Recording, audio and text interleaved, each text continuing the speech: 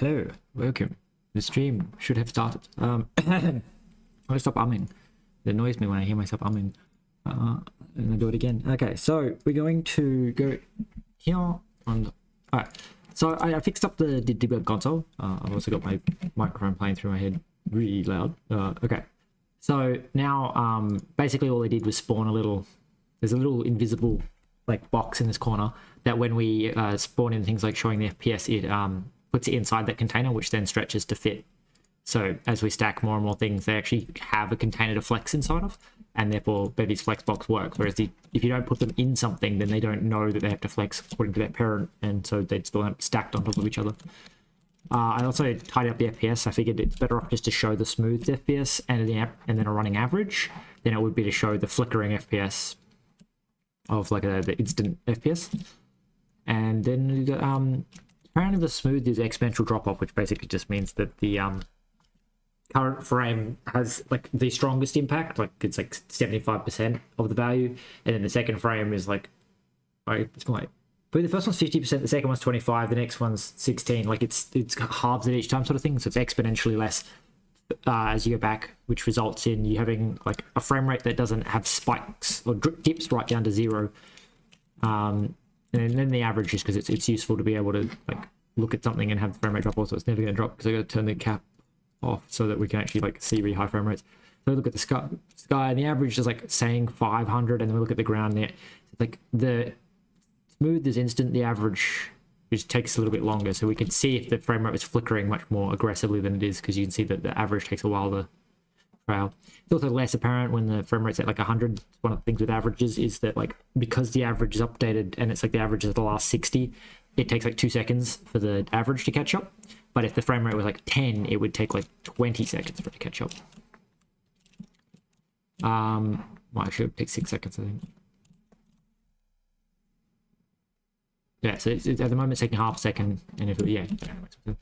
So the local is our position within the chunk before we get teleported, which technically I think we're actually allowed to travel across 2 chunks, and it teleports us back 1 chunk when we cross 2 chunks, which still has a weird flickering thing, which I was hoping it would fix, where like if you're traveling down really close to a block, you can see that the block is teleporting. Which implies something's going wrong, because you shouldn't be able to see it, because we should only be teleporting like every 64 blocks. The offset is like our, like how far the chunks below us have been teleported since, like, you know, world origin. Global is our position, like when you correct the offset, and then in chunk just tells us what chunk we're in terms of like if we were doing like world gen tests, like this is actually, is it teleporting wrong? That's right. I'm obviously moving through a corner. Where the fuck is 0, 0? It's over here. Yeah. So the chunk I'm currently in is 0, 0. So we're going to work on some world gen stuff, because it currently is taking way too long to generate worlds, and I would actually like to make the chunks bigger. But if it takes, if we double the size of the chunk, it'll take like 8 times longer to generate the chunk. And so I'm kind of going, well, that's a bit silly in that, like, the way that this rendering works, the bigger the chunks, the better, because they just render so much faster.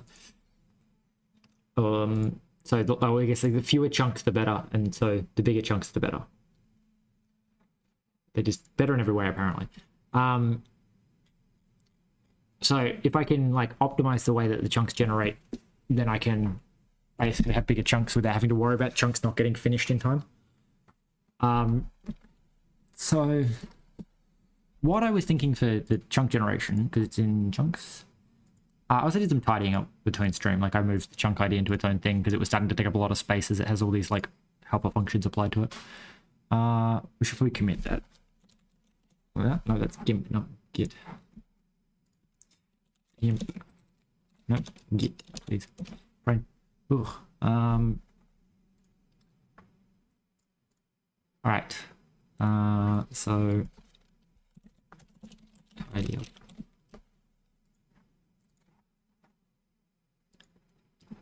So world gen stuff. Need to get better at like committing stuff between, like when I do small changes instead of waiting until I finish everything.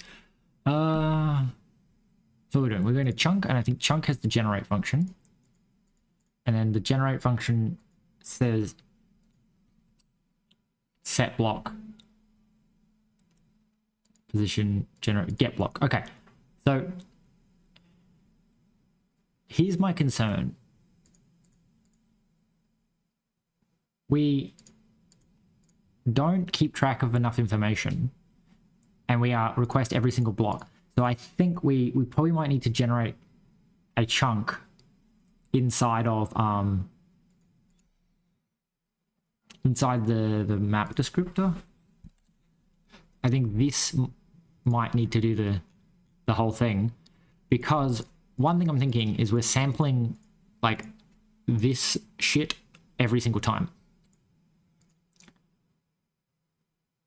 So I think we can like split it up, and we can say like generate chunk, which is then going to take in chunk ID, is going to return chunk data. And you say chunk data default.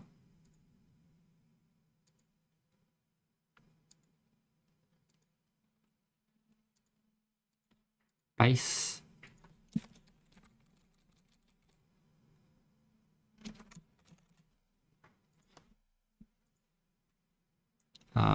Empty. Right. So we're going to have our whole chunk. And then what I'm thinking is we go 4x, 4y.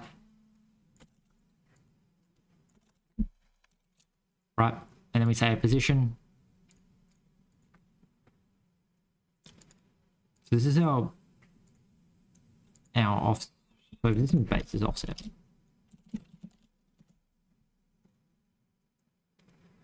So then you're calling get block.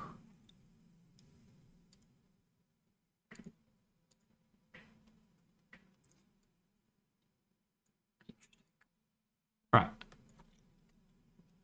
We're not going to do that for now. We're going to do this, and then we return data. All right. So we need to do some sampling. So we need to say like let wait a second. So this is generating a different ground type for every block. That's bizarrely interesting too. Right, okay, so here it is. So for now, we're going to say that offset. So it's like this.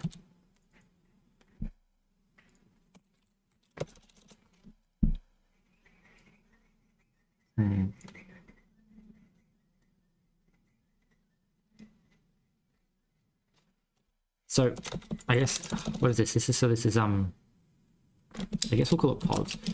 Pos is this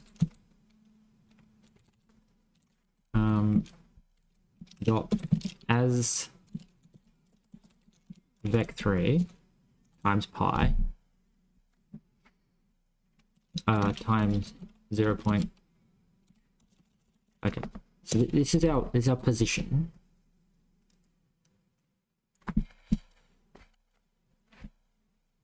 All right, so then we're gonna say it was like that. So that's water level is self dot noise dot get p dot x pos dot x times 0.006 as f32 as f64. I'm gonna go comma pos dot x pos dot z times 0.06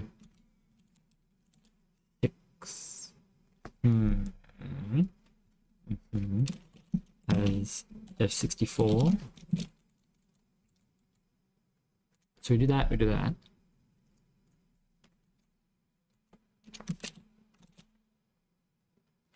That gives us our water level. And then we say water level is that times ground height floored and turned into an integer.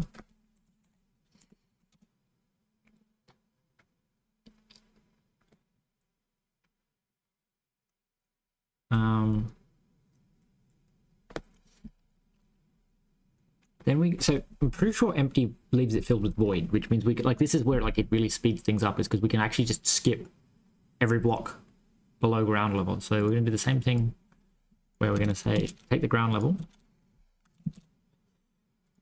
except it's pos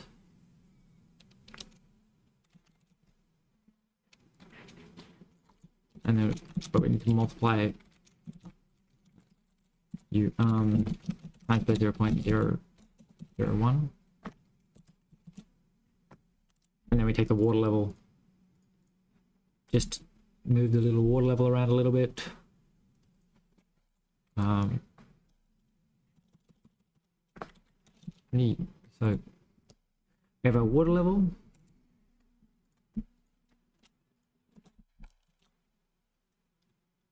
Get our water level, then we say tiers, ground level, clamp the ground to 0 to 1, then we say our ground level is this to this. Right. So for y in 0 dot dot, I think ground level is always going to be higher.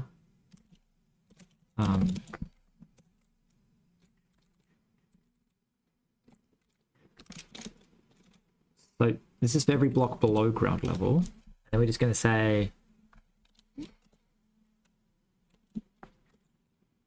so it's like data dot set block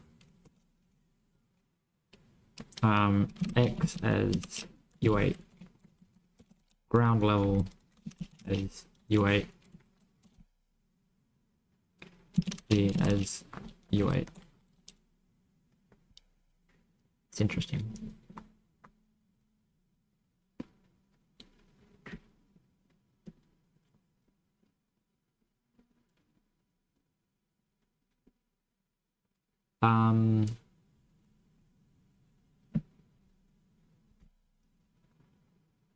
Right, that's I forgot that we got to correct for the fact that the offset. So we're going to correct this back into within the span of a chunk. So our water level is the actual water level, and the ground level is the actual ground level. And then, okay, so it's here we say if ground level is less than, unless it's offset dot y,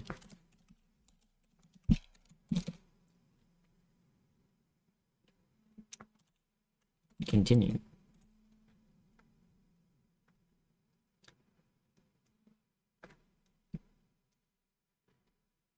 It's basically saying, like, if you're if the ground level is lower than the bottom of this chunk, continue. And then we say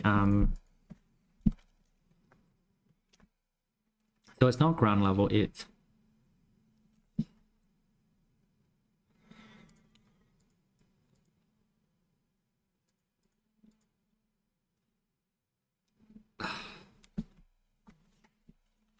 if ground level is greater than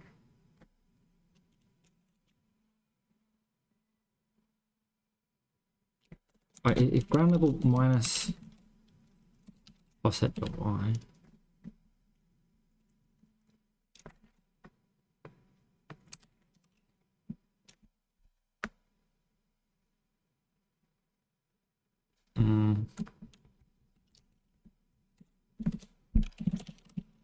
I'm trying to think what to call things. Just r ground. So r ground is ground level minus offset dot y.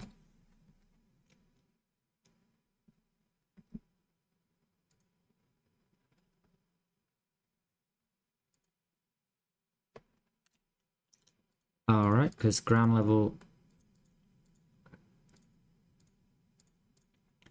and then we say if our ground is less than chunk size as I32, then data dot set block r ground grass block grass. Right. Then we're going to say do nothing else, and then we come back to here and we say, hey, when we call generator new, can I just literally say, oh, I need to do other things, don't I? So we say data is self.empty, then image is this. So we say data is equal to map descriptor dot generate chunk pots. So this needs to be modified to take in that I back. Zero size extraction, which we should be able to say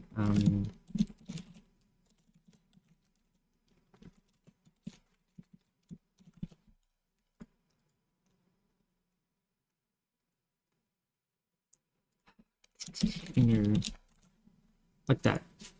Right, and then we get the image, we add the image, and we're done. And I probably want to say that this is inline. Like that. I'm going to run this, and this, so this should just generate the grass on top. It shouldn't generate any other terrain.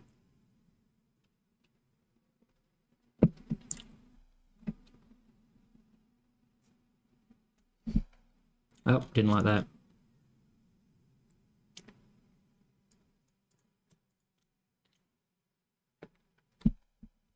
Alright. Anyway. So I only 0 within.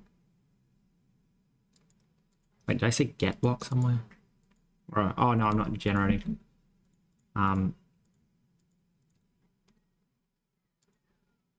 So if index is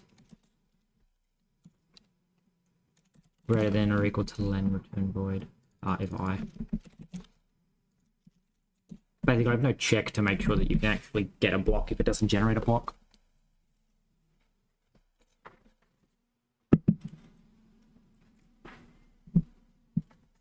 Alright, there we go. So it generates the grass just fine, and it should generate it way quicker because it's not sampling the noise every single frame. Well, every single block doesn't need to sample the noise to work out if it's underground. We just, every single column works out if it's underground. So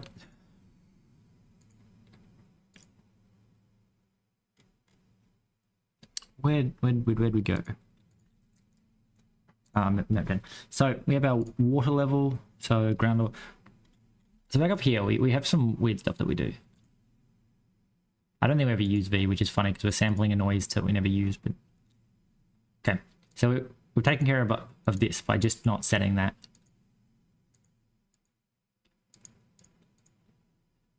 Above snow line, ground is snow. Okay, so we've said that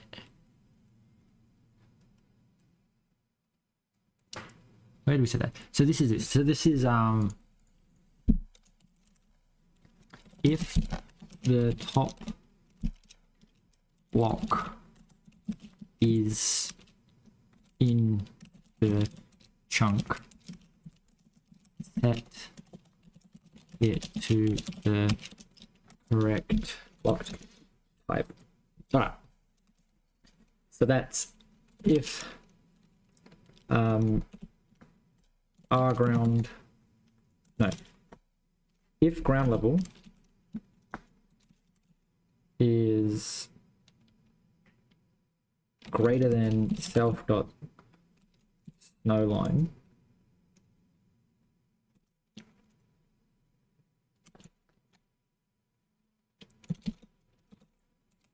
else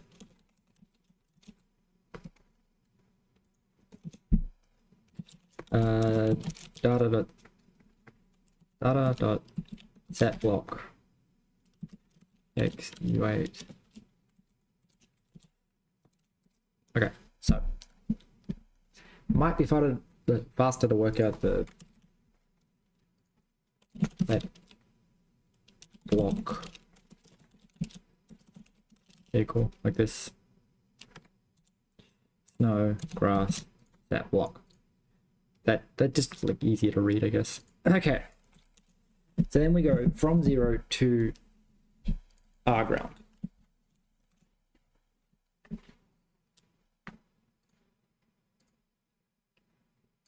So we've made sure that if the ground level is too low,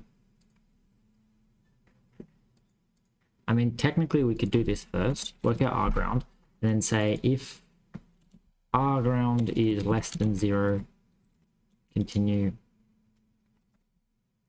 If R ground is less than the chunk size, do this, then go from 0 to R ground. Right, so that's that checked off. So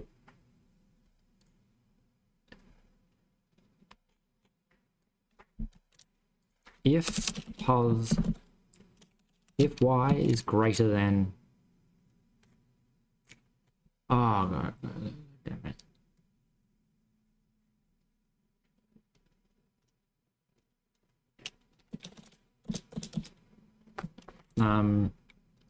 First of all, as you wait, so that I don't have to keep fucking casting these around.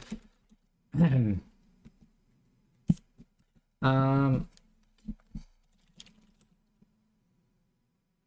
gonna say like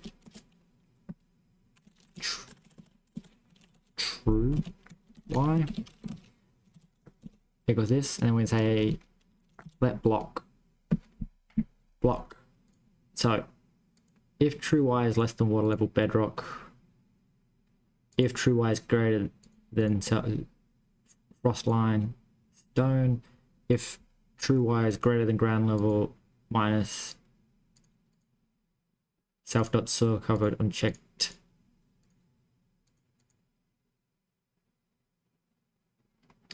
So I think we can maybe sample soil here.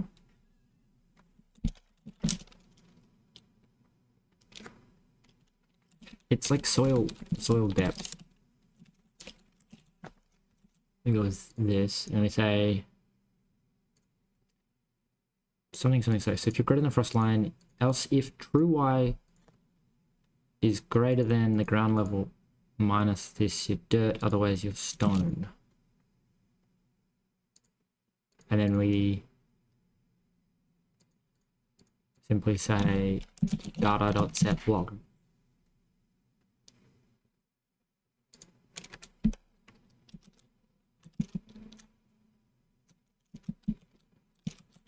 That, like that. So this should give us a chunk size.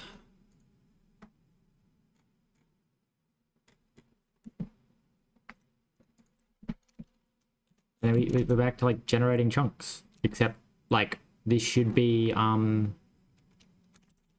yeah, I don't think I can fly out of the bottom of the map anymore. No. Why can't I get below the map? Yeah. Alright, there's obviously still a bit of an issue at, again, so turn the debug on, go to global and local, out of the way. What the hell happens here? What is this? So my assumption is that it's 0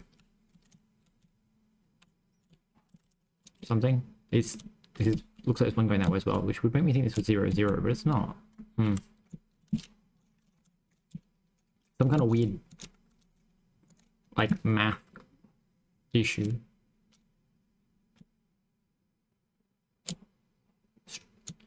Alright, anyway, as you can see, it's generating way quicker because it's just being done in no time.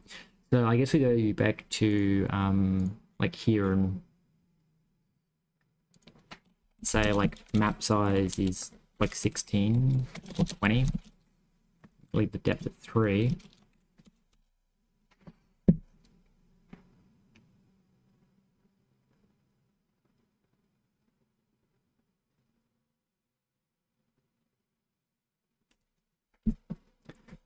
And then, like, as you can see, we made it so much faster that I'm not really having time to fly up and, like, see them generate. Yeah. So it's just like way faster because it doesn't need to sample every single block. Doesn't need to sample the curves anymore. We're only sampling the dirt curve right at the top. I wonder if it's faster to sample the dirt curve because curves are so expensive to sample. It's an annoying thing that probably needs actual profiling tools. But theoretically, I could say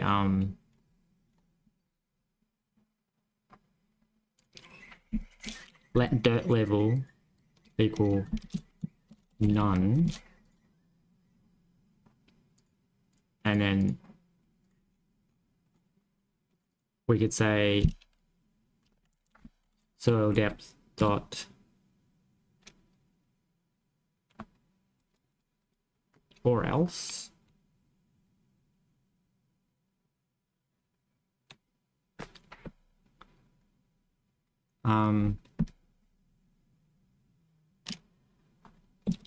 or might need to be mute.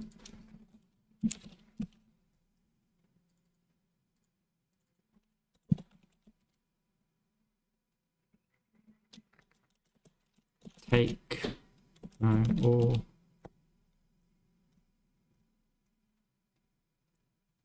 yeah, honestly it's or else, and then the function goes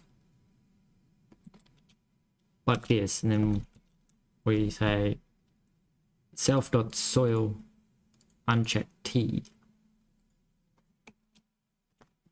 But then we also say soil depth equals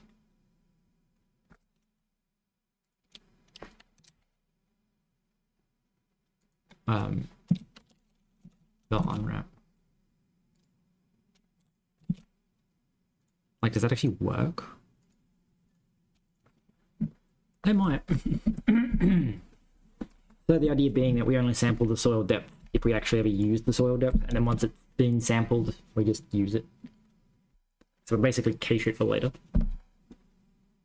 Don't sample it unless you actually are near enough to the top of the world.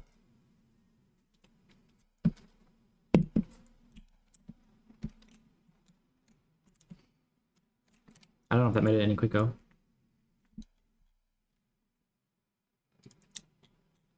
I mean, we can put some basic profiling stuff in.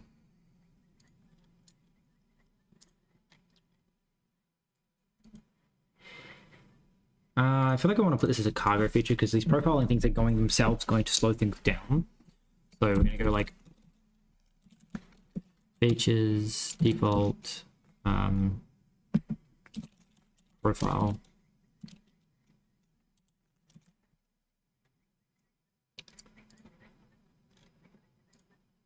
So like the way to do that, I guess, is to say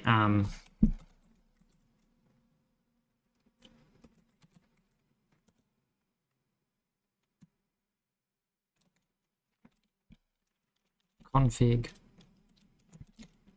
features profile.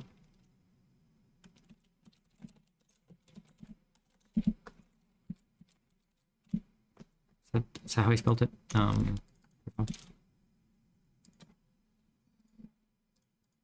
Yeah, so profile, and then we say let start equal time instant now.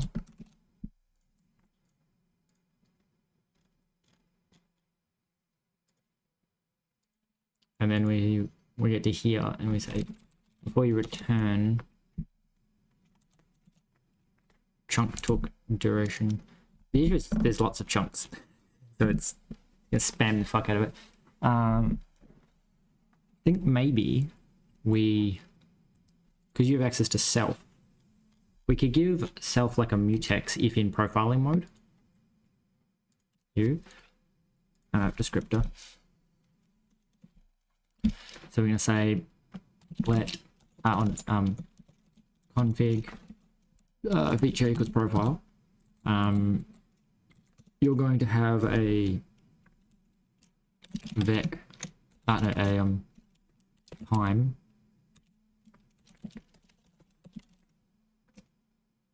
timings st collection. I know, I'm just gonna do a vector, I guess. Vec Maybe for the laziness of it, I'm going to do a tuple. I'm going to say, because like I want to like do actual like a proper profiling thing later, but like for now, I'm just going to give like a vec of instance.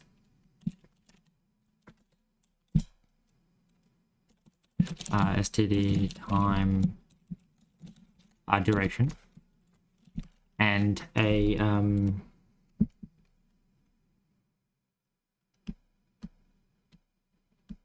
then like an F32. This is going to represent my profile timing, like so, and then we go, hey, except you need to be in like a mutex. So that's std sync mutex.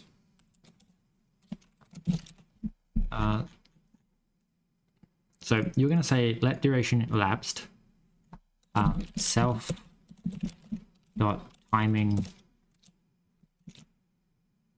dot lock dot unlock dot push duration.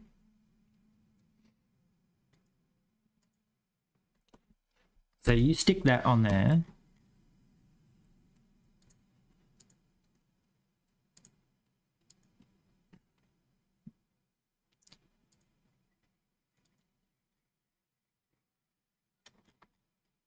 Actually, where is it? You no, you're the mesh generator. Where's our mesh descriptor? Here, because I'm pretty sure you're inside an arc, which means that I can actually modify. So we need a duration, we need a float, and then we also need a u, which is going to be, this is my current recordings, this is my total time, this is my total chunks.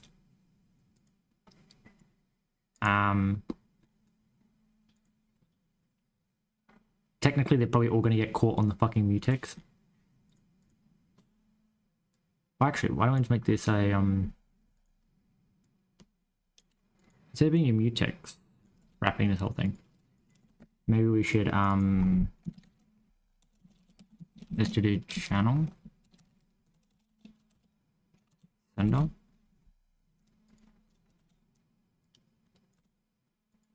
Maybe that'll work. So you're the sender, and then the noise descriptor, the map descriptor.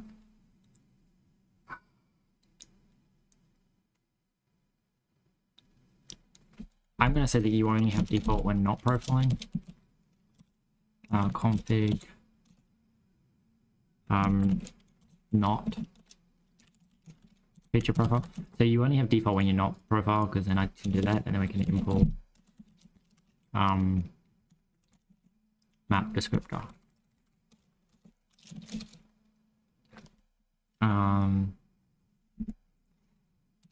Yep, cool. So we can pass in the profiler, the sender, the sender when we're doing that. Then we go down to generate chunk, and we say, hey, self.timing dot, what's that, send? I don't think we have time wrap. Just send duration. Maybe. The AI seems to think it's to return the result, so we'll find out. I mean, actually, the easiest way to do this is to turn on profile, because that will cause this to throw errors. Okay. So you're saying you don't like this. So this is config not feature profile, and then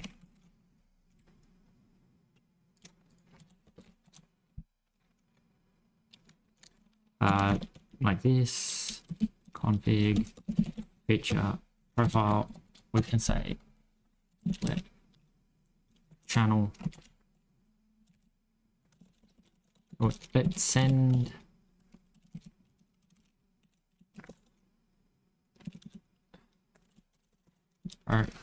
equals std multiple producer, auto producer single consumer channel,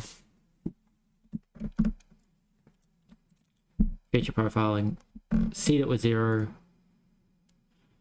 give it a send, and you need the receiver. So config feature profile.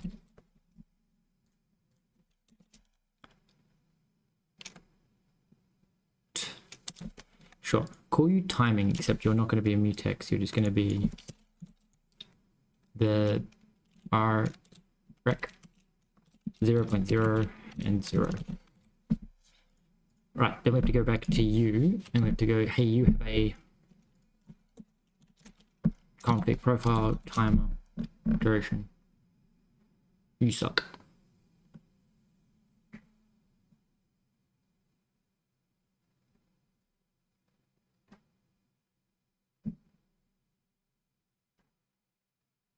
You suck. Sync mutex. So we're not allowed to move the receiver around like that unprotected, apparently. So sync mutex. No rec. Okay. So that should give us all the information we need, and then when we say update mesh generation,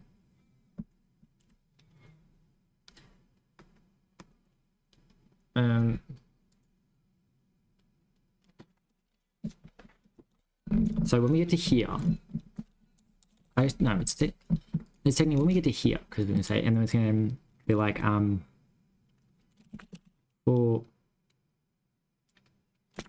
time in self dot mesh generator dot timing dot 0 dot lock dot unwrap dot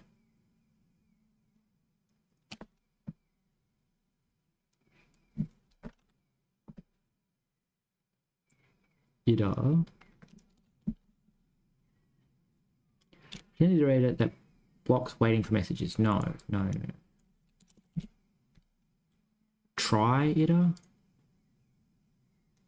returns an iterator that will attempt to yield all pending values. It will return none if no more pending values. Okay.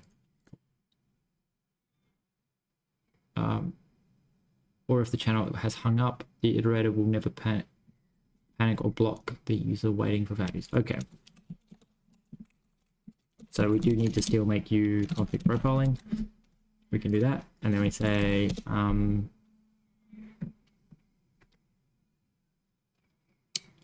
mesh generator timing plus equals plus equals. You're annoying. Fucking aliasing rules. How does it work? It's going to do all this stuff inside of its own block so that we can only declare that it's profiling once. Like that. And then we say let mesh generator mesh gen equals, no, it's mesh generator into inner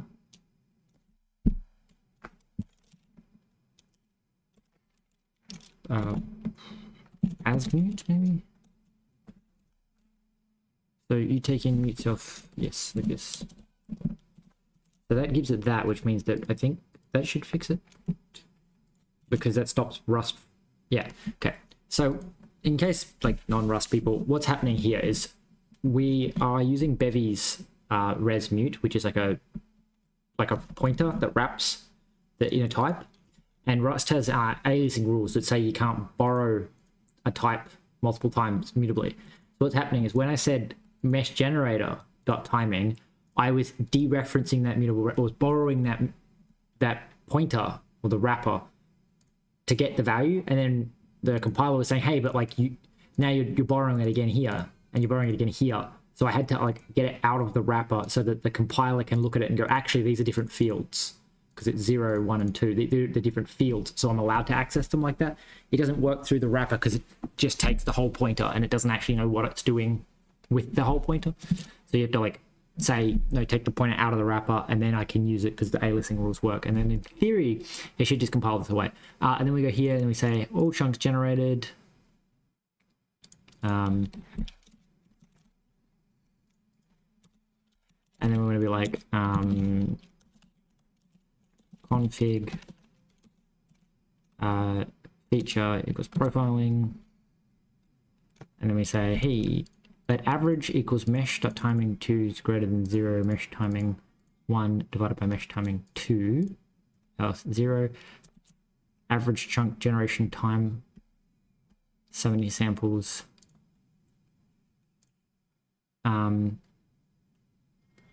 All chunks generated, okay, and then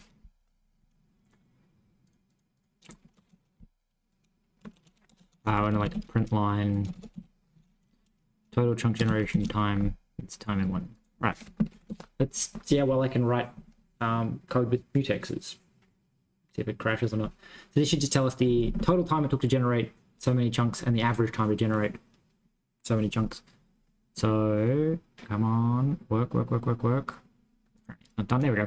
So total chunk generation time, it took 25 seconds, it took 2.5 milliseconds to generate 9,600 chunks. Right, so we're gonna go back to, let's probably copy that. We're gonna go back to our map gen and go, what did I tweak with this? So what happens if I just sample soil all the time? So we get rid of this. So first we take this bit, we go cut, paste, and cut. There we go, okay. It in the middle. So it took 2.5 milliseconds per chunk.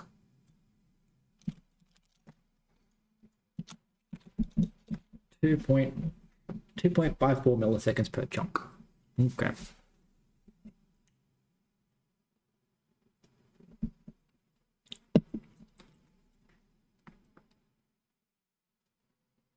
Definitely feels longer. Nope, it's not apparently. So it's faster just to sample the soil no matter what than to do the weird inny and outy thing. That, or maybe it's inconsistent. Because the other thing is we're actually directly timing each chunk.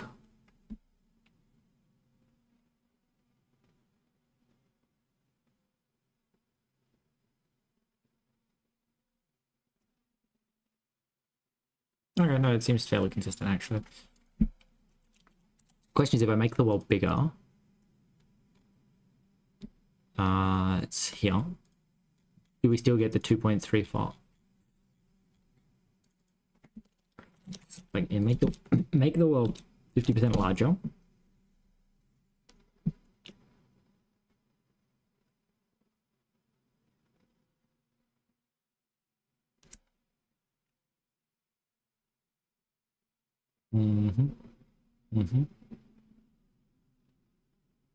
Whoa, there we go. Fast. Oh, it's chunky. Why is it so choppy? 3 milliseconds. Apparently my frame rate's kind of tanked. Show FPS, please. The average is 40 FPS, but the all-time lows. That tells me I've run out of memory because it's, yeah. So it's the frame rate's really fast, and then suddenly it'll load something that's not, when it's loading memory, it's like look. Because it's using different memory. So conclusion of that one, don't go over the VRAM of that particular person's GPU. God damn, does it get slow when you start trying to render things that aren't in the memory. All right. I love it was like 60 FPS, 1 FPS, 60 FPS, 1 FPS.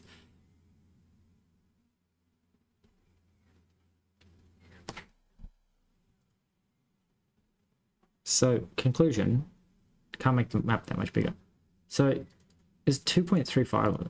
Okay, so first up, we should probably conclude that that map is way too big.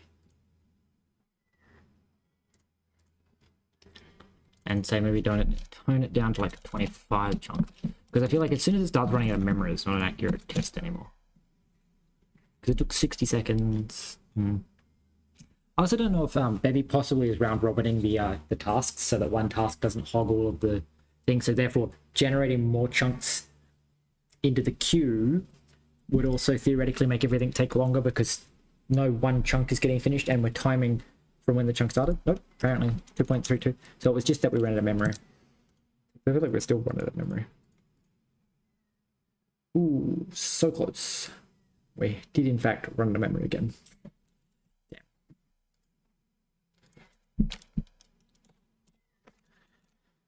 Now, in theory, we could make the chunk data even smaller again by not packing, like, using like 1/10, only a quarter of a pixel or something per block would reduce the memory and therefore 4x the size. But I think our chunks are already pretty massive. Like, what are we doing at the moment? We're 24 by 64. And it's in both directions, so that's 24 times 2, so 49 times 64. So basically the map is 3 kilometers by 3 kilometers in Minecraft scale. So yeah, like quite a fucking big map, you know? I think we're still probably slightly over the top of the fucking... We are. What the fuck? Is 20 really that close to the fucking limit? That's the other thing that's kind of concerning about that, though, is that it's not necessarily that there's an absolute chunk limit. It depends on how packed the chunks are. Maybe? Or maybe not, though, because I think actually technically the texture would be rendered the same regardless.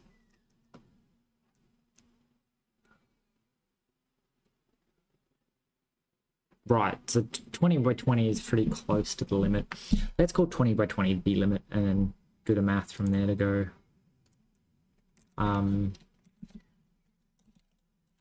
Was it 20? That'd be 41 times 32. No, times 2, because I forgot there's 64. It's 2.5 kilometers from one side of the map to the other. I mean, pretty big map. And that's 2.5 kilometers of render distance. I wonder. Like, also, let me show the FPS. Like, what the fuck is the FPS at sort of maximum? Even uncapped, apparently it's kind of is the maximum. It's looking at like hundreds of FPS, but about 40 FPS looking out over a nice big map. And then as soon as you go underground, you get hundreds of chunks again. Damn.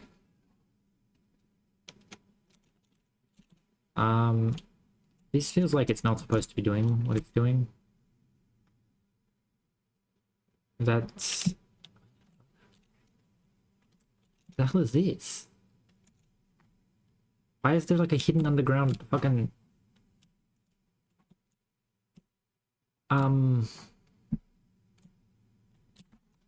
Excuse me? Is this actually down here, or is this me moving the map thing? I think that's actually down there.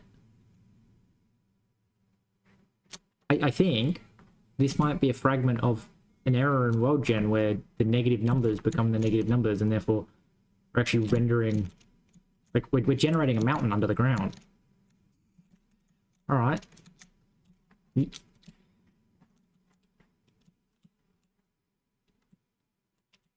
do you then, weird fucking map thing.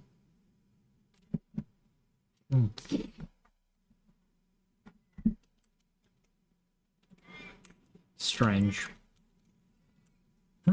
Yeah, so I'm gonna, my bet actually is probably like here-ish was where that giant underground fucking mountain was. I can't see shit. How do I turn the ambience up? I gotta go into the shader and like say, hey shader, somewhere in here you have like an ambient light. Can we make this like 0.1? And that should make everything like really bright. The answer is no.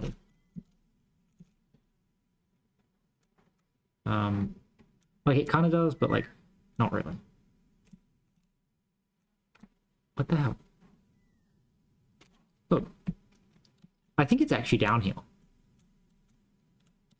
I think this isn't me moving the world around, causing a bug.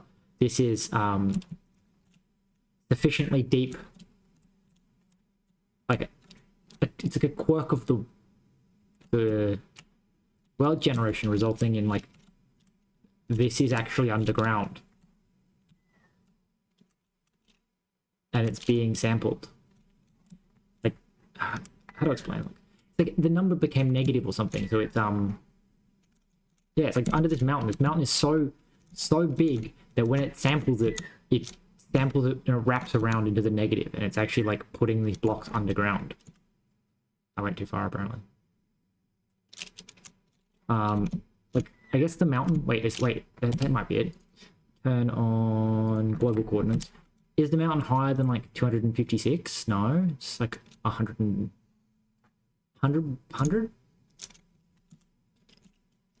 Where the hell is it? Apparently I move way too quickly when I hit shift. I think I can tweak that, can I? Settings, camera settings. Turn the boost down to like 4 times. Yeah. Where's this underground cave? Yeah, I'd say that's what's happening. And considering the underground cave is at negative 127, and then the mountain, so it's it's so good. So that boils down to why here is we never set it back to think. So it's wrapping around is what's happening. Our ground is always less than chunk size. So we generate a mountain literally so big that my code breaks trying to generate where the fuck is it though? Where am I casting a fucking signed number to an unsigned number or something and then casting it down? Probably ground level.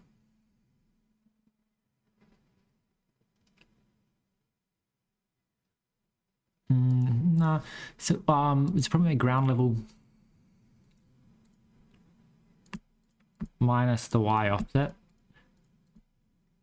Minus offset y. It's probably that. When that becomes negative enough, our ground doesn't get to continue. Wait, what? Yeah, like if our ground is less than 0, means that the blocks are above ground. Okay.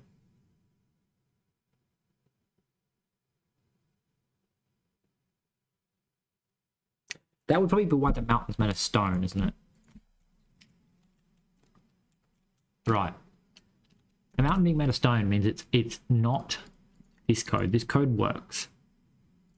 The soil code works, but it's entirely made of stone, yes? Yes, okay. Which means that it's down here. True y is this y. Alright. Probably should be offset y plus this y. But when do we ever cast it back?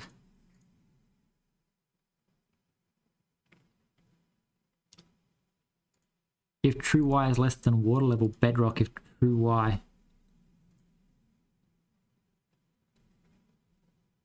I legitimately don't know why my fucking code wraps around.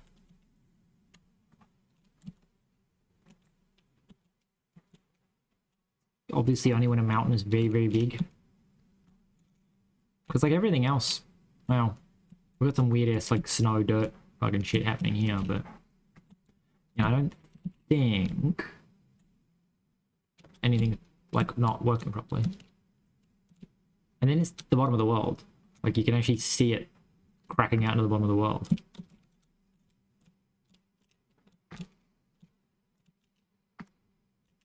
The hell?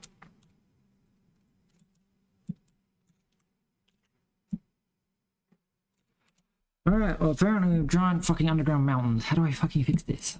Well, I guess first trick. If we generate, I want to say an extra... No, if we make the map generate one less set of chunks, I think, like if we go down to 2, it might work. In that I can quite clearly see that it's starting to break through the bottom, and I'm trying to make it break through the bottom like way more. Because it breaks through the bottom more, actually, I can fly out the bottom and then look up to work out where exactly it is. But I also know that it's like directly below the really tall mountain. I'm almost certain of it. Oh yeah, none of the mountains have snow anymore because I'm chopping the tops off the mountains. Anyway. Can't see shit. Great, it's going to be really hard to find, isn't it? Where's the really tall mountain? You're almost certain it was directly below. Was this the really tall mountain or is this the pseudo tall mountain?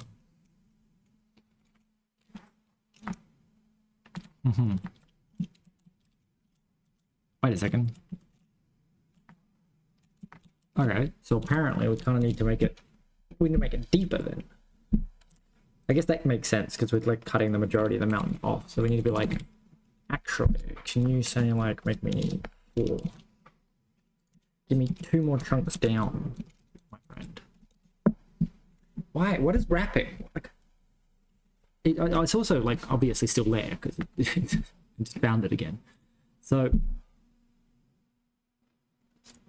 it could be that my purlin noise. No.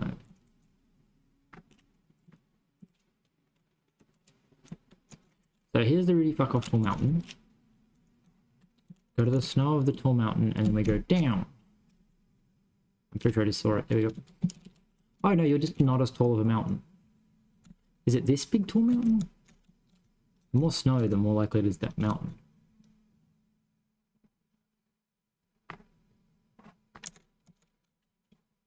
It's not that one. Where the fuck is it? Which of you mountains is tall enough? It's gotta be you.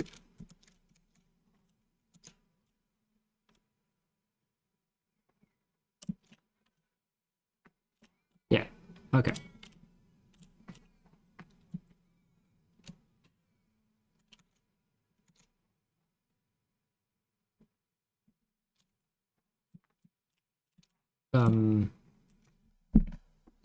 Well, you see, you're spawning dirt underground, which means that like we kind of can work out exactly what's called, like where it's wrapping at least. Global. It's wrapping at like negative 160, which is 160 divided by 64. 2.5 chunks down. Fuck.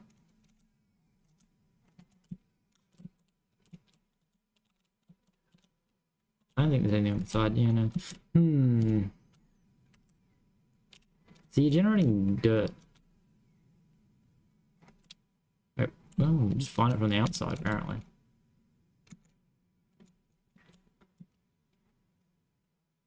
The fuck? It's... Well, you do it at a different height, which just means just somewhere one of the chunks is wrapping around and it's just getting the 0 value and it's just doing the 0. Why?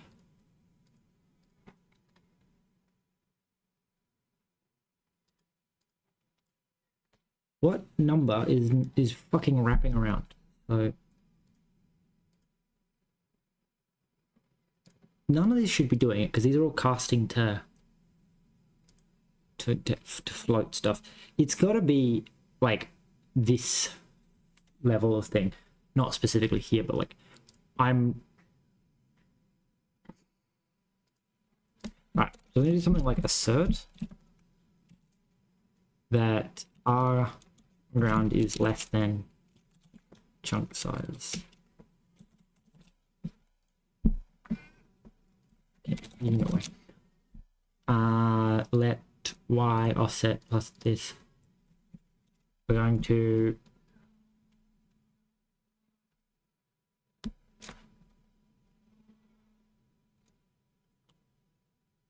y offset's the bottom of the chunks. That shouldn't fucking do anything.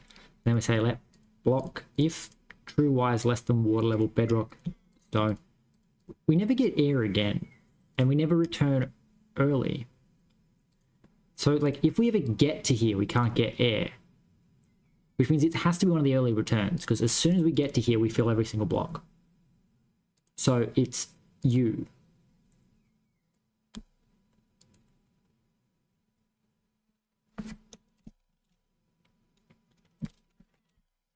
If offset dot y is less than like it was negative like 100, assert r underscore ground is greater than 0.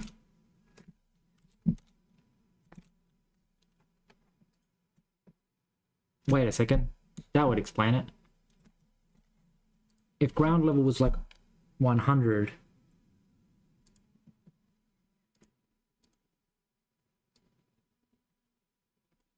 so it's the relative ground bit that's wrong, isn't it? Okay. All right.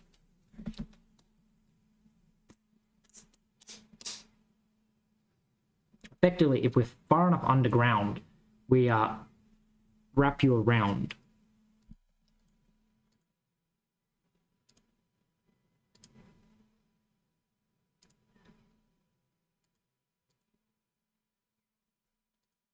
All right, we should probably just change you to if offset dot y is greater than ground level. Continue. That means we don't have that weird wrapping behavior, because when we're checking if it's less than 0. Ooh.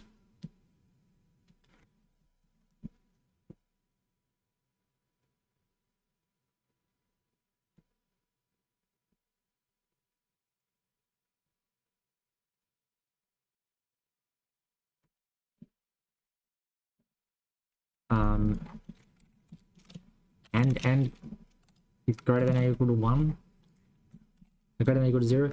I feel like I need that, because otherwise I was using the less than 0 to make sure that we didn't try and set the grass level when the whole block was below ground. And if the whole chunk's underground, then we don't set the ground level. Oh, didn't like that. Right, I've got an assertion that you're... Wait.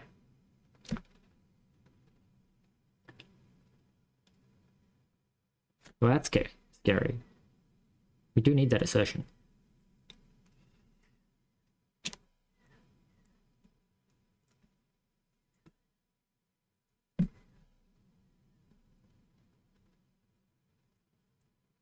Don't we use our ground?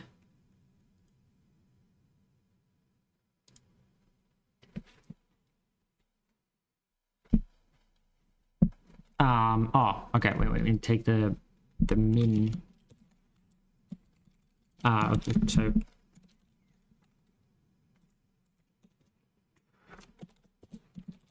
r ground dot min chunk size, something like that.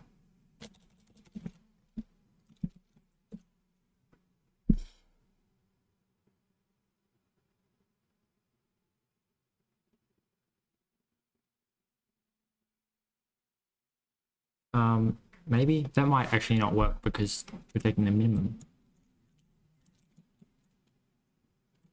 Makes me think that, like, wow, fucking mountains are still there, and also I think I'm out of words. God damn it, the fuck, don't take the okay, so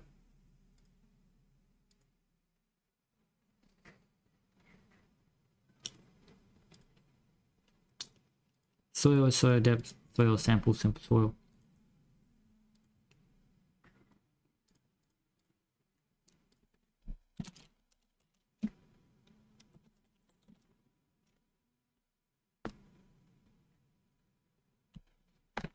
All right, we have to clamp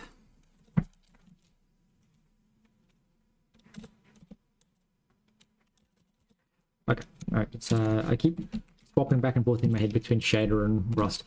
Okay, we clamp you between 0 and chunk size. Right. So if offset.y is greater than ground level, okay, then we're going to say if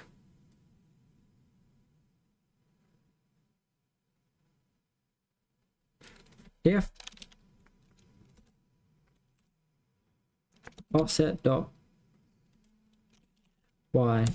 minus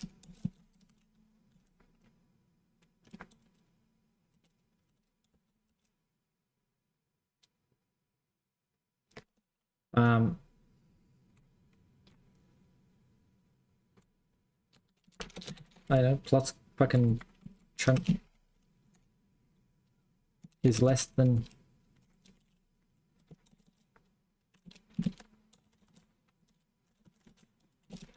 ground level. That's always going to be 0 to 1. All right.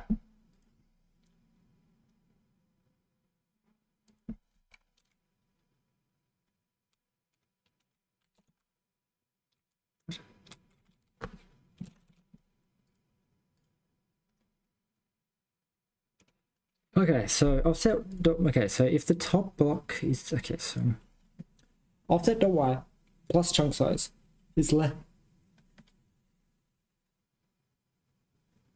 less than ground level,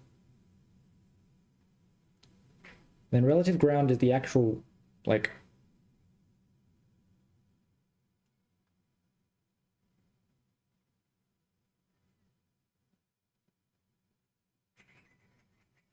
right. And then we've clamped this between 0 and the block size. Does that fix it? Fuck, I can't picture in my head what the fuck this is doing.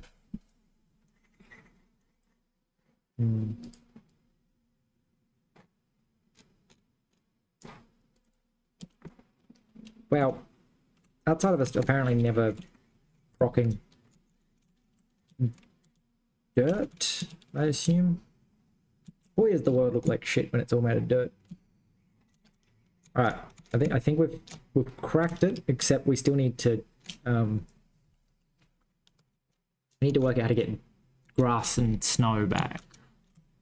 Right, because I think the mountains aren't capped with snow at the moment; they're capped with stone. Maybe. Yeah. So everything else is working. It's just this bullshit's not working.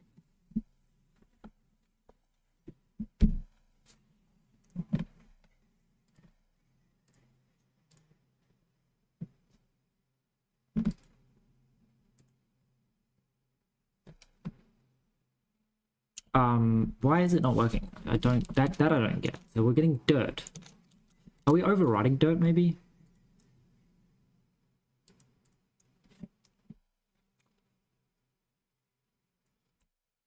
Possibly. I can't think that we would be. Because we go from 0 to this value. I'm gonna get it to like the note that it is actually trying to place grass to know if we're overriding it.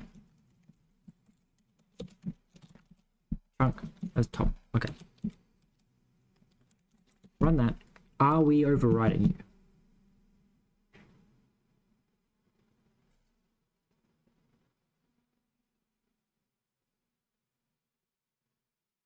No. That you. Oh, I guess it's technically.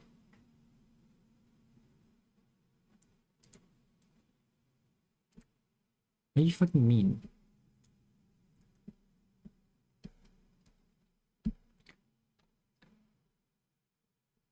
This is saying that it does have a top block in it. Which implies we are immediately overriding it.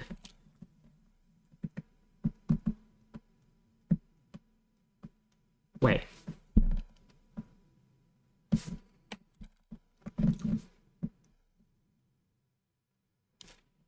Ampersand and ground level is greater than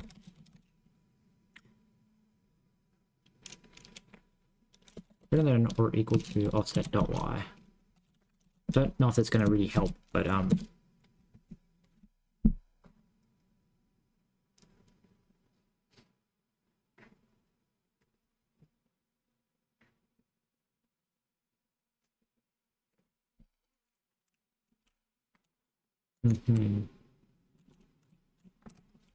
the fuck is going on? Okay, so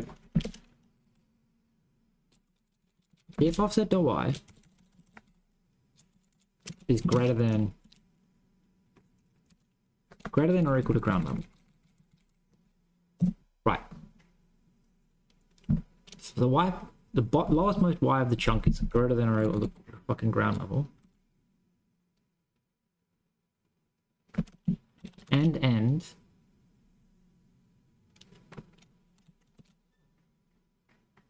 fucking ground level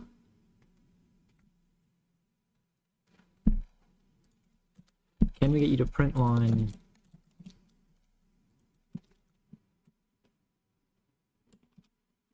I suspect what is happening is that it's coming down here and overriding it with dirt. It shouldn't be, because it should never get to ground level. Setting ground level, like the iterator should never get to ground level. We are setting a bunch of grass.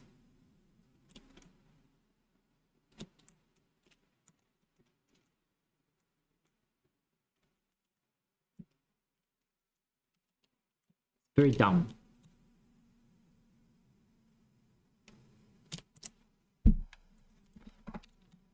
So apparently it's like only the column where it equals the fucking chunks of... What the fuck do you mean?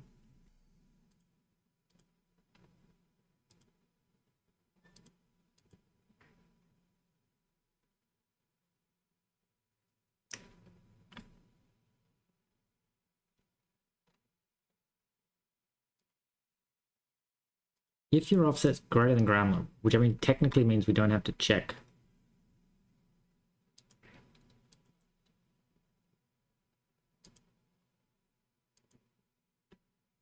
Wait a second.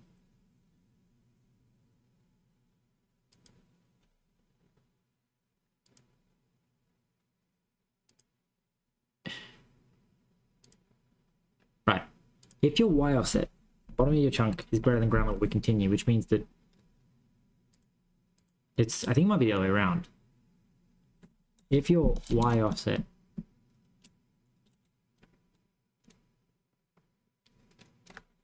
no, because we ignore that and we say, hey, if your y offset is okay, so we don't have to check the grader because we've already checked grader. And then we say if your y offset is less than ground level,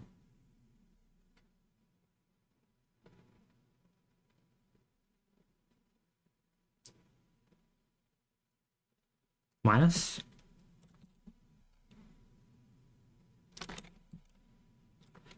if your y offset is greater than this, I think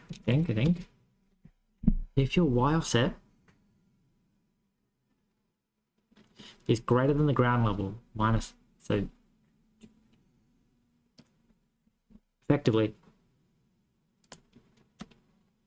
this is taking a very long time. Right, there we go. I fucking invert it in my own head. Right, so I was basically saying, if you don't contain the grass line, draw the grass. Nothing would get there. Right, we can stop printing that now, and we can say release you.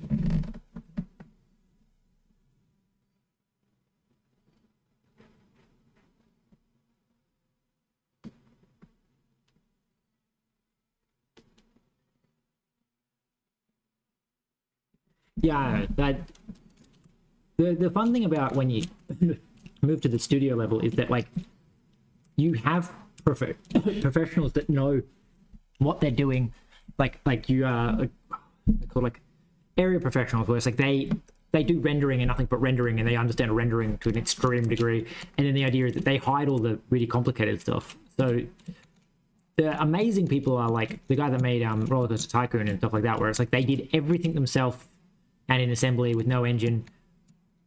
When you get to a studio, no individual needs to be a genius because you're taking like the best traits of all of them. Whereas solo devs, it's like outside of like things where the engine does it for them, they need to understand on a deep level so many more topics than you do when it's like when there's dozens of people. It's the idea of like why our society that exists is the idea that we can it was a comparative advantage, the idea that you can do the thing that you're the best at better than everyone else, to the level of like, if you're the example they always give is if you're really good at making toothpicks, if you spend all day making toothpicks, you could trade those toothpicks with other people for things that they're really good at making, which means that the result is you actually end up with more stuff by making nothing but toothpicks all day and trading them than you would if you tried to make everything you were going to trade for. Like if you get really good at doing one thing, you actually get more stuff than if you try and generalize and do everything, which I'm very much at the moment generalizing and trying to do everything.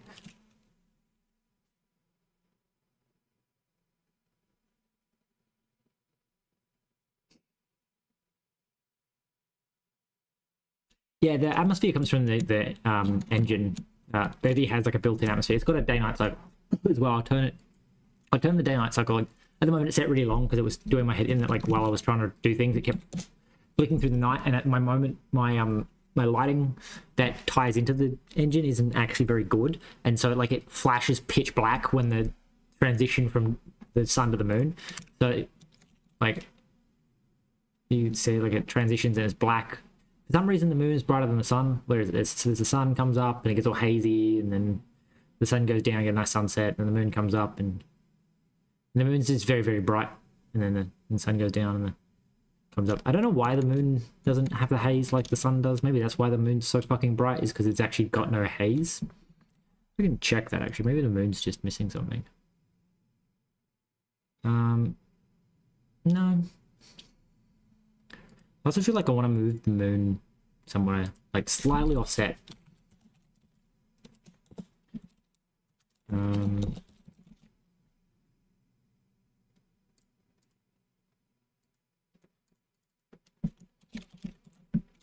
Because it's kind of interesting. They're both volumetric lights. They both don't cast shadows. I don't know why the sun has a fog, but everything else does. Like the moon doesn't. That's weird. Yeah, I thought it was quite a famous story that Roller Coaster Tycoon was made by one guy in assembly. It's just one of those. Honestly, I don't think he could have made it in anything but assembly. And the idea of like assembly lets you do such a lower level thing, and it's like he built it in the 90s, where it's like there's no way you could have got the optimization you needed without assembly. Yeah. Wonder, does it look better with the moon? I also can't see that. There it is. Behind the mountain. Where's the moon? I moved the moon ever so slightly off kilter with the sun. Just, I don't know. At least it doesn't flash black now. So I guess that kind of worked. Like, yeah. Because the moon's not in the same spot, which means that, like, they're not 180 degrees out. They don't both set and rise at exactly the same moment in time. Ah, cool. It also seems to be getting... Oh, you know what it probably is that they're not actually that far away. The sun and moon are probably right here. So it's going really shiny just here. But it's probably because the sun and moon render on the horizon, but they're not actually on the horizon. They're only like 1,000 blocks away. They're like 10,000 blocks away? Maybe in a million blocks away? The idea being that like the further away I put them, the more uniform the light should be, where they're not at a different angle from different perspectives.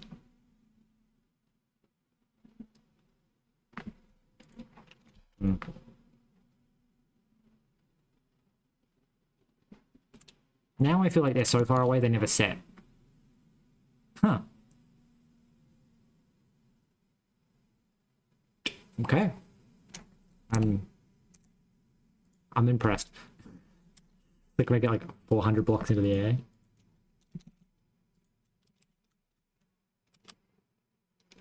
I think I set bloom natural, but yeah, the issue is that I'm doing my own lighting down here. Like I copied Bevy's lighting and I'm pulling in its lights and whatnot, but it's doing its own thing. It's not a perfect replication of Bevy's lighting because I don't want to have to pull in all the PBR stuff to be able to do it.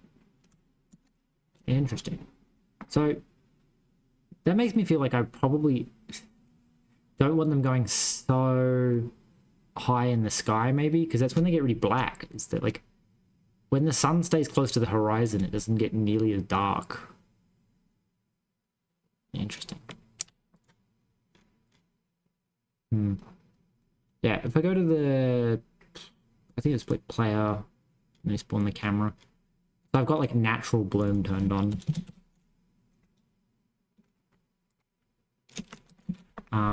Got a volumetric fob. Maybe if I turn this ambient, because I'm pretty sure in the example the ambient intensity is turned off. And the exposure on the camera is also a bit fucky. But again, I don't know if the exposure on the camera is something that you have to actually tie in, or if Bevy's doing some post-processing based on the exposure, and therefore changing the exposure would help.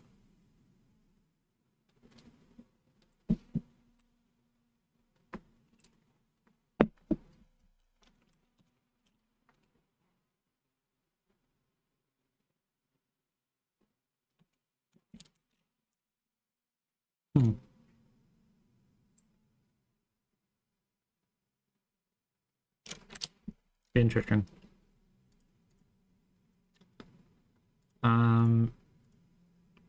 Like if I crank the exposure to 25, that should make everything brighter, I think. I don't actually know which way the exposure goes.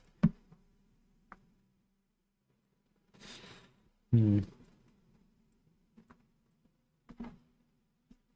gonna get stuck fucking doing lighting again. This is what I did last time, where I was like, I'm doing this, and then just fucking fucked around with the lighting for an hour.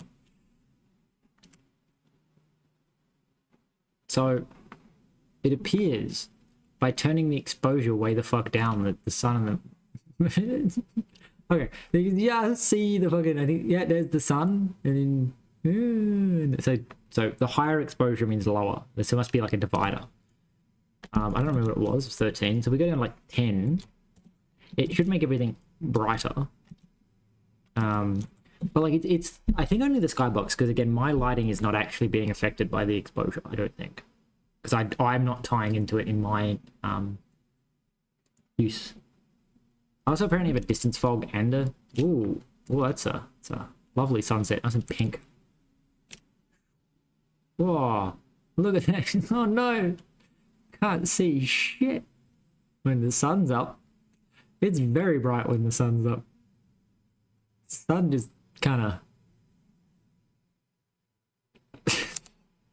I get to the distance fog off because I got a volumetric fog and a distance fog, and I think that might be fucking with the like how extreme that fog becomes because it's got two fogs on.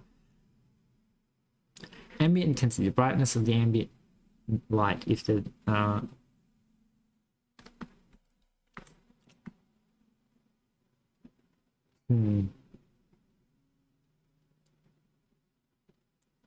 Wow, the sun is fucking just overexposing the sky.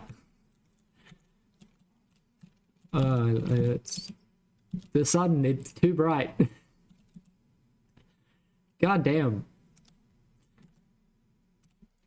I feel like maybe we'll make the moon a little bit brighter, but I'm gonna turn this exposure up. Maybe let's try 12. So it's a little bit brighter than it was, but like not so bright that it blows the fucking sun out. I don't know. I think I'm weird.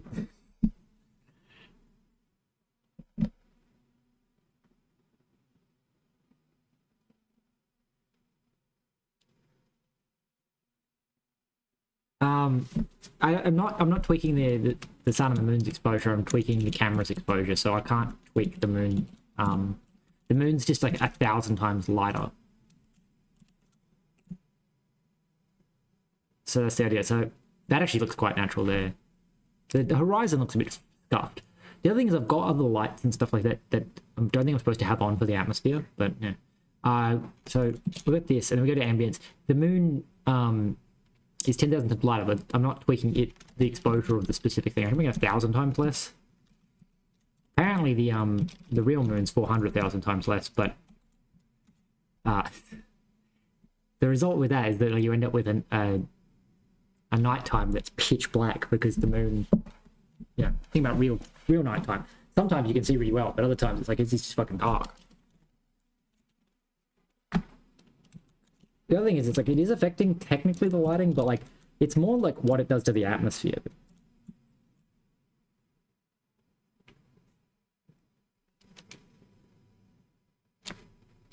I don't know how to tweak the size of the moon and stuff like that. We can actually make the moon have like a different color as well. So you're like color.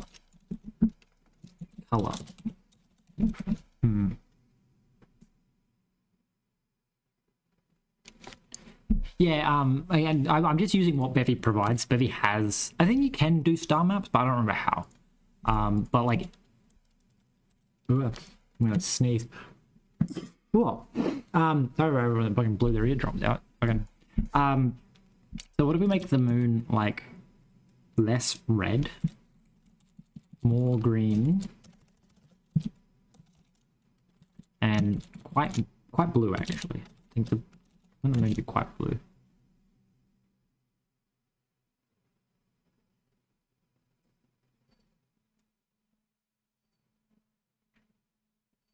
Yeah, so basically the real issue is that I don't have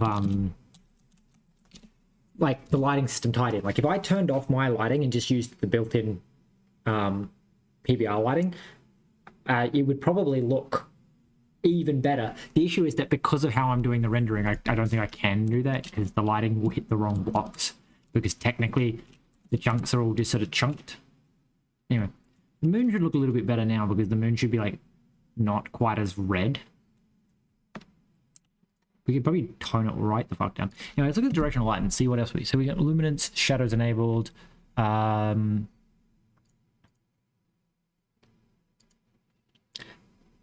depth bias, and let's look at shadows. Directional light texture. Wait a second.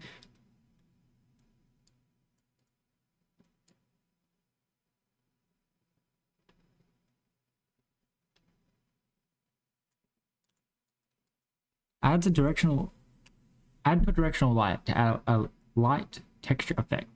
The texture mask is applied to the light source to modulate its intensity, simulating patterns like window. Huh. Okay.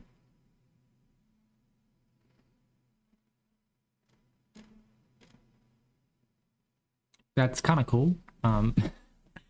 There's a whole bunch of things I could probably tweak to make it look nice. Is there a... So, oh, actually, that's something I forgot. You can go... I think it's on the camera. Where's it? Player, flight camera, no, here. There's atmospheric settings. So... Transmission LUT size... What the fuck size of the something... transmit, multi-scattering, number of rays to sample when computing each pixel,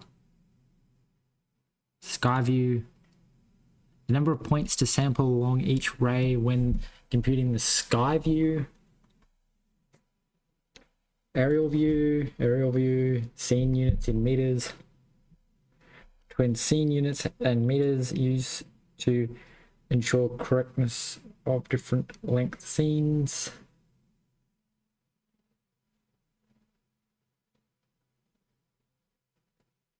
What is the default?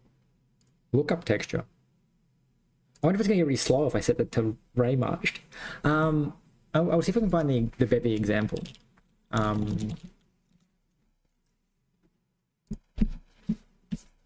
Because like theoretically the example will show a little bit more about how to... So sky, no atmosphere, atmospheric fog. Is that it? Just atmospheric fog.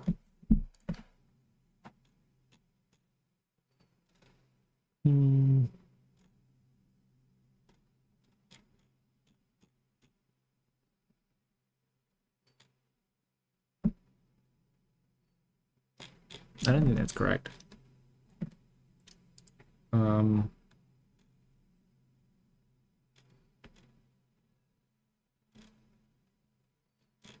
Volumetric fog.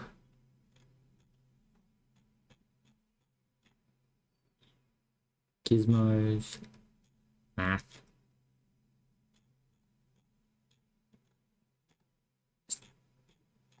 Maybe I have to go to the...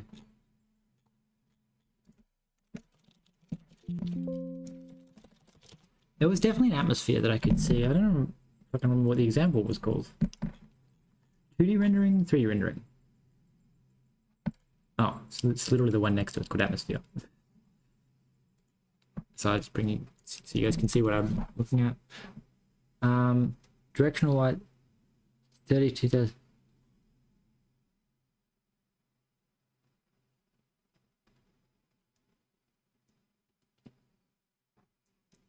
Yeah.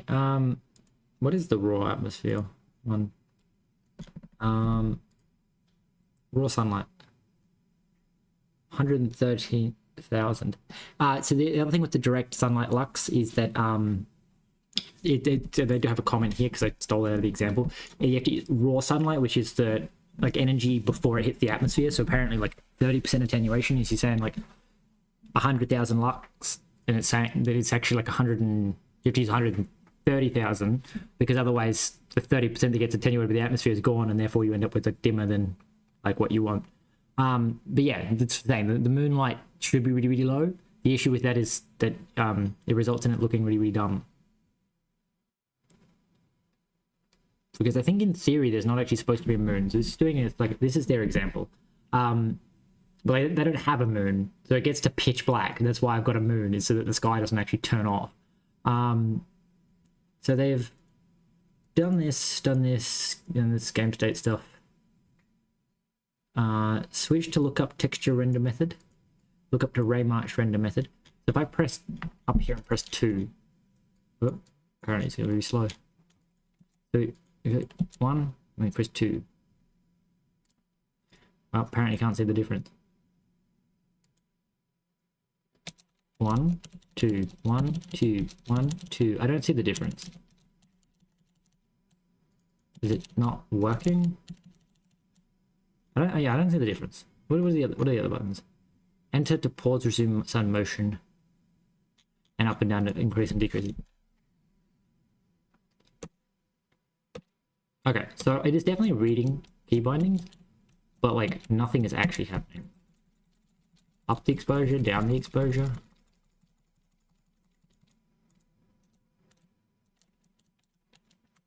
It's enter. I don't see anything happening when I press. It is 1 and 2, right? Alright. Annoyingly, I have to go check that they actually programmed this correctly when it says 1 and 2, because it could be keypad 1 and 2. Just dynamic scene, directional light, sun, water terrain, free camera.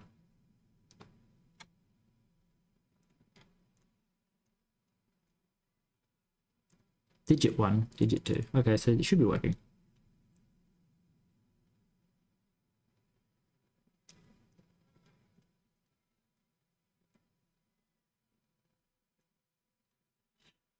Yeah, they're only tweaking the exposure by like a tiny amount.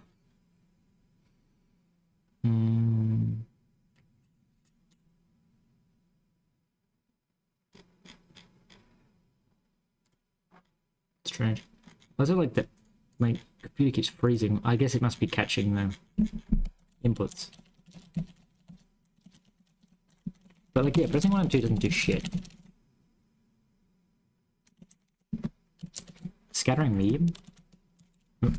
Just... Wait, really? It's his fucking favorite. No. Control F. Medium. Scattering medium.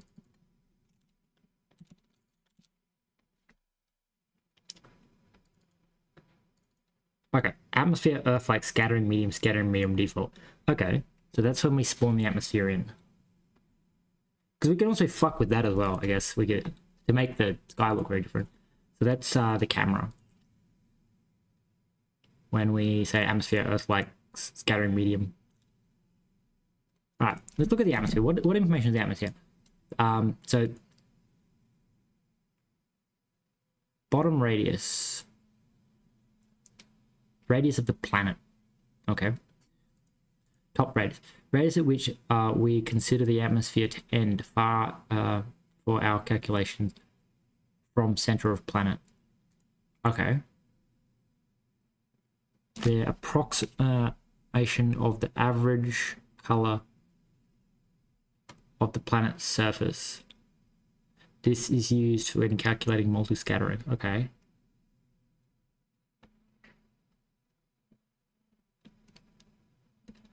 The handle to the scattering medium which describes the substance of which the atmosphere and how to scatter light.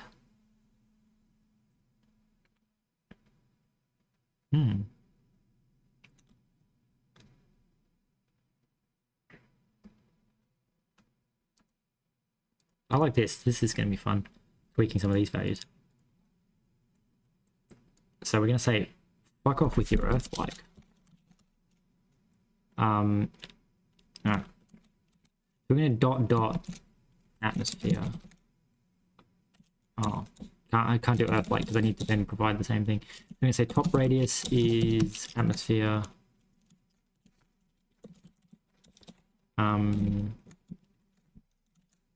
Oh, do I not have access to them? You son of a bitch.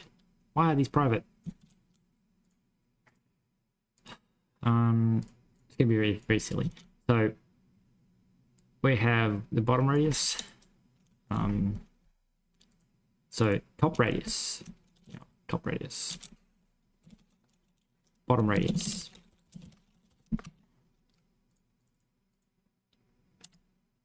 Albedo. What was it called? Ground albedo. Ground albedo. I'm gonna say vec 3 new, and we're gonna say like 0 0.5, 0 0.2, 0 0.2. Right. These need to be floats. This, and then medium. This we're gonna say asset server dot add scatter medium. And then, so, label, okay, label, yeah, scattering coefficient, no, what do we have? We have, the relation at which the sample fall-off determined of each scattering term, custom or other detailed and benefit from having higher values at the cost of more memory usage. The resolution of which the sample the phase function of each scattering term's custom or more detailed phase functions may benefit from a higher value, the cost of more memory. The list of scattering terms that scattering medium. 256 terms new. What does Earth-like put for its terms?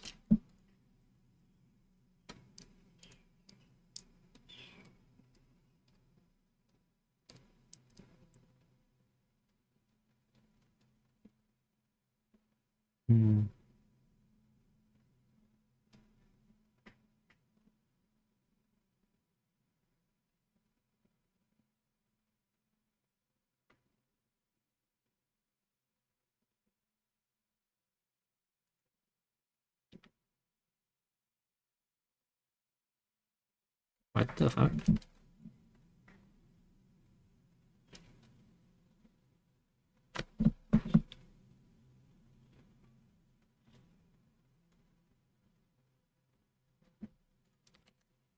Kind of cool. I think we might just leave this as default.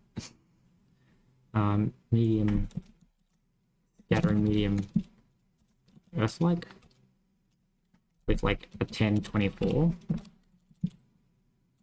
I don't know, 10, 24.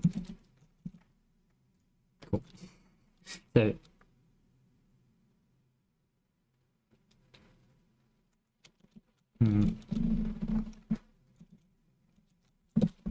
so I basically just upped the resolution, but I've also, I can make the atmosphere really high. I've tweaked it so that the atmosphere is much redder. Basically, the ground a bit. So I've basically said that the ground is almost red. So, where is the sun? So, moon's about to set. Wow. Oh, okay, that's probably that color over there. Wow. Is that why that's so pink? Okay. So if I like swapped that around and said, hey, actually, can you make the ground like maybe green? Green, please. Like very green?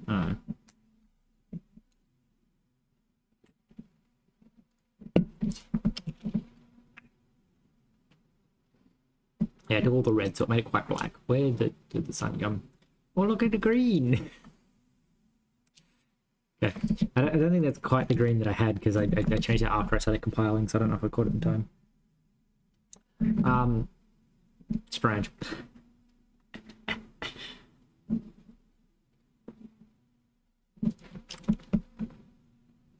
Yeah, look, now the ground's very green. Green! 3 green! Okay. I think I'm like maybe 0.2, 0.1. Actually, we can leave you at 0.3. It's gonna make it much darker on the ground. Like the horizon will be much darker, but also still very green. It's a much darker green, because obviously like half green is just like one green would be like radiant green, so half green should be like quite a muted green. Maybe, I don't know, because I actually don't know what it's doing. It's calculating something, but it doesn't seem to be affecting the sunrise and sunset. It does appear. Ooh, green. Green. What is it funny? It's green. Oh god. Also the frame rate's fucking dying.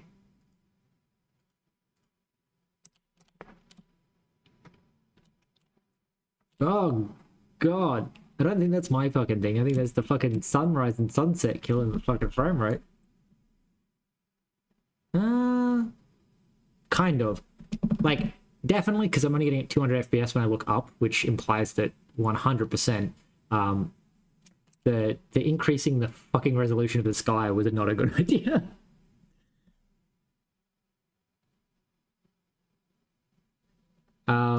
Let's turn this down to like what is it? Like it was 256 by default. Like let's go like 128.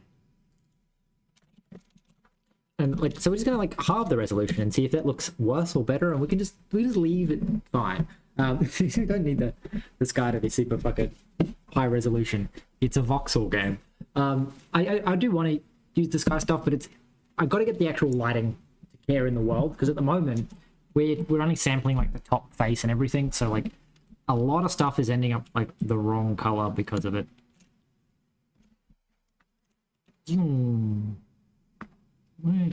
Wow, the sun. It's very green. And then the sun sets. Also, I appear to have like killed the haze. Oh no, the haze is still there. Why the fuck is my frame rate tanking though? I feel like I tweaked something I shouldn't have touched, because my frame rate is fucking dying. I do want to go like, can we make this like twice Earth's atmosphere? Is that my computer dying? Maybe. Okay. Why is it using up so much more memory? As soon as it touches that top, that's when it fucking dies. But like, we're generating the same amount of shit, so maybe I didn't save the reduced memory thing, and that's what the problem is. No, it's definitely hitting that top memory, and then that just kills the frame rate. That's interesting. The fuck did I change that's making it use so much more memory? Alright, I guess we just reduce the number of chunks a little bit. But then, like, let's go like 10. We don't need that much fucking render distance. Wow, look at it go. And then... Okay, strange. Maybe it's because I'm using a custom one and it's not... It shouldn't be. It should be exactly the same thing. Like, I declared it myself versus using the Bevy one.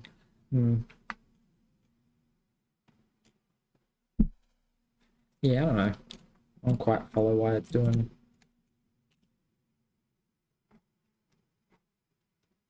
Wow, look at the sun.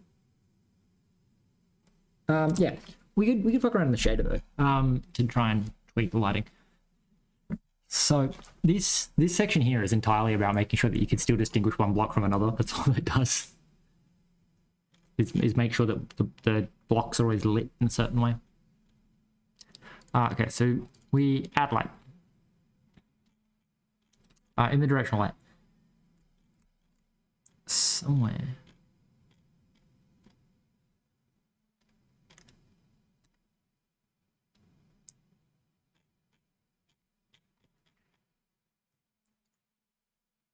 Wait, have I got the wrong lighting? Is that what the problem is? What happened to the simplistic lighting? I'll have to go grab Turtle's code again. I thought I kept Turtles. The hell?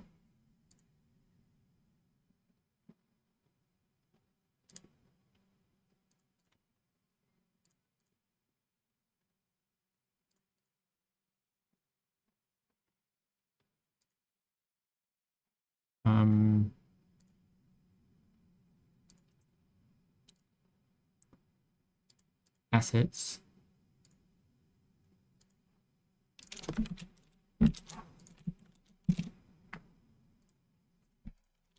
All right, simplified lighting.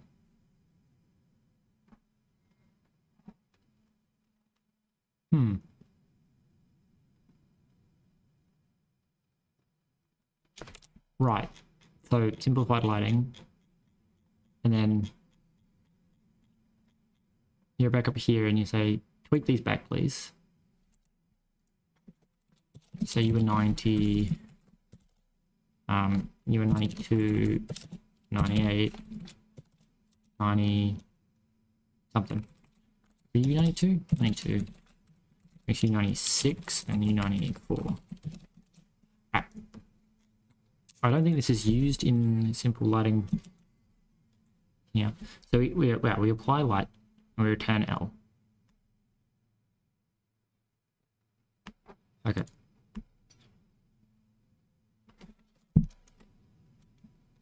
Get wet. Mold. Oh, edge. Face equals shade normals. Mesh dot world normal face. I think I can just time view by face. I don't know if it needs to be, but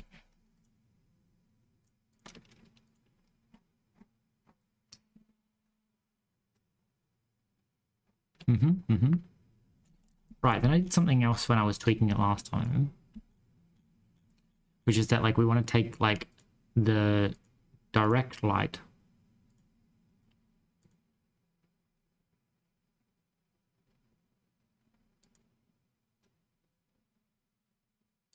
view direction normal direct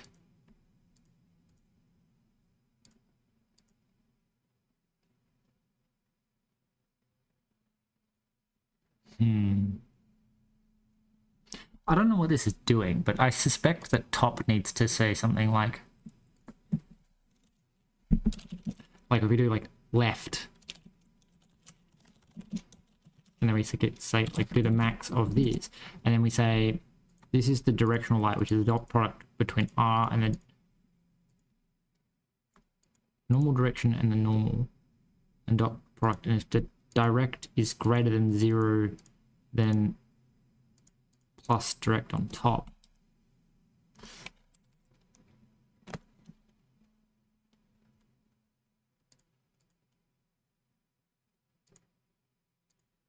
Yeah, I think what you want to go is say like if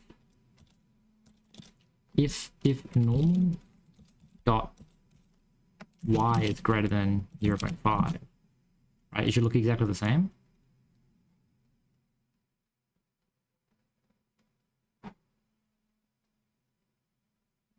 Right.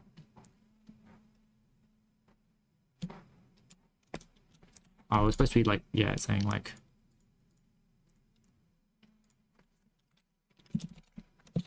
clamp you between 0.01 and 1.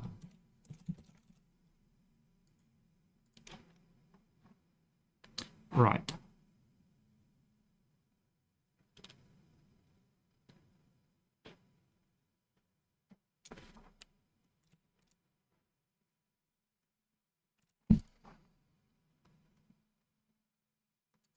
And then I think I want to copy this again, but like, if your x is greater than this, I guess it's like, it's even that, it's like does not equal 0.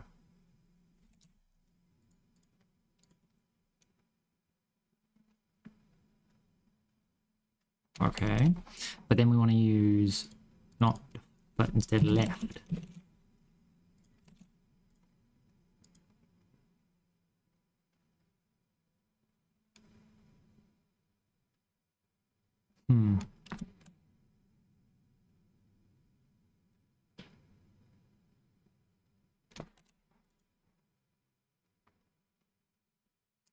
I actually think maybe we do all of these and we just say top and then it's times by normal dot y, normal dot y, and then we just like get rid of this if. Can I wrap this and just do it anyway? Just to like block things together. And then do the same thing with you. Like so.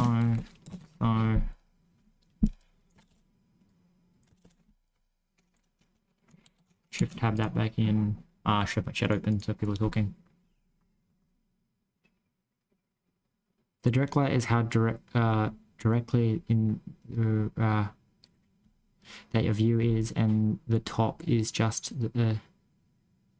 how much the power of the light should be. Right. Yeah. I'm trying to make it so that like it doesn't light all the sides the same, so that like it factors in that these sides are facing the sun and therefore should be lit differently.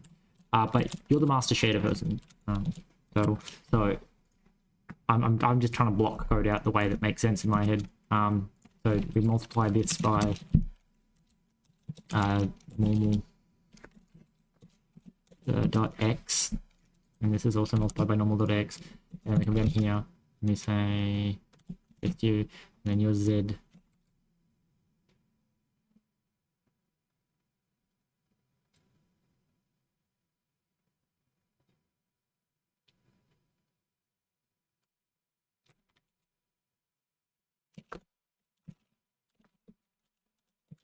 That silence was me being like, I did not copy what I just pasted. Did the AI just fucking just change my clipboard?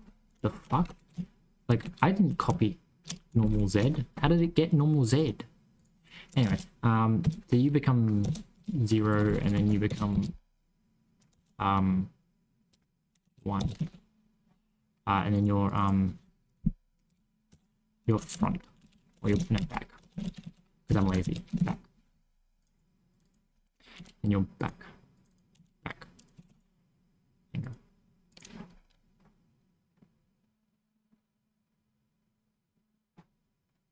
go. I mean, it kind of works. It's just entirely the fact that the moon and the sun seem to be contributing exactly the same. Is looking towards the light source for that. Okay, wait, so passive is how much the light, okay. So you're saying that direct shouldn't factor in the normal? Maybe, I don't know.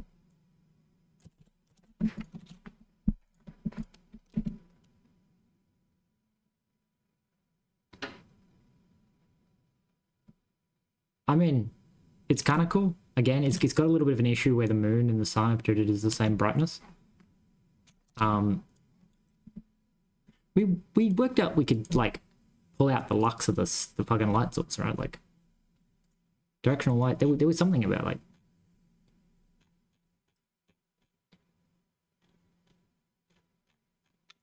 I just don't know what the intensity of the light would be. Is it directional light? No. Light. There was, maybe it was some little light.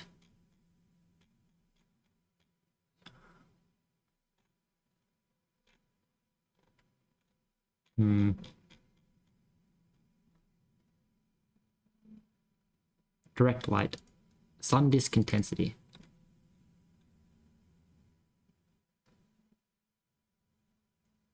Directional light. Ambient color. Wow. Ambient color, actually. That seems like a way of cheating the system. I might use that to cheat the system. So for lighting and directional lights, oh no, it's just apparently all lights. We get one ambient color. Do the directional lights have their own ambient color? I was going to use that to tell the two lights apart so that I can effectively fuck with it by saying that lighting input directional layers. Where the fuck is the directional light? Where do we where do we store this? What do we store? Directional light. Color. We do have a color. Okay.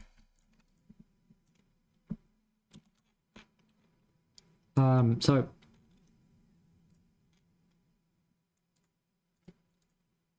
cur, and then we say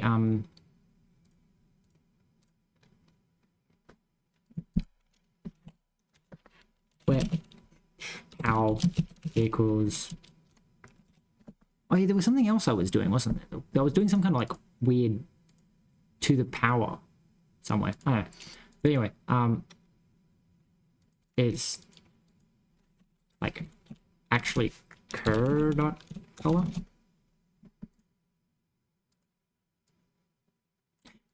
Actually wait, the color's in FV4. Yeah, so can we just like,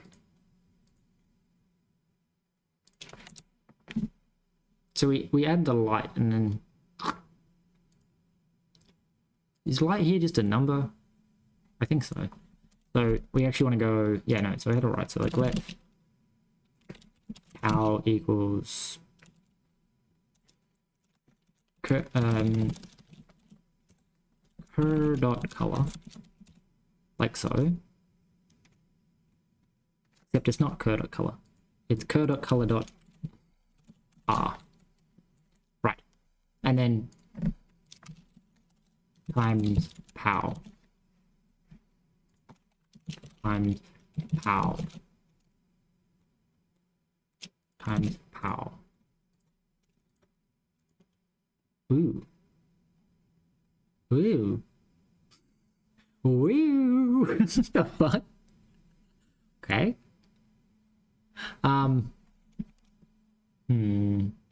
Don't mind my dodgy code. It's gonna go back to how you had it. Back like when we didn't care what face. I might need to go copy your version again just to make sure that I'm only like doing the light properly. Directional add light. Where is apply light? Apply light. So it's going to take this piece of code and paste it over my piece of code.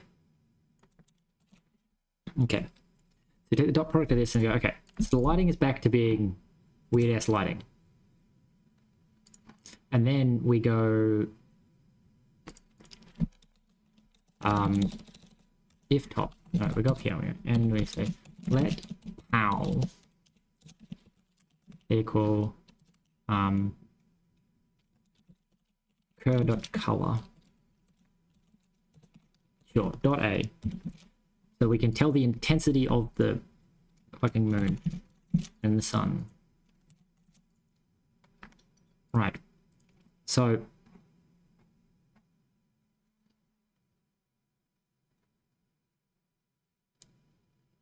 not quite sure why that sets them to 1 so quickly. Oh, we have to. Yeah. No, because return color clamp between 0 and 1. That tells me that your alpha is like a really high number. What the fuck? What if I select times its arc. I changed the color of the sun and the moon. Why are you so bright all of a sudden?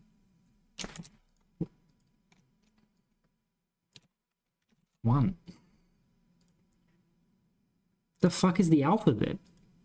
Well, the cur dot color dot R divided by, well, I don't know, 10? Why is it fucking getting brighter? Don't fucking make any sense. Anyway, moon. Fucking strange.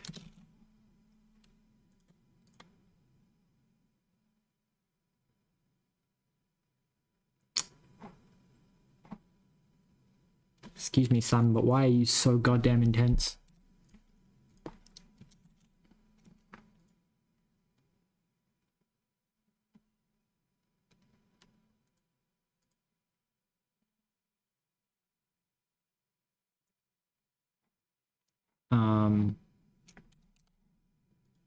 Go with me, moon. Why are you so goddamn intense? Do I have to divide by like 256? The fuck is going on? Why is it so bright? Well, technically the world gen is going great. Because if we do this and we go run, we go, look how quickly the world generates. Admittedly, I don't know how fast it was taking, how long it took before. Oh, game gets slow when you try to render in 4K. It's interesting. But if we go here, it's like it's taking 2 milliseconds per chunk. And if I go undo the changes that I made, I don't know how to undo the changes I made. Well, first of all, let's commit this to Git so I don't fucking break it, because it's working.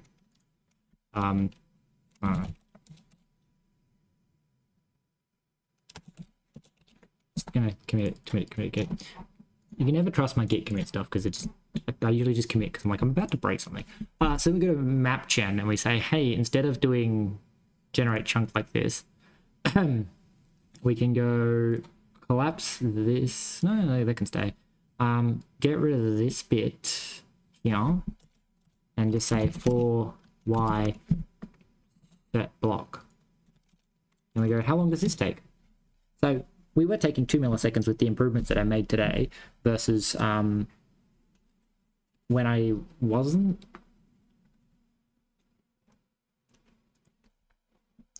So as you can see, well gen, slow, computer is cooking itself, because this samples the curve for every single block. And I went, why am I sampling the curve for every single block when I can sample the curve for every single column? Because, like, basically I sample the curve once for 64 blocks, because I only need to know, are you above or are you below the ground? And then I sample things properly. There was a whole bit, like, it's probably worth rewatching the first hour of the stream or whatever if you get time. We had a bit of a bug where I was determining what was above ground wrong. So it meant that these mountains that were above a certain height were then being generated again, but underground. And that was kind of cool. Yeah, so now it takes an average of 158 milliseconds because we are sampling the curves. So basically the optimization is, I now generate a chunk instead of getting each individual block, and then I go for the X and for the Z, I work out the water height and the ground height and then run the same logic I was doing.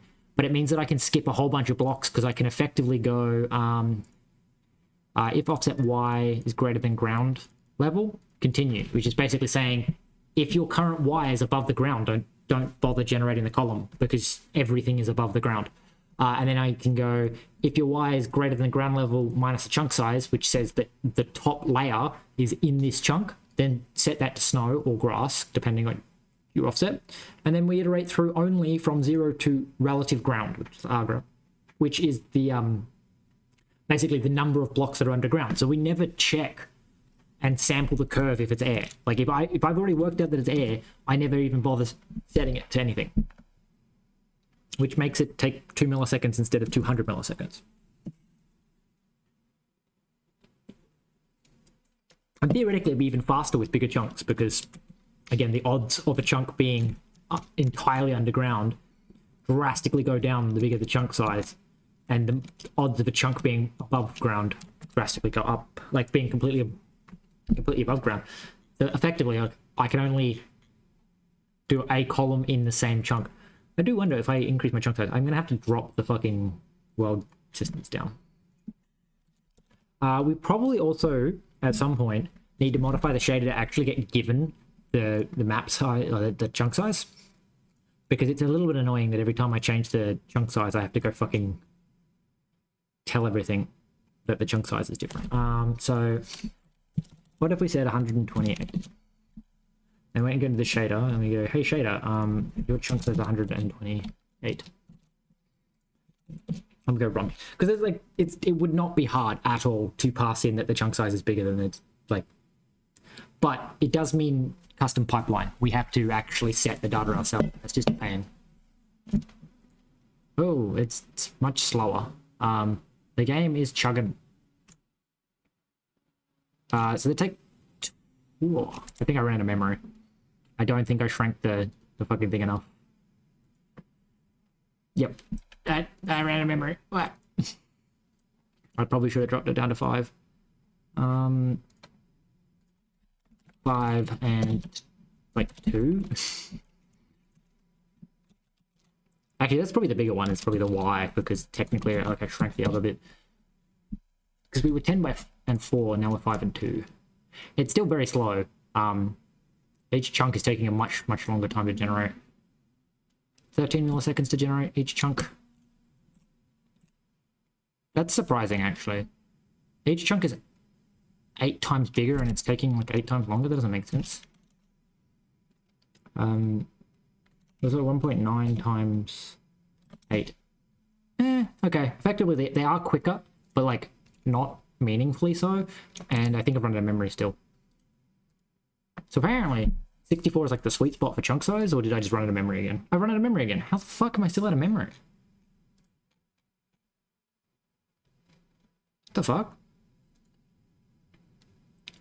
I also feel like maybe doing a custom vertex shader, like custom shader would be so much better in every way, because we don't need to even generate the mesh. We could literally just fake it on the GPU by making the vertex shader spit out a bunch of vertexes. Like, we could just do it all at runtime. There's no need to do this. So I have to make it even smaller. Why the fuck is it taking so much memory? I mean, I did make them 8 times the size, but I thought I made the map 8 times smaller. Probably the Y thing, where it's like it's not quite appropriate. Just running out of memory.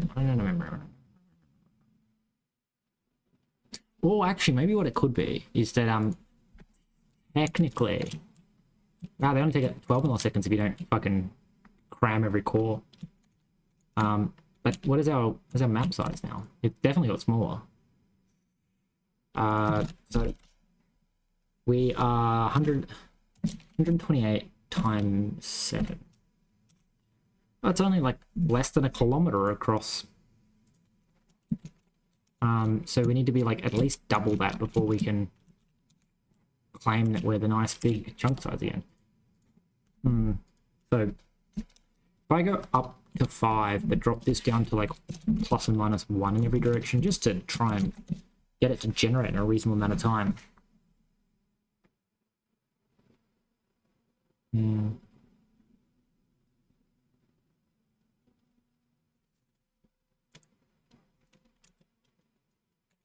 So take 13 milliseconds. I think that the geometry shaders still need a like the actual vertices, but yeah, like in Bevy we could make a custom pipeline and we can just pass in the correct number of vertices and then yeah, position them all and you know, we don't need to actually have everything be passed in like with the actual floats of the pixels, because we could just do that on the GPU because it's literally a constant value. That would also mean that the LOD would start working again, because when you give it an LOD, it can just not output those. I don't know if you can discard whole triangles, but like we could discard whole triangles if you can do that. Like that's a thing that's allowed to be done. Okay, so apparently we need to go back up to So what would 9 by 128 be? It's gotta be a kilometer.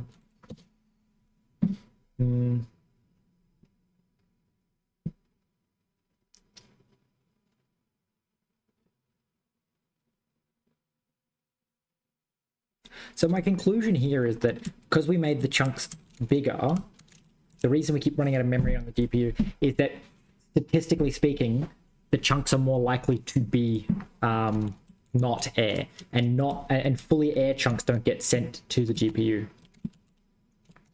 So it actually ends up being like a balancing act between like the odds that the whole chunk is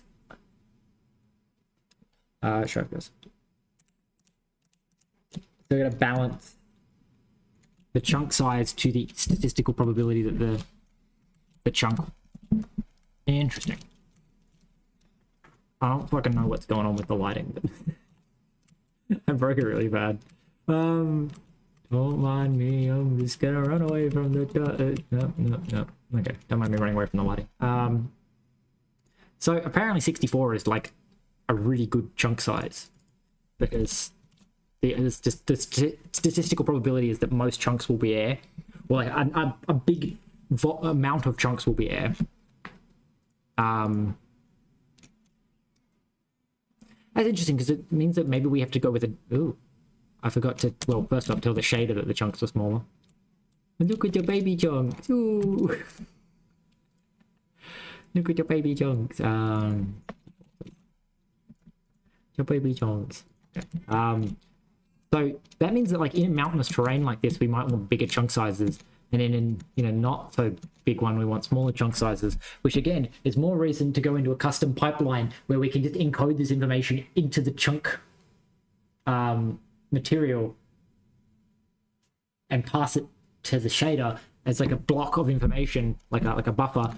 So the shader can do all this, and we can then like go, hey, like these statistical odds that we are inside of a well, like certain biomes could be given like double chunk sizes because like they're mostly flat, whereas really rugged ones gets given smaller chunk sizes because like the odds that you end up with a chunk with a single block and is much higher, so you want smaller chunks. It's actually such a good way of doing it. I don't want to do it though because I despise touching Bevy's pipeline. It's not hard, it's just annoying. Mostly because I don't know what I'm doing. I keep poking data around until it works, and then it's it works. What was I doing? I was tweaking the map size to be slightly taller because we need at least one more to get our really tall mountains in. I also don't quite know why our tall mountains can never really be very tall. I'm also just going to split this off and say that map size X and map size Z, because I like the idea of being able to say like make it only like 3 chunks wide, but make it like 64 chunks long. I don't know if it's gonna run out of memory. We'll find out. But it's not school. No, we have to tweak this, don't we? Map size X. Yep. Map size Z. The idea being that like instead of it growing exponentially with an extra chunk, it now grows linearly because I'm only extending it in the X direction. I just want to see if we can get really, really tall mountains, or if that's like, even though I've told it the highest it can generate is 300 blocks, it's still just like, we'll never will. There's a really nice tall mountain range over here. This mountain range is nice and tall. What are we looking at, like, memory-wise? Because this gives me a good... Because, again, not growing exponentially. We're about half memory, which means that I could probably go 128 chunks. And then if that doesn't work, I can then shrink the Z in, which would, like, halving the Z can double my X, so I could, like, triple my distance that it tries to generate chunks. How's this going? Look at it go! So, like, there's a reasonably tall mountain over here. Some nice little mountains over here. So it does appear that the mountains don't really ever get much taller. How we got memory-wise? We could go a little bit further, but I wouldn't want to push it, because I feel like if I go much further, I'm just going to result in it God, the map's too big. Even with my like 100x fucking movement speed, it's still slow.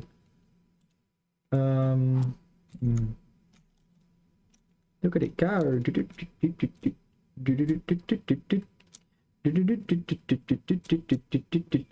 Okay. Oh god, the sun. Very blinding. Right. I might go back to just whatever you had, shading wise.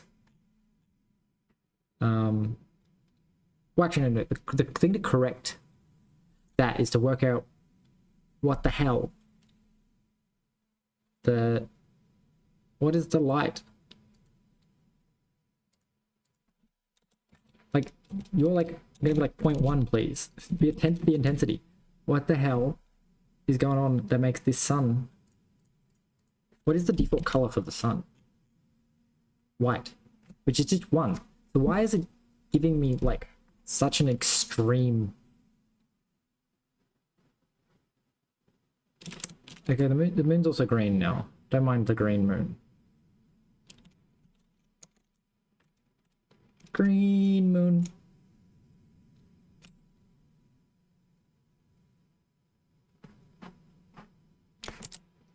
Alright, so what we need to conclude is that so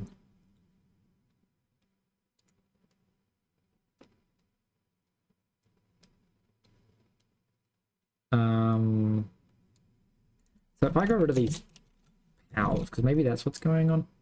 Because I think that's the only difference between yours and mine at the moment, is these pals.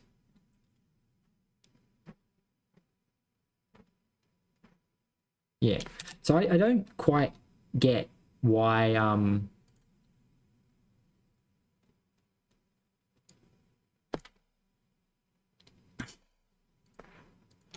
okay. Can we say like 1 divided by this number? Because apparently this number is fucking bigger than 1. And then we multiply by pound, but only in the top face. So you're nice and bright. The moon should actually technically be brighter. No. So whatever color it's making the moon, it's not pulling it from there. God damn it. I was hoping that would let me fucking... Whatever. Whatever. For now, we're just going to call that good. We're going to stop touching the shader. I guess we go into World Gen Mark II. And we go... like... biome mapping? I don't know. I should set my alarm to remind me to stop the stream in 2 hours, so I don't forget.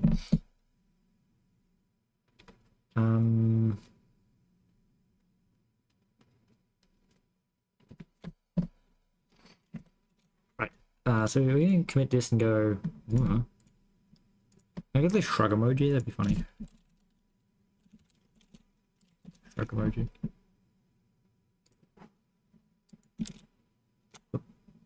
Fucking.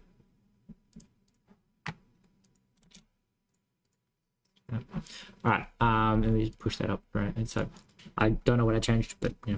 So we're gonna go probably map and then map gen. Now I have an idea because I saw a video that did like, hey, this is how you can do like biomes that actually blend instead of like the Minecraft ones where they just end. And I thought that'd be really cool. So I'm going to try and implement something like that. I didn't like theirs because they were going for like a cube worldy style of like each biome's a hard like diamond or what, you know, like it's a shape that can be any sort of shape, but it blends between the biomes. And I'm like, I don't like that idea of like the biomes not being able to have natural edges, because that's part of how they blended them, was that they were effectively like, it's biome A, it's biome B, and then you could blend based on the distance between biome A and biome B. So instead, we're going to go with like a struct biome descriptor, which apparently is a temperature and a humidity, which is not actually what we want. We want to say min temperature.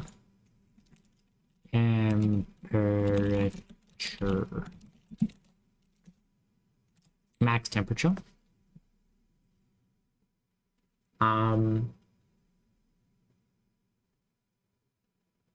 Now I do feel like I probably want to use 3 biome weighting or something, because the idea being that like you're a triangle then, and like no matter what, 3 biomes should weight you in the like sort of like effectively a blending region. Because if you do 2 biomes, then technically like, you could be closer to 2 biomes, but actually like a 3rd biome is really close by. Whereas in 3 biomes, the 3rd biome can't be arbitrarily close. Maybe.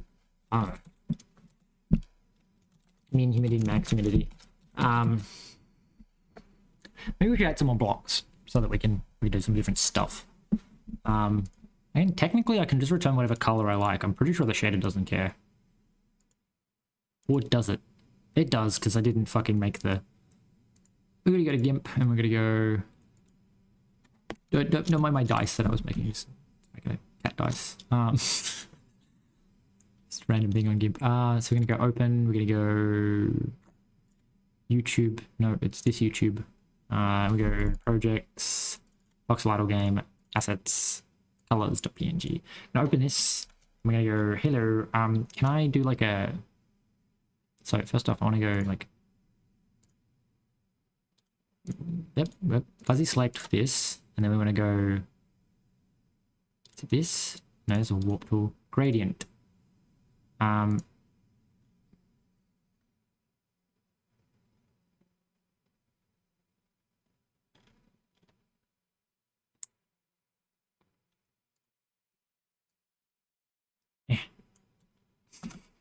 Not quite. We want to go from here. Can I shift click? No. Keep going. Yeah, okay, cool. We can just drag this thing all the way to the end. Apparently I drag you off the end. Doesn't make any sense. Why is this one? Oh, because that's my fail color. That's right. I don't like the gradient back and forth. Is there a... Please don't go back to red gradient? I guess, is that one? You don't start at red? No, you still start at red, you piece of shit. Whatever. We have cyan, magenta, yellow, green. Okay, that should be all the colors we need. Yeah, come on. We have a file and we link. Overwrite color, please. Alright. So they shouldn't affect any of the current blocks, but it should mean that I can now like just sort of arbitrarily pick colors when I'm doing my testing stuff. So map generation, we have a biome descriptor. So I'm going to say like name, which is a cow, static string, like that. All right. So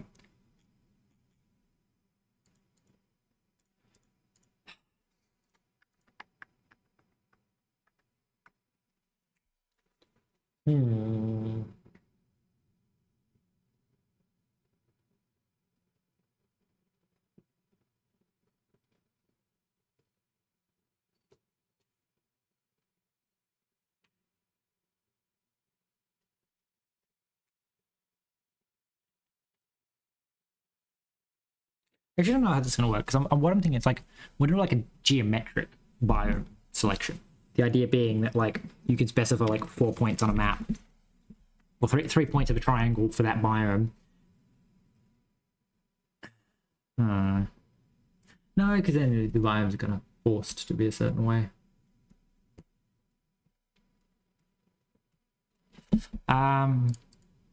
We could maybe give them a priority. And that's going to be an I8, because with any priority system, you want to be able to increase and decrease priorities. So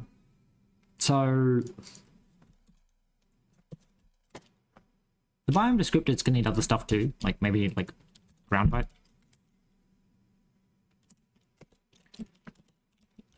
Ground level. In this map descriptor.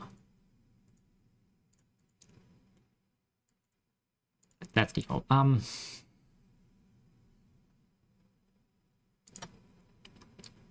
Also, can we just get you to call new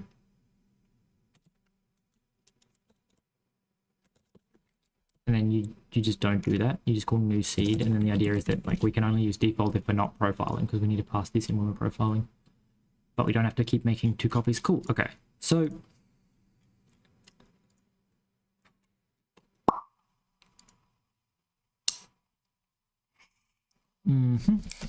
interesting.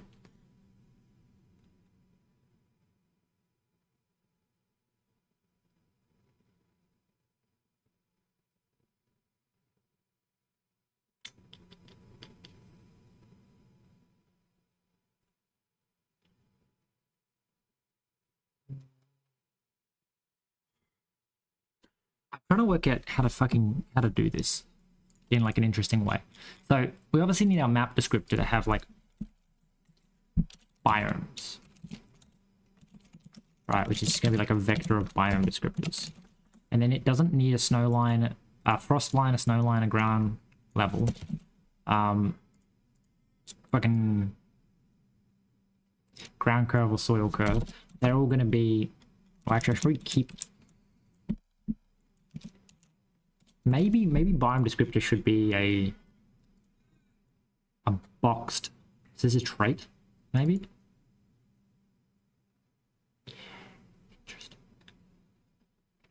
Interesting. Okay, actually, good idea. Trait. Biome descriptor. You do nothing. You are then a vector of boxed Dyn biome descriptors, like that. Now, you're going to have an FN name, which returns a str. Except I feel like you take in self. Right. So we're getting a name. Then we're going to go struct mountain.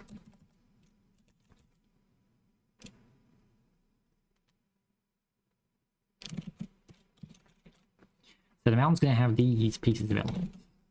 Right. They're all going to take the same noise. So, okay.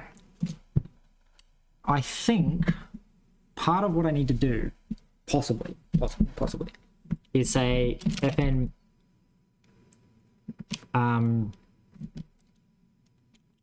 maybe priority.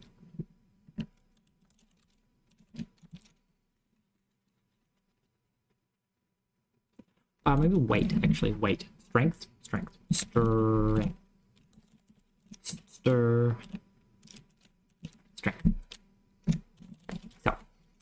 and this returns an F32. Right, so we have biome descriptor, which has a name and a strength and struct planes. Planes aren't going to have a frost line. I also don't think they need a ground level.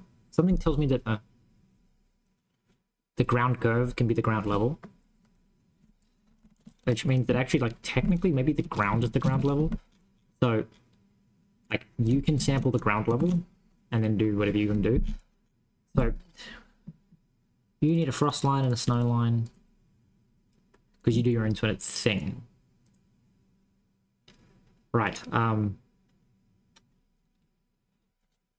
strength. Okay, so strength needs to take in self, but it also needs to take in, like, ooh, this could be recursive, map, a reference, so, noise, which is then going to be a, impulse noise function. Damn it, this takes 2 generics. Fine. It needs to take in 2-dimensional noise. You only get to pick your strength, your biome strength off of that. You're not Dyn compatible. Fuck you. A reference to fucking Dyn noise. You happy now? I think it's happy. Yeah, it seems happy. All right. So we need to impl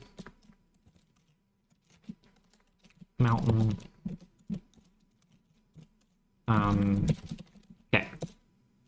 fn new. So take that information from the previous mountain, and then we can say, hey, fuck this off.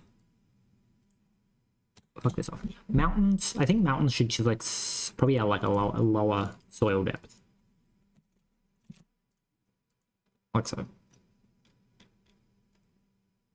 Okay, missing field biomes. Okay, so then you need to say biomes, which is going to be a vec. Like so, we say new mountain, new plain. Yeah, cool. Okay. We're gonna import plains new. See, plains can go up and down 64 apparently. Okay, no, up and down 32. We want plains to be quite flat. We also probably don't want this. We just want like linear. And then the soil curve is like exponential out, cool. And but plains are gonna have much deeper dirt level. Right. So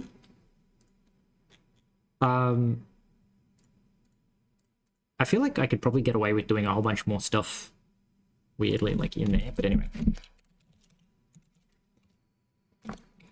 Import biome descriptor for mountain, right, like this. And we say fn new. No, it's new. Name. Fuck me, name just returns mountain. The idea being that you could, in theory, like, have dynamic ones, and then your strength is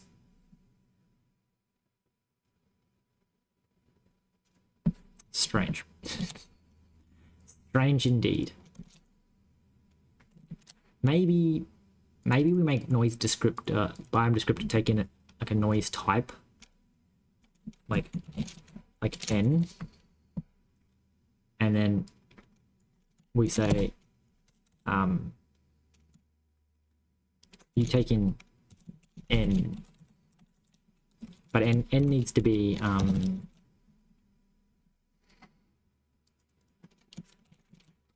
n.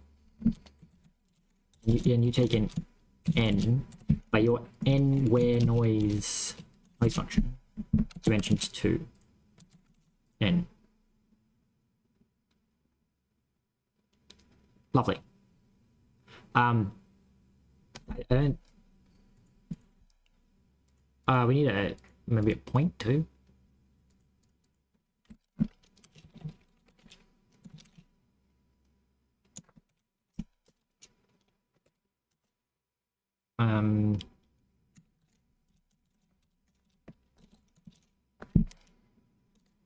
A vector 2, because it's only a 2-dimensional point. And we like let p point as vector 2 times this, and then we say this and this, and then you return n times this clamped between 0 and 1. Sure.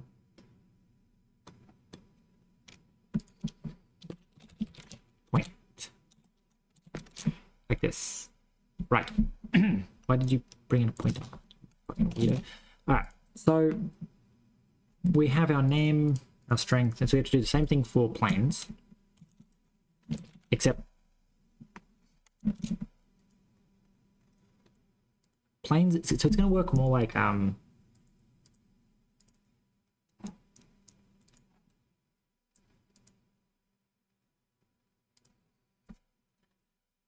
so I'm going to say like maybe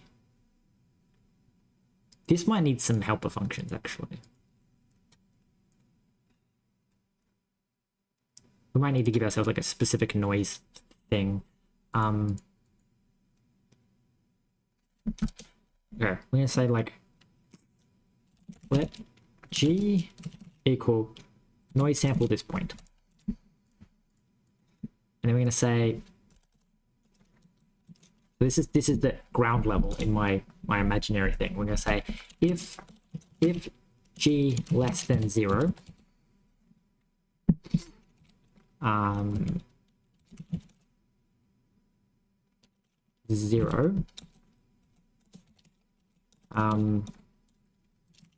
else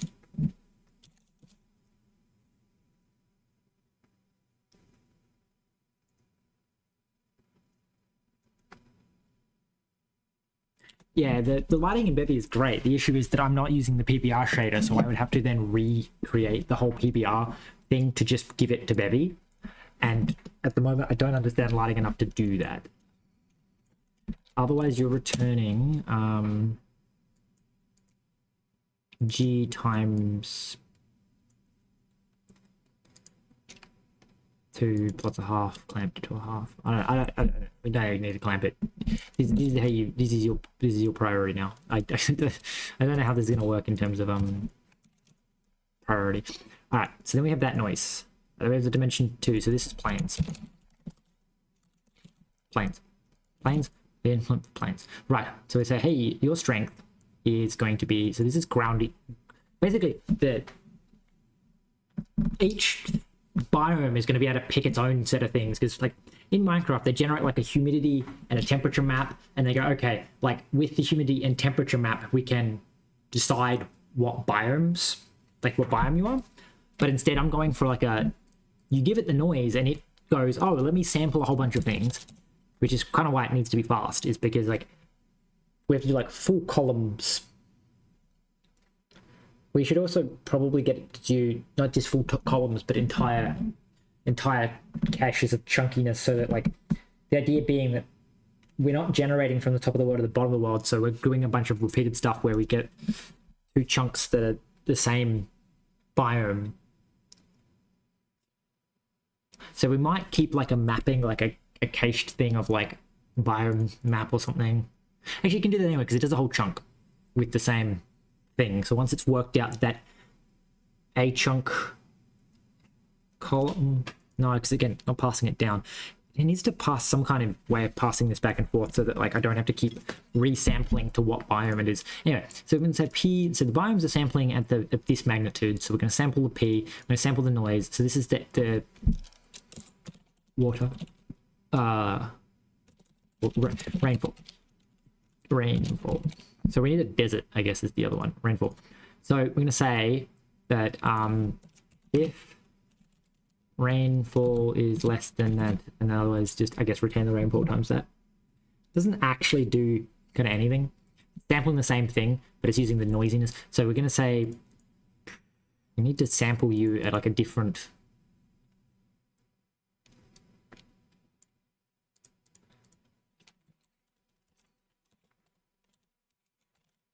Sorry. They need to do something different here. Then we're going to say that like you're actually like times by pi. Your rainfall times pi. Fucking STD F32 const pi.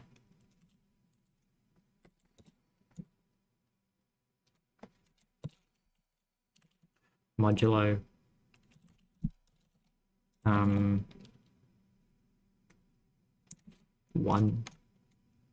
I feel like mountains are going to get picked off a lot more. Anyway, and then we need like a struct bad land, which is going to literally have nothing. No soil, just a ground curve. Ground curve could probably be the same as, so we're going to import Badlands, no, okay. So Badlands are going to have a linear curve like that. Then we need to implement the noise for the Badlands, which is this.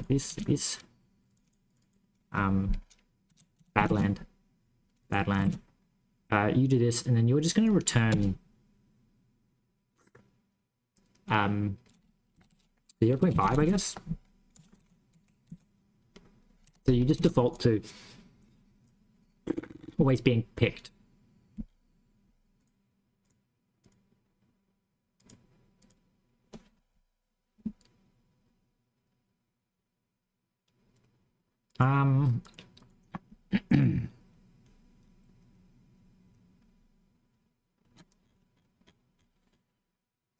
So biome descriptors expects one argument. Yes, the biome descriptor is this piece of shit. Actually, it's in not even me, just a reference to this. Static, is it? I think static works because static is like in this particular context. Static is saying like it lives as long as this lives, not that it lives the whole program. Anyway, so we have a noise and our samples, our noise, and the Badlands. So we need to make sure that we have a Badlands biome.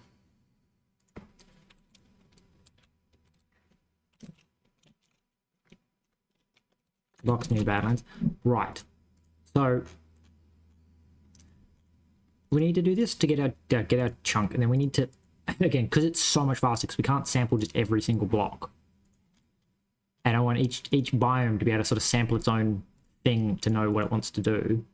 We go to biome descriptor and we say fn generate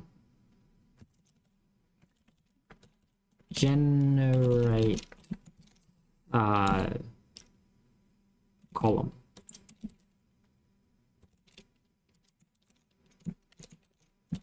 So it needs itself, it needs the column,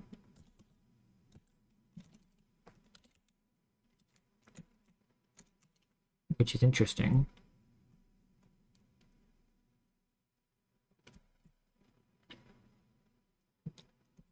Actually, it doesn't need that. So it's going to say like, it needs the origin.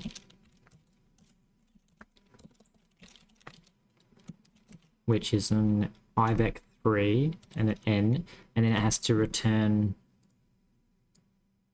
I guess a vector of blocks like this. But I want to, because of the siziness of it, can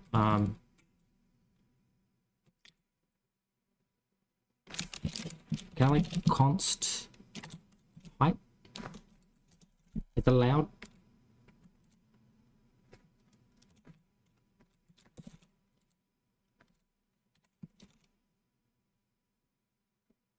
No, you're gonna say it's not dying compatible. God damn it. I guess technically you can just pull in the chunk size. This needs to start at a certain point though. Maybe. Fuck it. We're just gonna return. If you return block by chunk size. Gonna complain that I have 2 copies of chunk size now? Yeah, I do. Okay. Chunk size as you did, and then we're gonna say you just a descriptor, please. So you do nothing. You do nothing. I think I've ordered 2 copies of chunk size, but maybe not. Okay.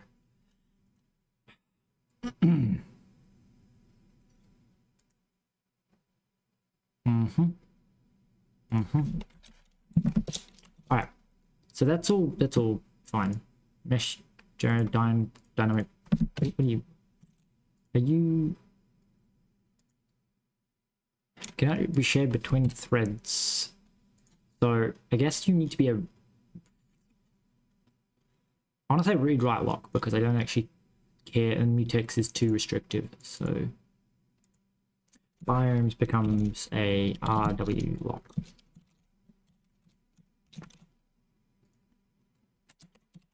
Right, because I do send a copy of you everywhere, so that's fine. So we RW lock you. And then these all need their thing, so I'm just trying to get it to the point where it'll work. So wait, what?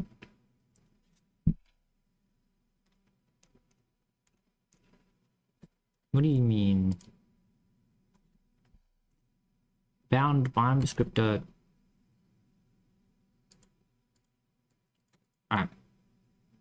The answer is fuck you then. I won't give it a generic. The generic will just make it faster, but whatever. And then you're just a dying noise, and then none of you need this noise now.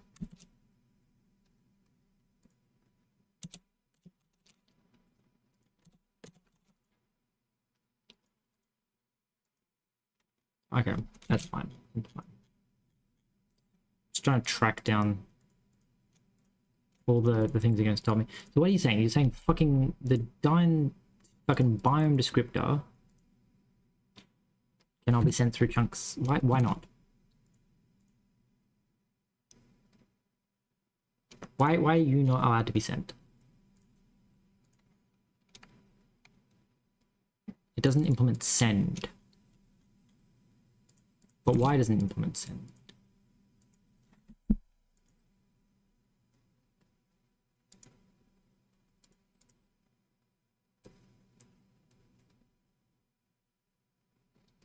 You're the worst. Okay. Yes, you're saying that mesh generator is not, because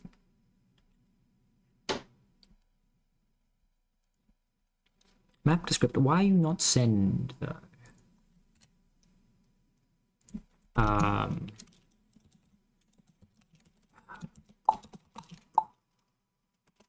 Plus send plus sync. Can't find biome descriptor or in scope. You got a problem now? No, good. Okay, shut the fuck up.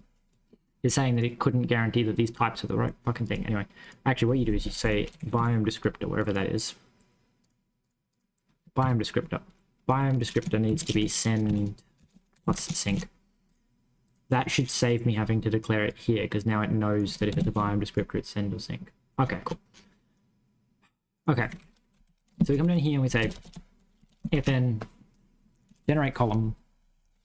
This is the mountain. So the mountain does the same weird ass logic that this thing does, because technically mountain is what we're generating. So we go all this.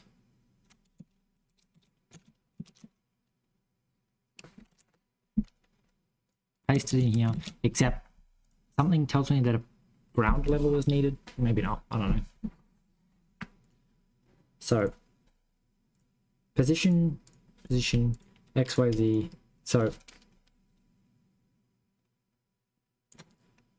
first off, we're going to say that the position is now a vec3, because I don't want to have to keep converting between everything. So we say, and lets me tweak things on a whole global scale, so they're pods. So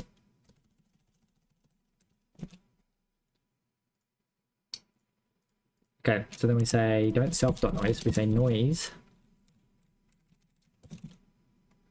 dot get, and you're a two-dimensional noise, water level.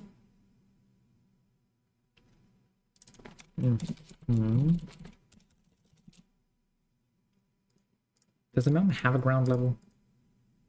No. I don't think anything has a ground level, to be honest. Vec3.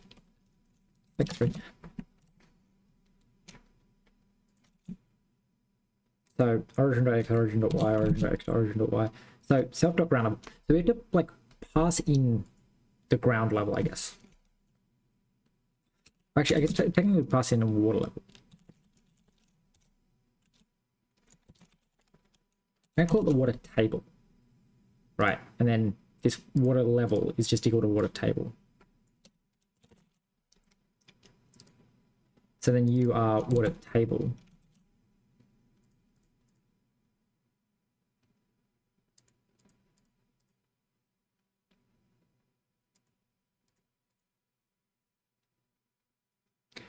Right, so generate column needs a three-dimensional noise function.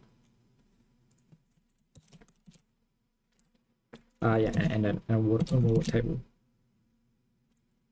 Right, so our ground is offset.y. So it's origin dot y as I32. Right. So no, origin does need to be an IVEC, because I don't want to have to keep, and then it's at pos equal like that, and then you become pos, and then your origin dot y clamp this, and then we say, hey,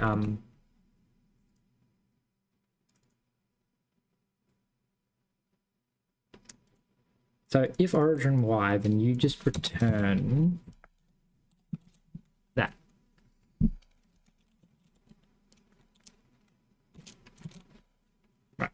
So if you're empty, just return that. You can do that. Right, so you don't do data.set block, you're I guess you'd be like at mute data equals this, and then you would return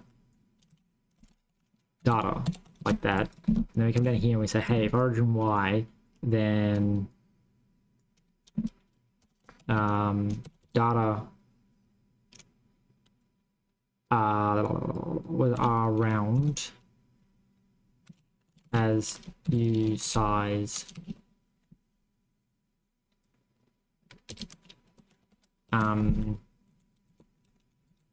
equals block, and then soil depth, yeah, it's a mountain thing, cool. Then we say for y in r ground as u size, and then we say if, so it's a true origin is this, just wait, origin plus y, I think I renamed something somewhere and it's fucked it.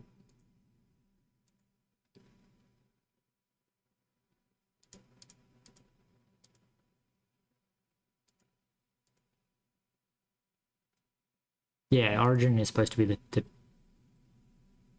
no, origin plus y. Okay, right. So then we come down here and we say data, and then the true y is the origin plus the current y, so we basically start at the bottom of the column.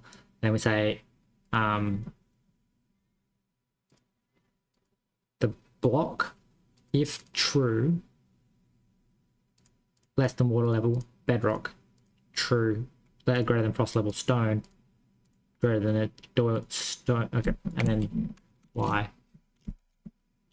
is block. Ta-da. So that's how you say yeah, because we need the y, because we need to be able to correct for this kind of stuff. Okay, and then we should be able to come down here and say generate column, and I'm gonna just make every biome exactly the same, except they don't all have the same variables, but yeah. I'm just gonna copy paste it for all three of them, tweak what we need to get them to not fuck with it, and then make sure it's actually generating in well, because, you know. Right. So Badlands. I think the Badlands we're just going to tweak and say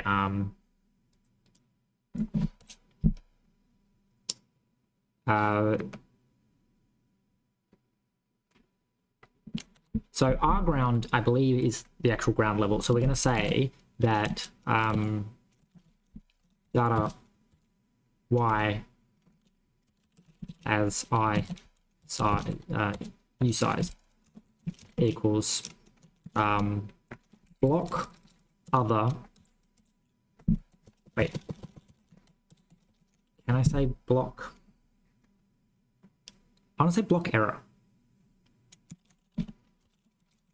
I'm going to go add a block error, and block error is just 256. Actually, technically that would just be, how does other work? Pretty sure other is, so it's, it would just be other 128. No, -1, whatever that number is. 127. That's what that number is. Okay, right, 127. Right, so all bits set, and then this should set the top bit, which makes it 250. The number is 256, which means that they're all going to be grey, which means we don't have to do like any of this weird stuff, which amounts to, if you hit the Badlands, you just samples an error block so that I can see that it's not getting any biome. Like that's what the Badlands is supposed to be, is like basically saying that you're actually supposed to be seeing that biome. So you don't have a snow line, which means that you're just always grass. Grass. Right, and then you don't have a frost line either, which means that you're just always either bedrock, dirt, or stone. And then because I tweaked your numbers when I spawned you, you should be like less chaotic of a fucking map. So your plains, and then somewhere in here you don't like this because I'm going to get rid of the whole gen block thing because I don't actually care enough to... Right, so then you go do, and then you go...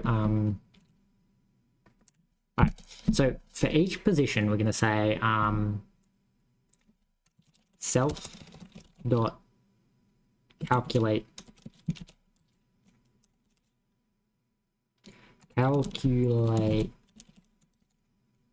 biome. Right, and then that gets X and Z.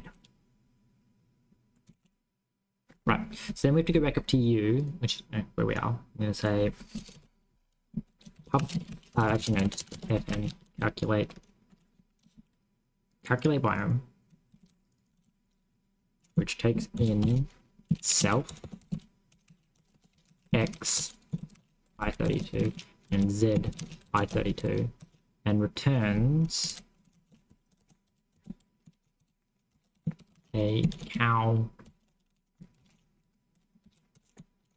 biome descriptor, apparently. The AI seems to think that's the right thing. I think that's technically correct. You're not clone. Okay, no, you just return a reference right there. The plain old reference to a dying and then like to do, so it shuts up. Right. So to do this, we want to go like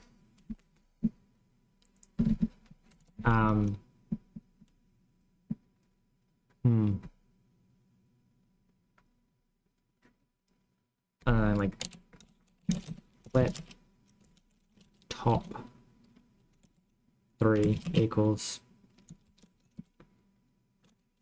and then you need to just be like none, yeah, none by 3, top 3, and then yeah, let point equal that, and then we say for biome in self.biomes. Okay, so we can be like, oh, damn, what? Biomes equal self.biomes to read the unwrap, and then for biomes dot iter.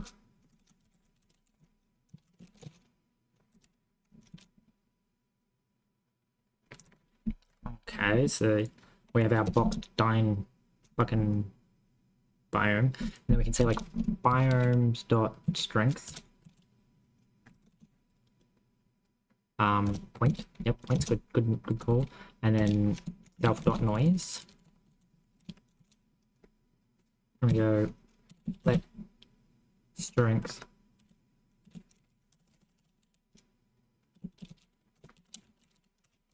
okay.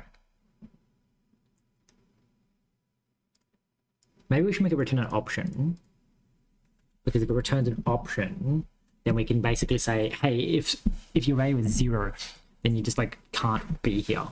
That would be good. All right, then we're gonna say for you need to be mutable. Mute top 3. I guess technically you return a reference to biome descriptor by 3.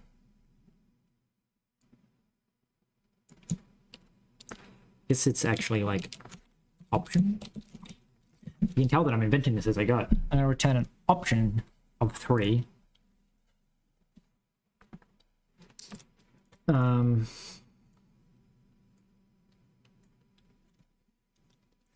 probably a strength.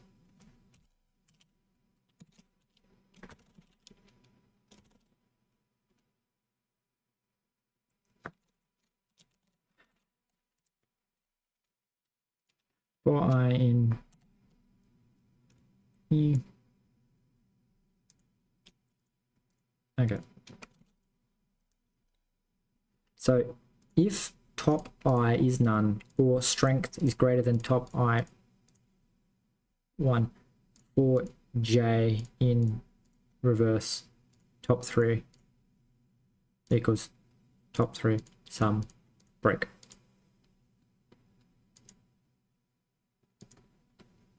Okay, and then you just return top 3.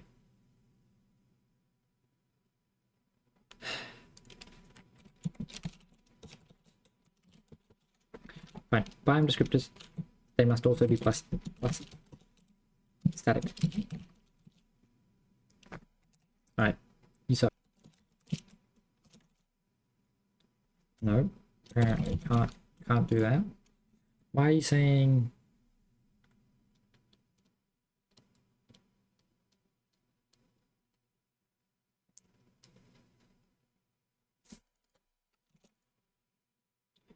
mismatch type?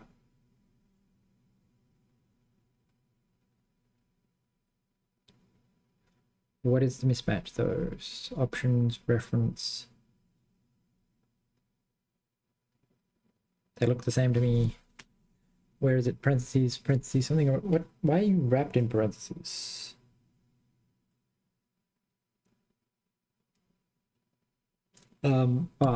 Because your sum.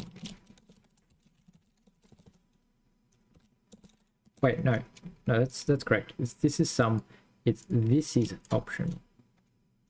Like that. That's how that works. Wrap the whole thing in an option. All right.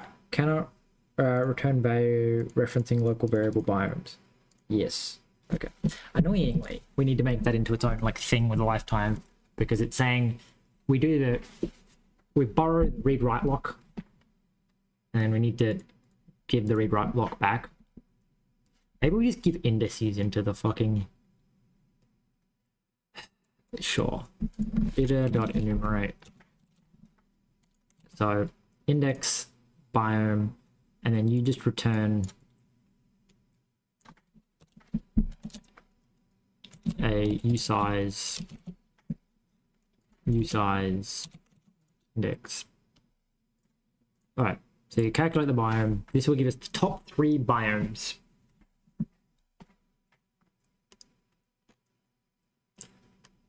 And I don't think my biome blending is going to work because I'm giving every biome the ability to actually sample itself.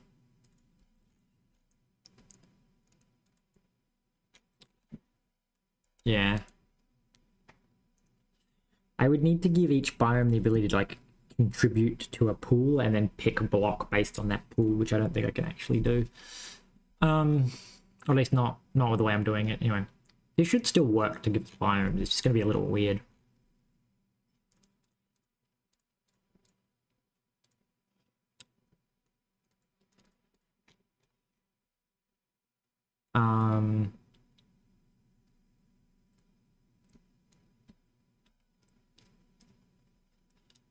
Yeah.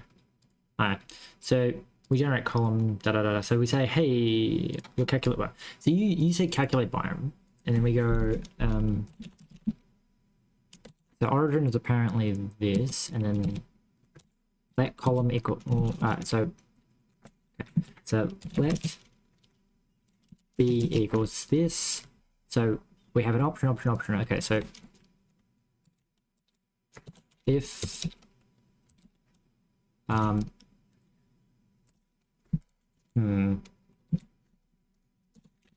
if let sum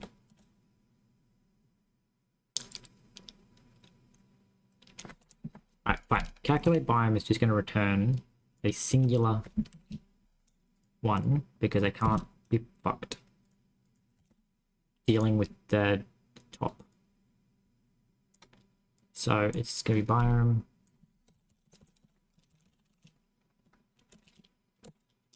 Do it under here. Top equals biomes dot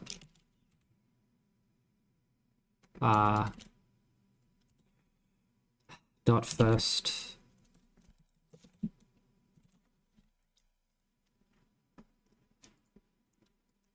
Actually, no, you would just say 1. You would just say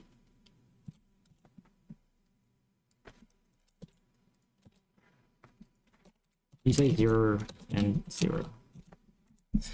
Biome 0 with a strength of 0, index to enumerate, and then you just say strength is this, and then we say if strength is greater than top.1 and top equals this, and then just return top.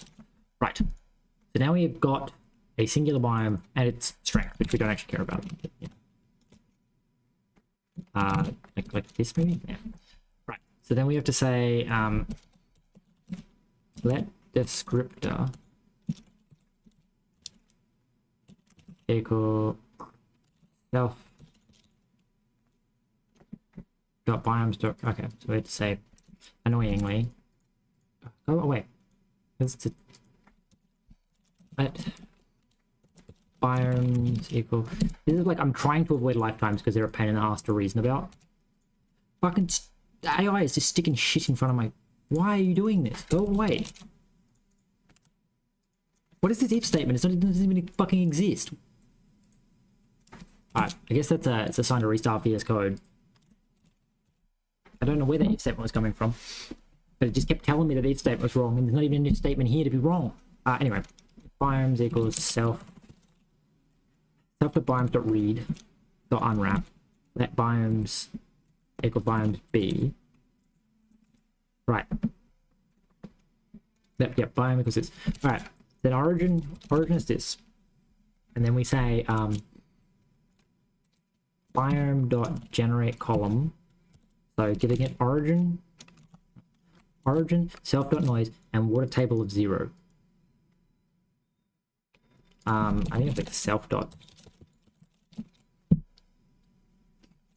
ground level as I32. I think that's how that works. I don't remember what where it's getting the water table from. All right, so we do that. We go hey, and then we go for. I guess it's for y block in generate iter dot into iter dot enumerate set block, and then fucking the u8s please.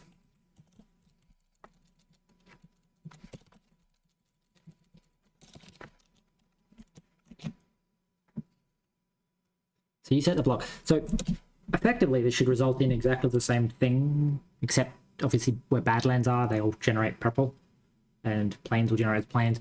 And what I'm hoping for is that we get distinct biomes and not like some kind of weird ass fucking abomination like this weird ass abomination.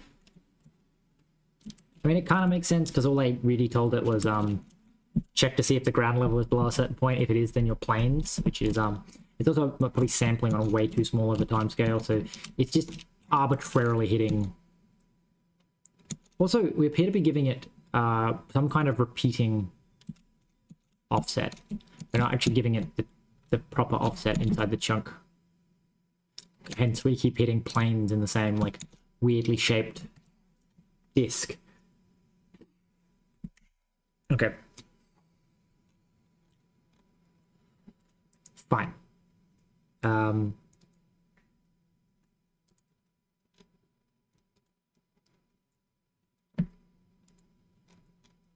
So what I'm going to do, I think,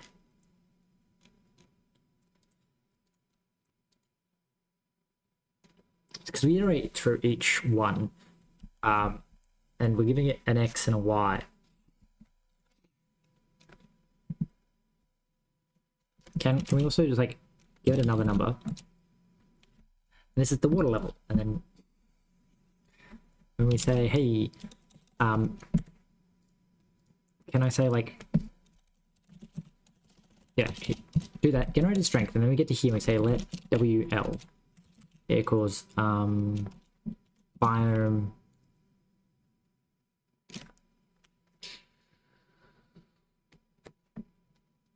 okay, no, we need need top 3. So we need to go back to top 3. Okay. So this is top, and then no, you could do it the same way. Top 3. So the top 3 is going to be an array of 0s by 3, and then if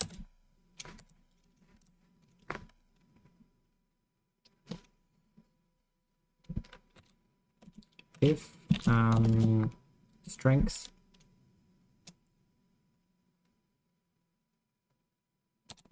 sure. AI is just like moving everything around. Right, then we go, when you get to here, you've checked every biome, you've worked out the top 3 biomes. We then say,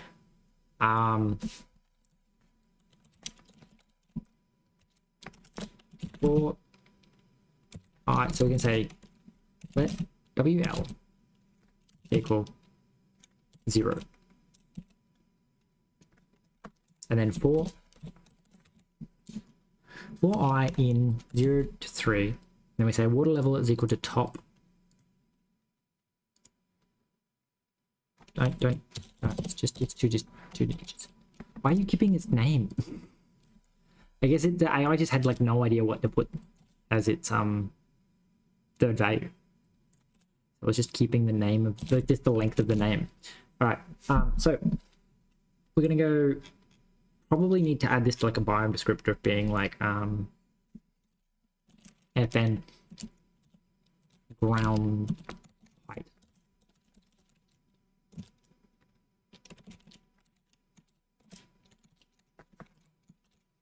So like self point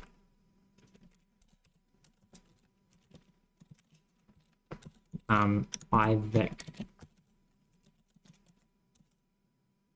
to noise water table. So you say position is this, and then apparently we just sample the noise. Yeah, sure, sample noise, get the noise, and then the water table. Don't pass the water table. I don't think that's actually how we're supposed to be sampling that.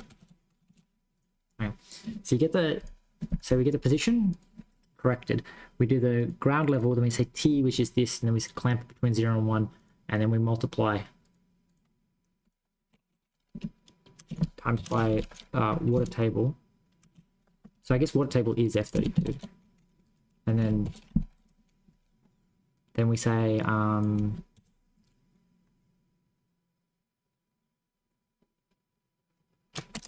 wait a second, that's not how this works at all.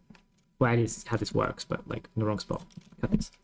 So we have to go ground height, and then each of them gets its own, does its own little ground heighty thing. And then so you get passed in ground.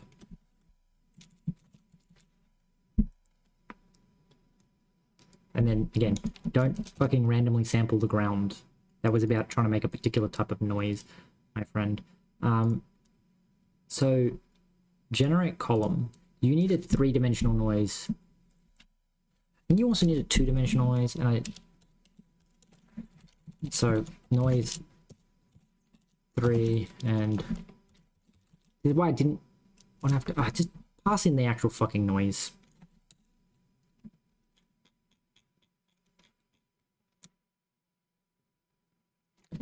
Noise FBM open simplex. Just pass in the noise. Shut the fuck up, we're using the same noise. Map descriptor you. Just this is your noise. This is your noise, because I don't want it to keep specifying how many fucking dimensions my noise comes in. And have to pass in 2 copies of the noise because I needed to fucking 3-dimensional noise versus 2-dimensional noise. Alright. Same with you, just fix everything.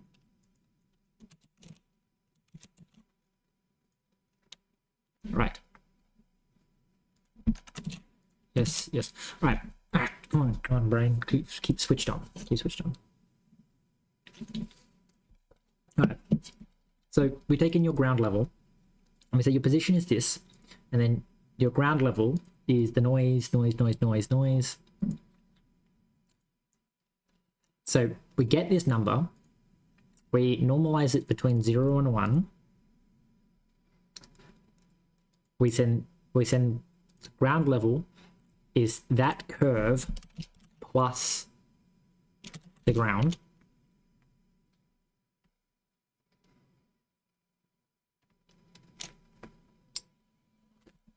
I actually feel like we should probably make that an F32, taking the ground level as an F32. So then you can add that to that, and then as I32 like that, right? Because it means that we get like a slightly smoother ground transition, right? And then data is this, and then we do like exactly the same thing, except for some reason you're yelling at me about this. And say water table. Honestly, the bedrock thing can go. It's an interesting concept, but for now it's just making the fucking math too hard to comprehend. And then we have to go up to you and say that actually you take in the water table as an F32. Right, so, and then but you're not, so you're ground height.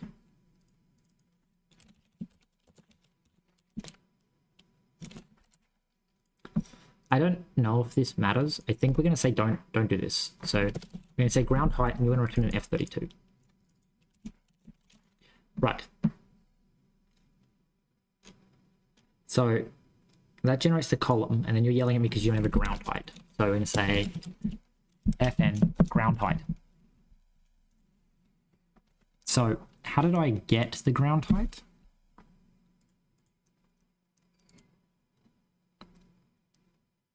Right. So I said that your ground level is your ground level sample T, and T comes from ground L.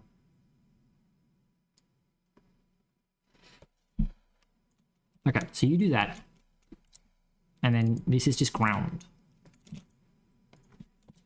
Right.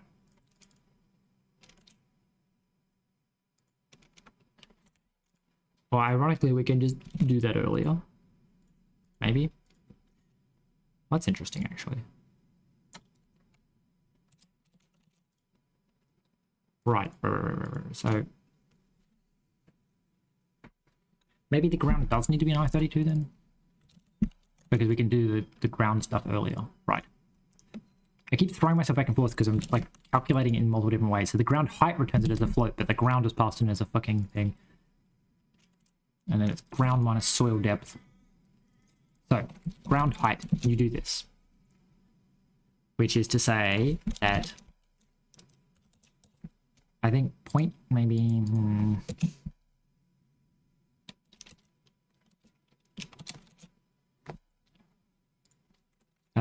like let pos equal this self pos dot x y. So we take the x, we take the y, we sample the ground t. We just sample the ground t, right? We go home here. Right, I think this is working. Wait, no, just return the float value. Now, right. So you take your position, you sample the noise, you normalize between 0 and 1, and then you sample our curve to get the ground height of the mountain portion of this. Then we go down here and we say, do the same thing for you. So Fn ground height.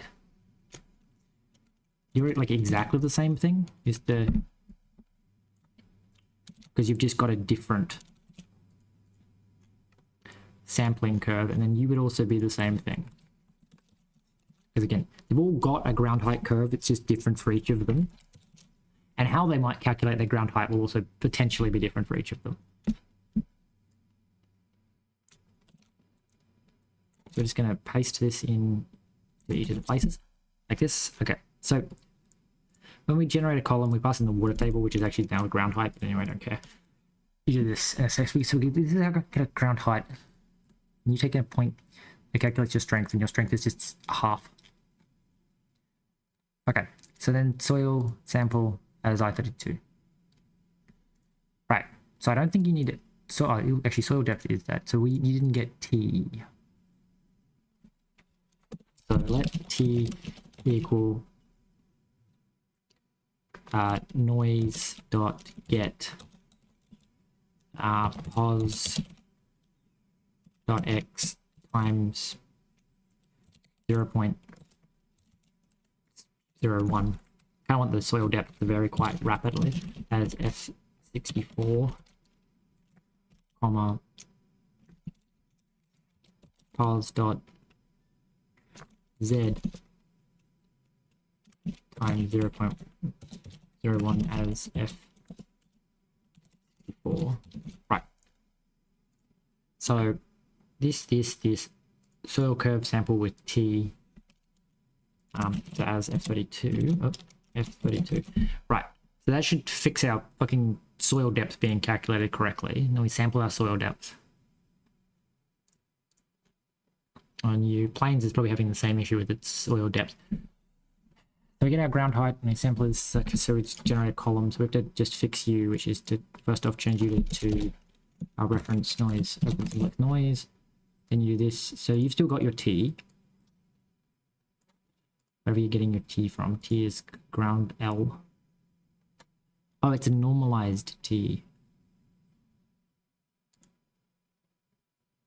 Interesting. Right, so first off, normalize the t. Well, we still normalize this t. Anyway, you go down here and we say t. So we don't need a ground level. And then the ground L can... This just becomes the soil sampling again. So we're just going to, again, reduce its sampling rate just to be a little bit lower. Ground L. This is water table is ground level. Ground level less than, if t is less than ground level. Right, we have to get rid of the bedrock thing because otherwise that's going to result in us losing. So it's either dirt or stone. Dirt or stone. Blah, blah, blah, blah, blah, blah, blah. Okay, you don't like that I'm giving you ground C because you're t. T times a half plus a half, then sample t. So everything's being sampled correctly. We just go to here and we say, hey, when you get to here, we need to make sure we actually sum things correctly. So first we need to let B equal biomes top I0. We don't even need this. It's just for I in top 3. Right. So this is biome and wait.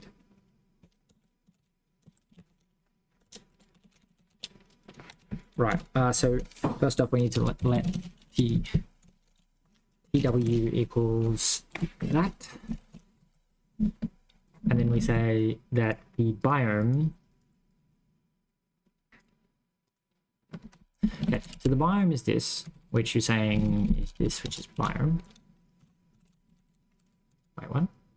No. Don't get top. No, just get biome. So that's our. Not. What's his fucking name? AI, stop. Okay. So we get the box biome. Then we say let W equals this. You get ground height. And you take, so W, right, because WL is not a,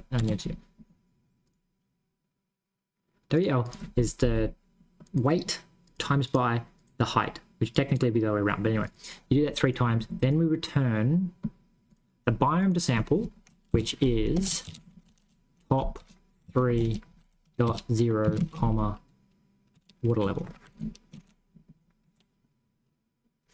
Da.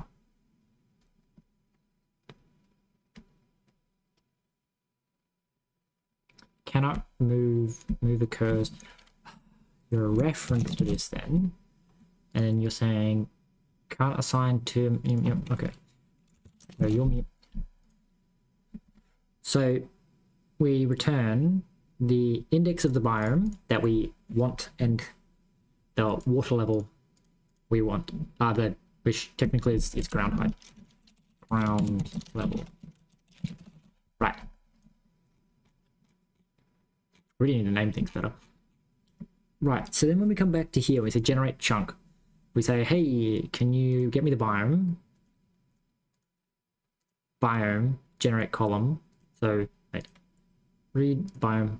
So, you generate this, and this is ground level. Right. And then you pass in ground level, which apparently is a float at this point, which is a bit strange.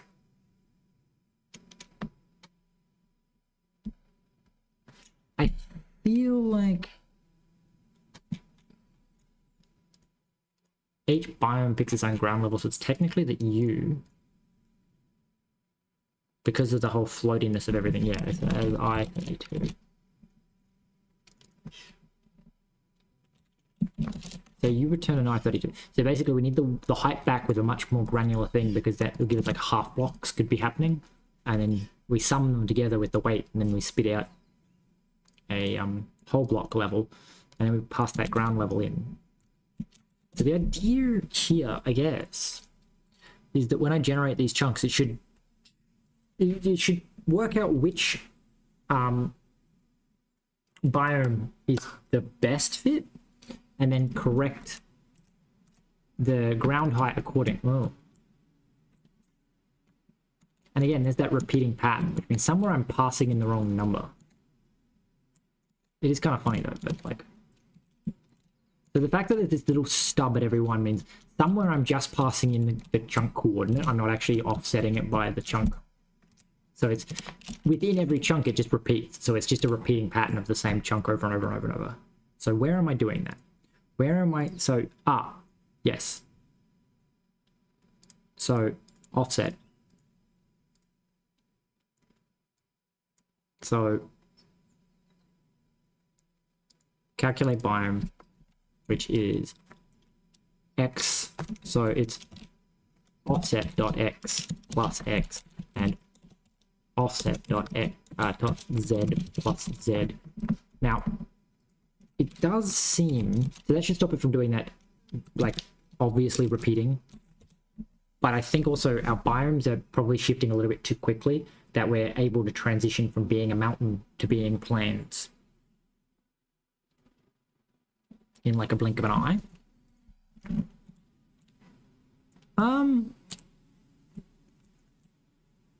This is the disgusting green color, which I assume is the Badlands, which would then explain why we're getting weird ass fucking artifacting in that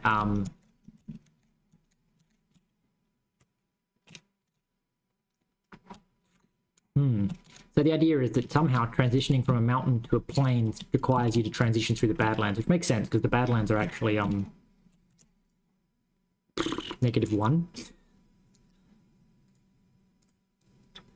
Okay, so that would be my next step, is to go back to our chunk generation and say Badlands, that is 0.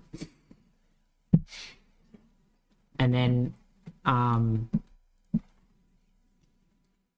when we calculate biome, I want to go strength, and strength here is going to now return an option F32.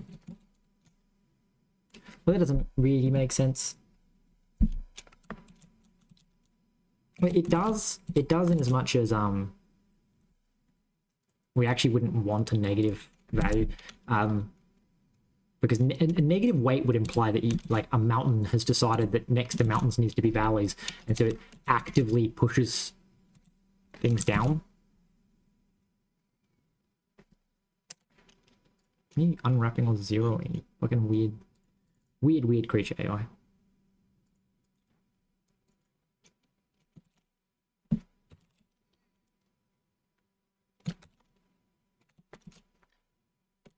Well, I guess that technically this.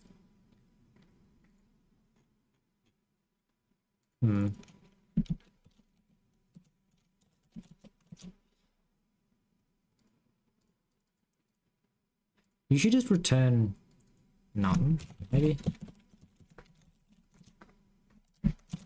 Interesting.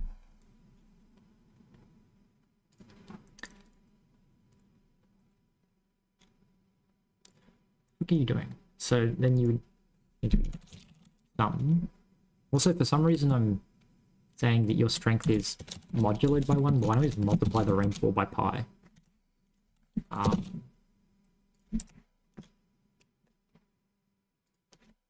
Sure. So where it rains more,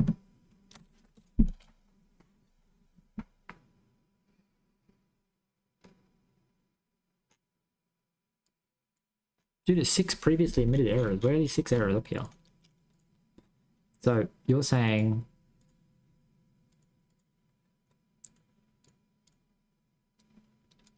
well, that's easy. It's if let some strength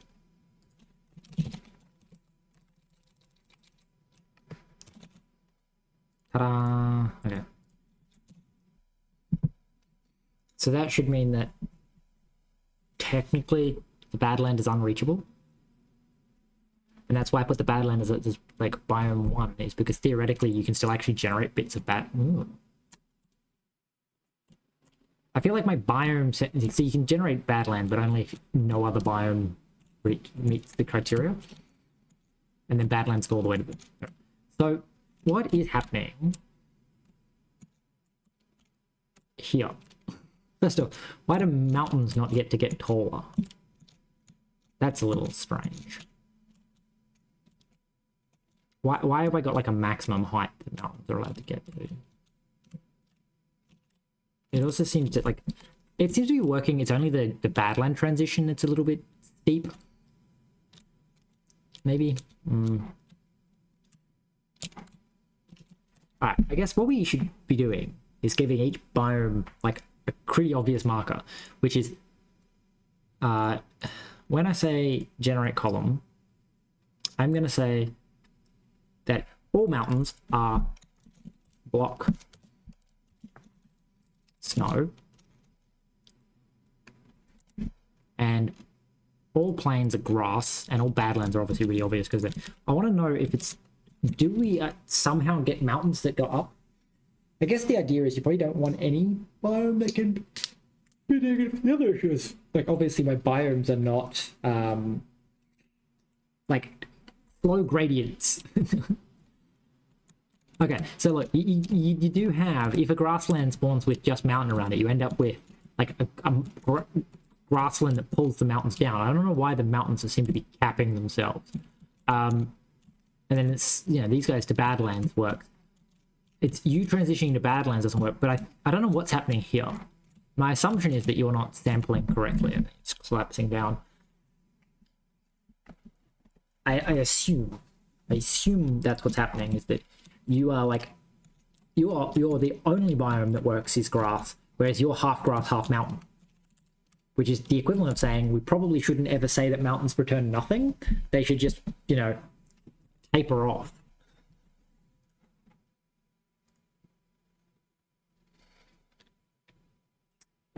So how do I fucking do this?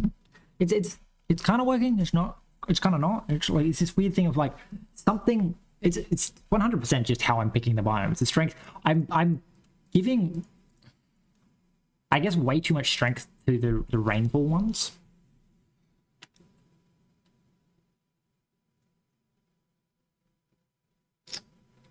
So like I need to give it like a.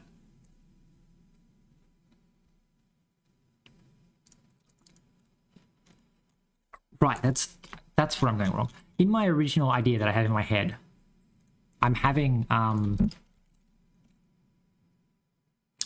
should probably make each one just generate, is it rainfall?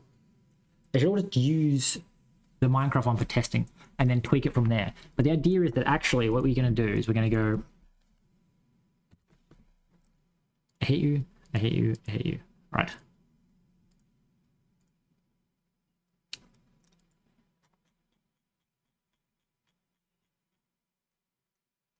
So we go like, we want plains, plains, plains. And then each of these plains, how the fuck are we picking?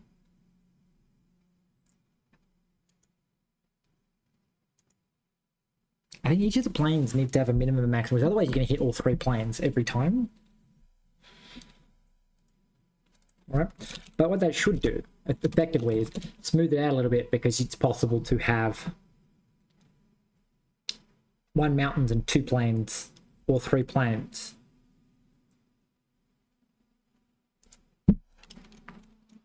Which appears to have made it so much worse, because I guess when you hit planes, you hit all 3 planes.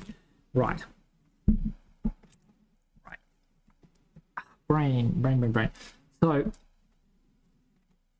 the plains has a min rainfall. Right. And then we would say new. So you need to be new 0. And you have a minimum rainfall of 0.2. And then you're a new 1, which has a minimum rainfall of 0.4. New with a rainfall of 0.6.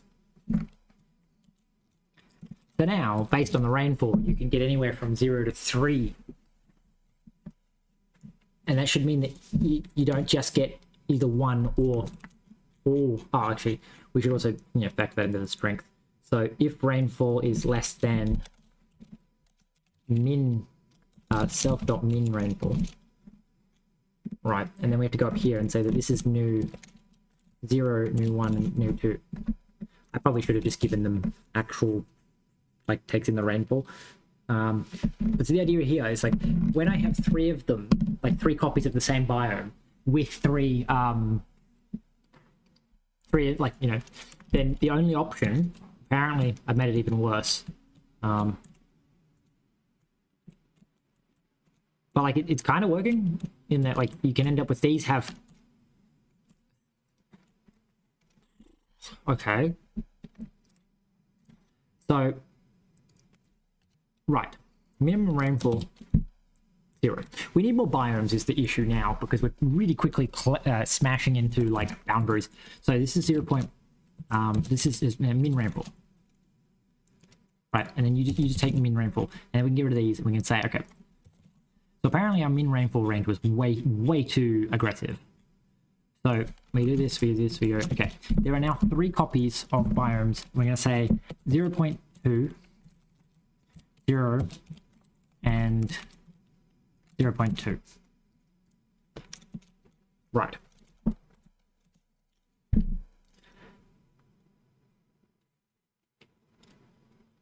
So the Badlands should always just return 0. I think the issue is that our plains are effectively just plains. Like, they're just flat is the issue. So these snowy spots are the transition from plains up into mountains. And for some reason, this is just a tiny mountain that got sampled.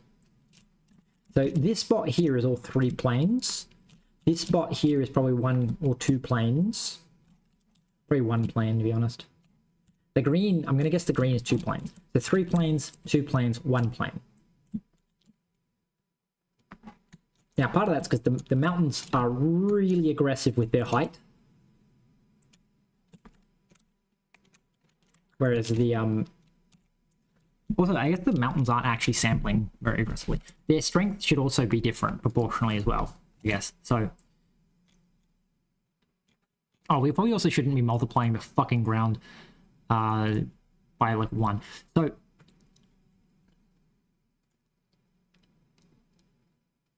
because the issue with doing purely rainfall thing is you're going to get, like, 3 copies of the same thing.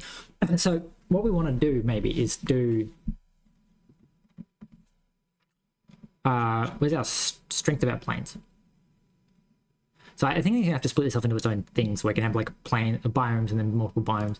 So we're going to go, like, mod biomes.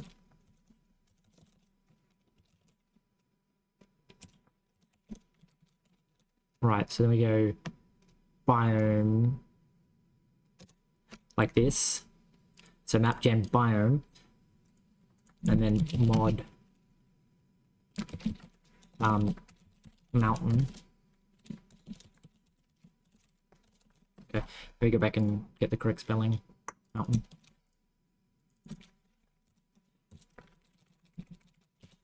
Right, so it's going to go something like this. I'm going to say mountain, so then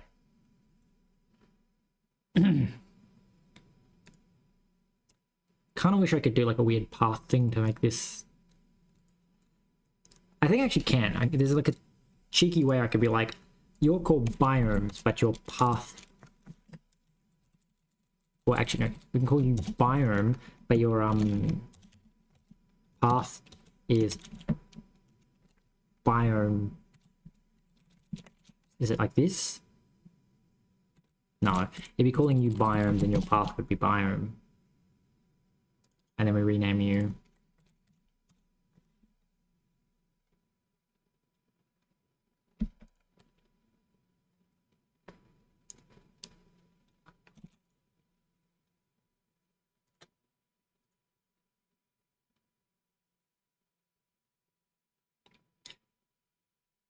Cannot find map biome.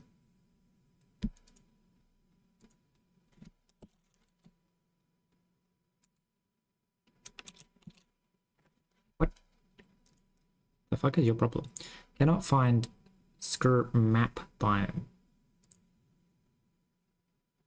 No, it's because your path is map gen / biome. Right, and then you have a problem because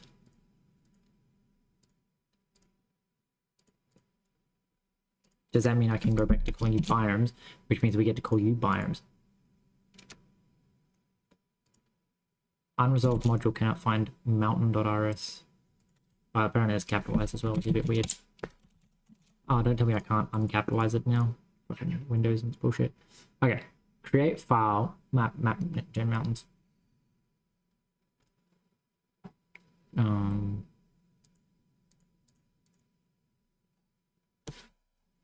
Map gen mountain.rs or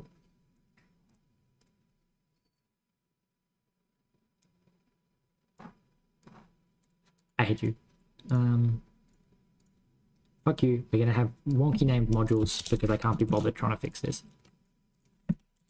Biome mountain. Right, and then we go back to here and we go mountain. And we go cut mountain. You better not. Okay. I'm pretty sure it's going to get angry at me because yeah. So Rust Analyzer seems to use capitalized fucking letters to know if they're the same thing or not. So we're going to say use super. So it's going to be very angry at me because by the metrics that is fucking VS Code, this is capitalized, but it's not capitalized anymore, and Windows doesn't care if it's capitalized or not, but underneath, the file underneath is capitalized. Skip changes, and then rename. Yes.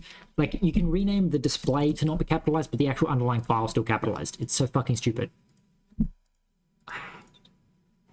Okay, A, C, delete, close, code, biomes, mountain. The most stupid bug I've ever had in Windows, where it's like if you accidentally name a file capitalized, it's fucking broken forever because you can't get it to unfucking capitalize it. Gonna work now? Okay, you look like you're gonna work now. Biome descriptor. Cut. And then I'm gonna biome descriptor.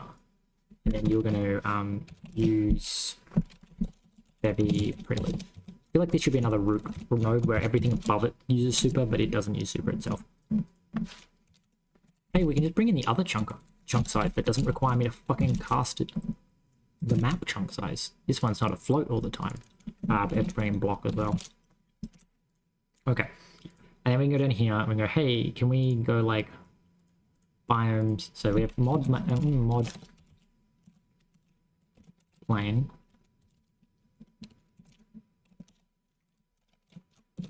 Mod planes. So apparently it should be mountains then? I don't know. Sure. We're going to cut planes out. Planes. And then we're going to cut. Oh, we don't fucking put the biome descriptor for planes in as well.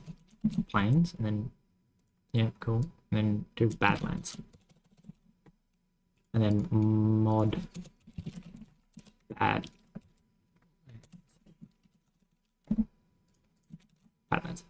Okay, so you are going to go to the top. I'm going to say use super. No, just use all of super, please, because then I don't have to bring the other shit into.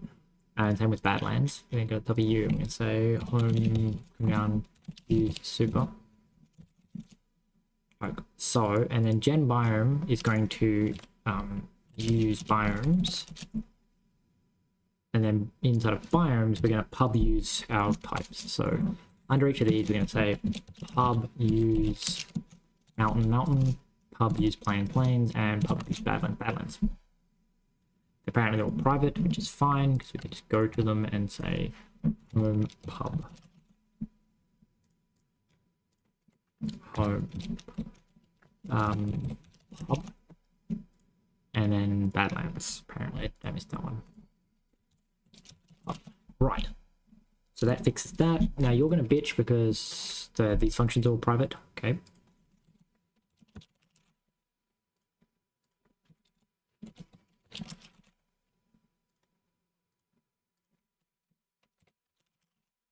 Right. So to get them to wait properly, I guess. Because the idea is that we kind of want to give them different weightings depending on like where they are proportional. Like expected badlands found in mountains? The fuck do you mean?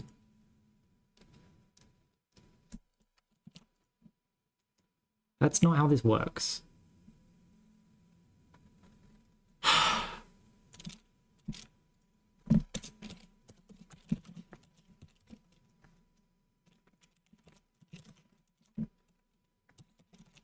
Except it's not boxed fucking badlands. It's boxed biome descriptor, please. You piece of shit.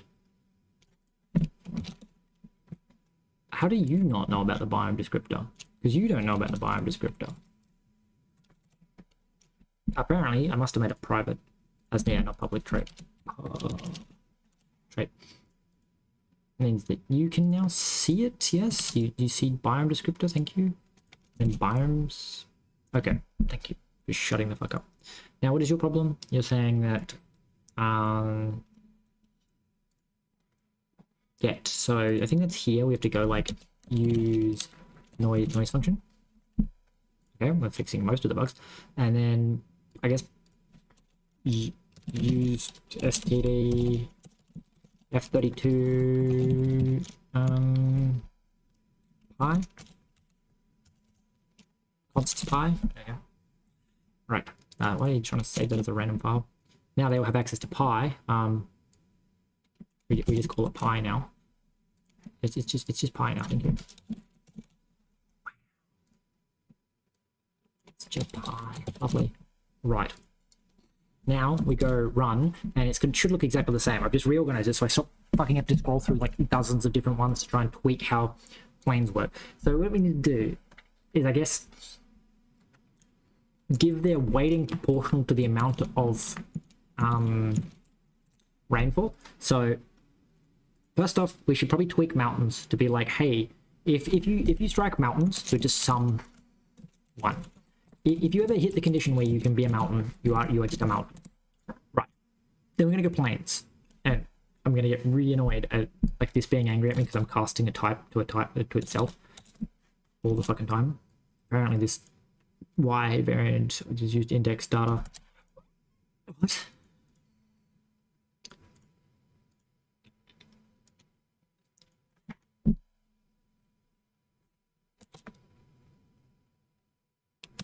Dot mute dot take.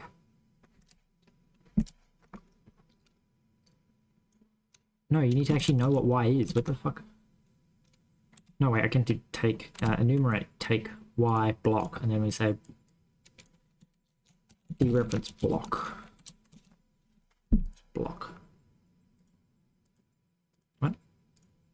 Oh.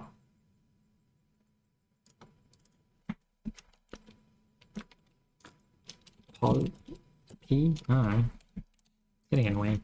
It's yelling at me because it's like, oh, you're indexing into a thing and you should just be iterating through it. I actually care. I'm trying to get all these yellow lines. So if I block and we do it, yep. Nope. 10 minutes left on the fucking stream. Okay. Wow, the time flies. I should really work on videos. Is it gonna work? Yep, cool. Say loop variant wise only used to index data. Yeah, okay. Fuck you. Don't care. I'll work on that later. Also, no, it's not. Literally, this why is only used to index data. Why is literally used right fucking here, you mong of a fucking thing. Anyway. Name is never used apparently. So, right, planes, strength. The strength of the plane. So if the rainfall is less than the minimum rainfall, we get none. Otherwise, we just return rainfall. I kind of feel like I should power it to the minimum rainfall. Something like, if you're a lower rainfall thing, you care less about rainfall. But I don't know how to do that math. Like, my thinking being that, like, we want to give more weight to lower rainfall places. So it's kind of working. But then again, not really. First off, we need to work out to stop fucking Badlands turning up all the fucking time. I guess these are the places that have negative rainfall. So I guess the way to fix that would be to add a desert. So hub mod. No. Mod desert. So actually how you spell desert? I keep showing. It's like the edible one, right? Nope, that's apparently the arid type too. Okay. Tasty. So, create desert, and then ironically, desert's just going to be AC V, but instead of returning dirt, it returns sand. And then you're like, hey, I guess you're on like maximum rainfall.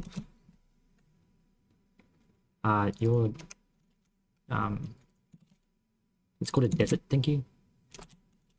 Maximum rainfall, desert. Okay, thank you, AI. Sand. Okay, so we probably want to say that the deserts are actually even flatter. So the deserts can be like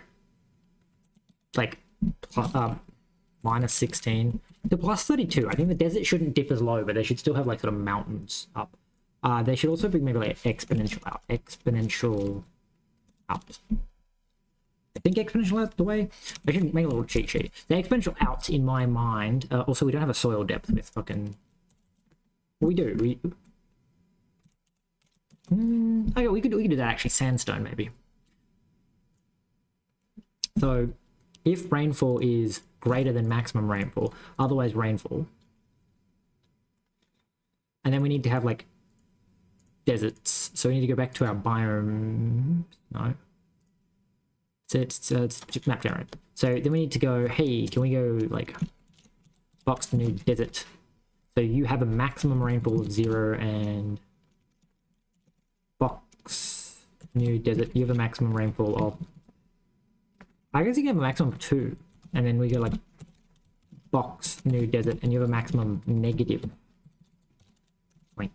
So the idea is that like we end up with deserts where it's negative, but we can also have a bit of desert encroaching where it's positive. That should have it bleed in because it means anywhere that like the desert can go around, you know, anywhere where it's possible for the desert to come in, it's possible that it might select desert. So the end result is we somehow just pushed the fucking Badlands lower, but Badlands should never turn up. Did I not tell deserts to be sand? I did, didn't I? The fuck? I am getting deserts correct. Well, another thing to potentially do is sample biomes on a much larger scale.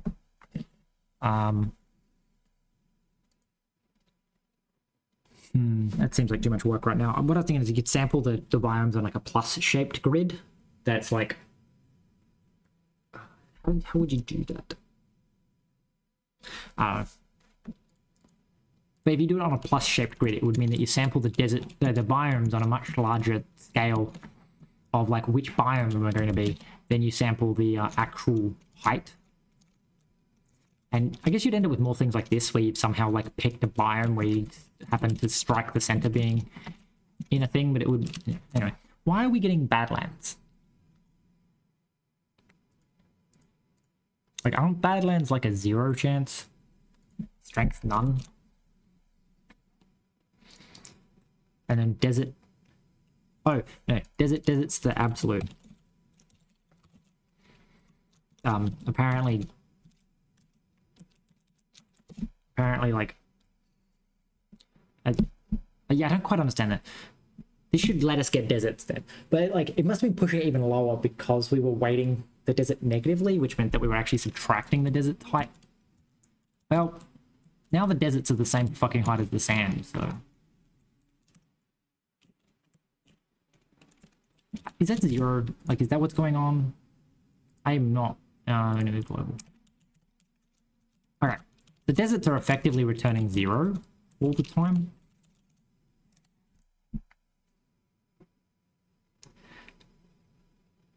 Oh, deserts can also be positive, actually. I just remembered that. No, I'm taking the absolute of the desert value. That's right. And...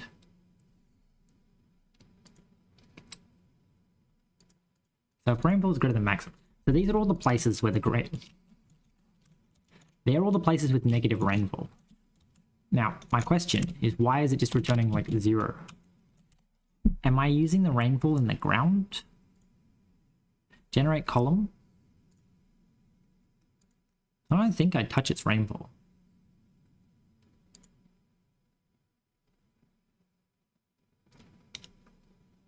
Ground level? Noise? They're all sampling the noise in exactly the same way, which is probably not the...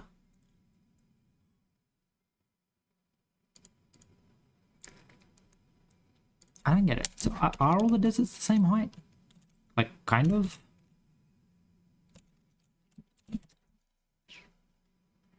Fine. You're going to all return 1. Just 1, please. So weight the deserts all equally.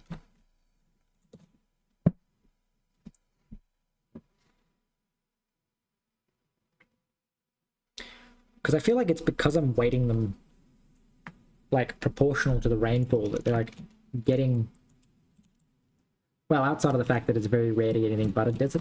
Why? Okay. What am I doing now that means I'm not allowed to sample anything above fucking 0? That's the other question. Right. And then you're just going to return 1 as well. So the idea is that like it should be an equal chance of sampling rain. Okay. Thank you. Now, I have like made my sampling time like 15 times slower, but 2 frames is not terrible.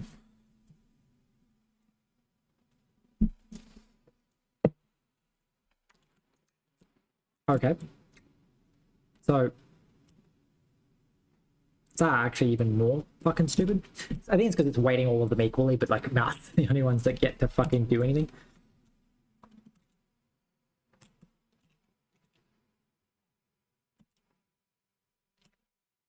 Am I not like sampling their value properly? What the fuck am I doing wrong? Okay.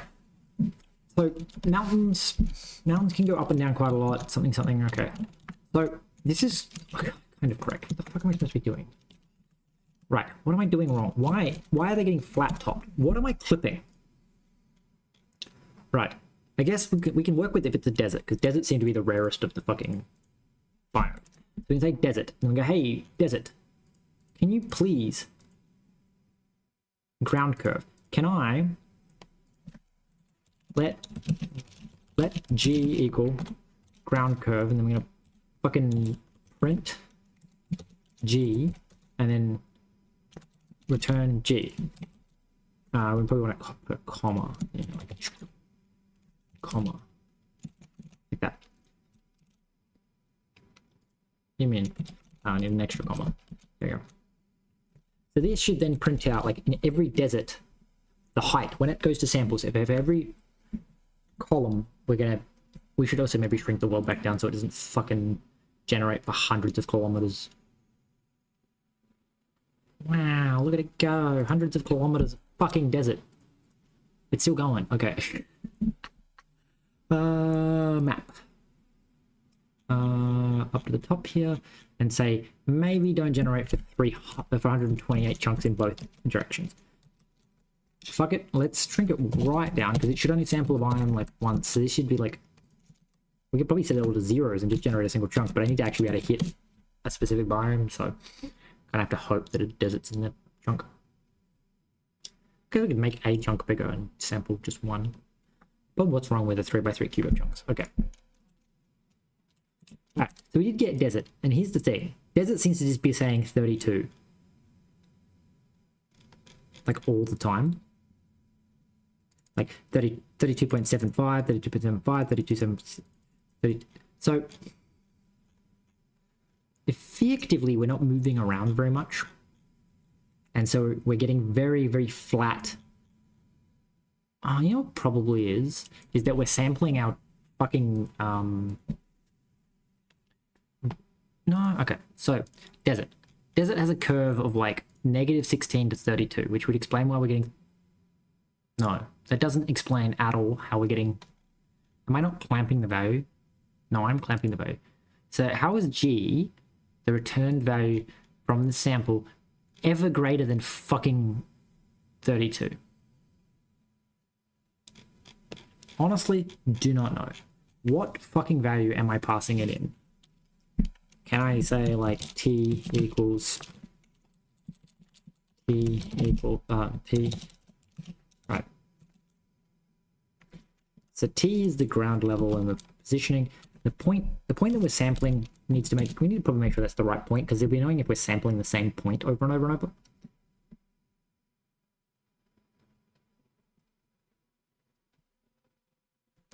But like why? So 0.5, 0.5, 0.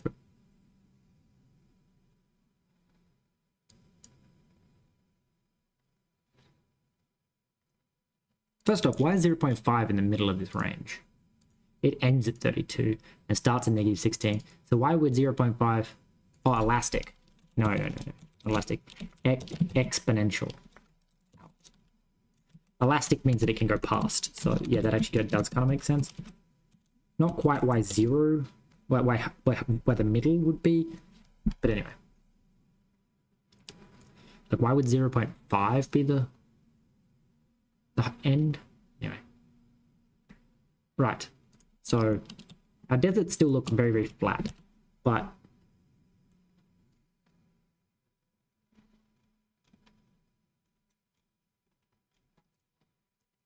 okay, exponential in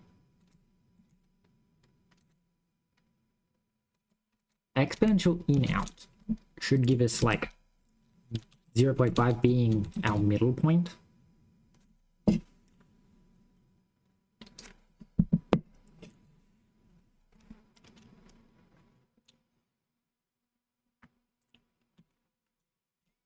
Okay, well that fixed the deserts being fucking insane. They still do seem to step up a little weirdly, but it's now returning like 7. So for one thing, we appear to be sampling way too small of a region for the desert, in that like we take in the point and we sample, oh yeah, no, I'm an idiot. I'm sampling like 1/1000th what I was supposed to be sampling, because I'm multiplying it by 1,000 and then fucking, so we're sampling like effectively the desert never changed height. That's fun. So the desert should now actually change heights over some kind of scale. Here's the other thing, is I think these biomes are probably a little bit too small. Anyway, look, the desert actually like does what it's supposed to do. It's a little bit weird. I think it's because this must be clipping mountain and desert, and hence it's sort of climbing up quite quickly. Because you can definitely, like, ignore that transition, but like you can clearly see that it's catching a lot of mountain or something because it's climbing much more quickly than the grass below it. But also the grass, I believe, is also sampling at the wrong rate. So we go to planes and we go, you were also sampling at 1/1000th the like sample rate that I was actually planning to sample at. So that's fun. So if I do that, that will fix the slopiness. It still doesn't fix the like whole sampling thing, but it should mean that the sand is still kind of climbing. Oh, because the sand's got like way more variation in its heights. And because they're weighted, you can leave. This is probably hitting 2 sets of desert and 1 set of grass, and so it's ending up way higher than the grass. Which I guess is fine, because it's like a sand dune forming, because over here, like quite clearly, you can see they blend together very well. So next is to check the mountain. Am I sampling the mountain at 1/1000th? So I don't even remember what I changed to fix it. So it was 1/1000th here. What was the other difference? There was something up here, wasn't there? So it's like ground level, ground level, ground level. So I'm printing out the ground level of U, which I don't need to do anymore. I just cut that, take that away, take that away, take that away, and go, hey, you now print out the correct values. I do feel like maybe the desert should be like 1, -1, 0 or something, because the 0.2 I think it just makes it too easy to end up with 2 deserts in the same bit of ground as the.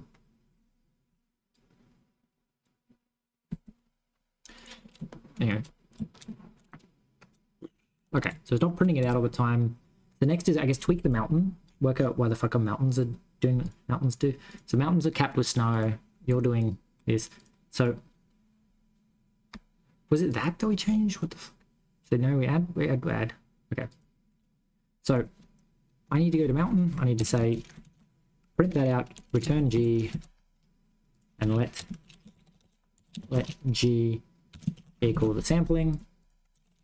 Also, look how much fucking quicker our map generation is now, 8 milliseconds.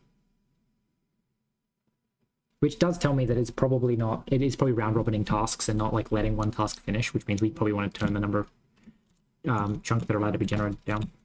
All right, are we sampling you at 1/1000th? We are. So the sampling at 1/1000th doesn't really do anything except effectively mean that the mountains are way flatter than they're supposed to be. Like, well, not flatter, way less variation than they're supposed to have. Ground level. Wait a second. I don't actually remember. Maybe they're doing something they're not supposed to do. So now we're sampling them much closer together. Thing is, we want to wait. I think they're also sampling just a completely different value, which means that you basically effectively turn on or off mountains. So maybe we should be giving the mountains a much more of a not on off thing. So what if we said that there was so the mountain strength comes from this mountainous value. So if we just turn this to G, and that should mean that the mountains have like a much smoother edge, if that makes sense. I'm gonna do a quick poll because I don't really want to end the stream because I'm kind of enjoying it, but like I need to eat something, so I'm just gonna. So what I do this. So start a poll.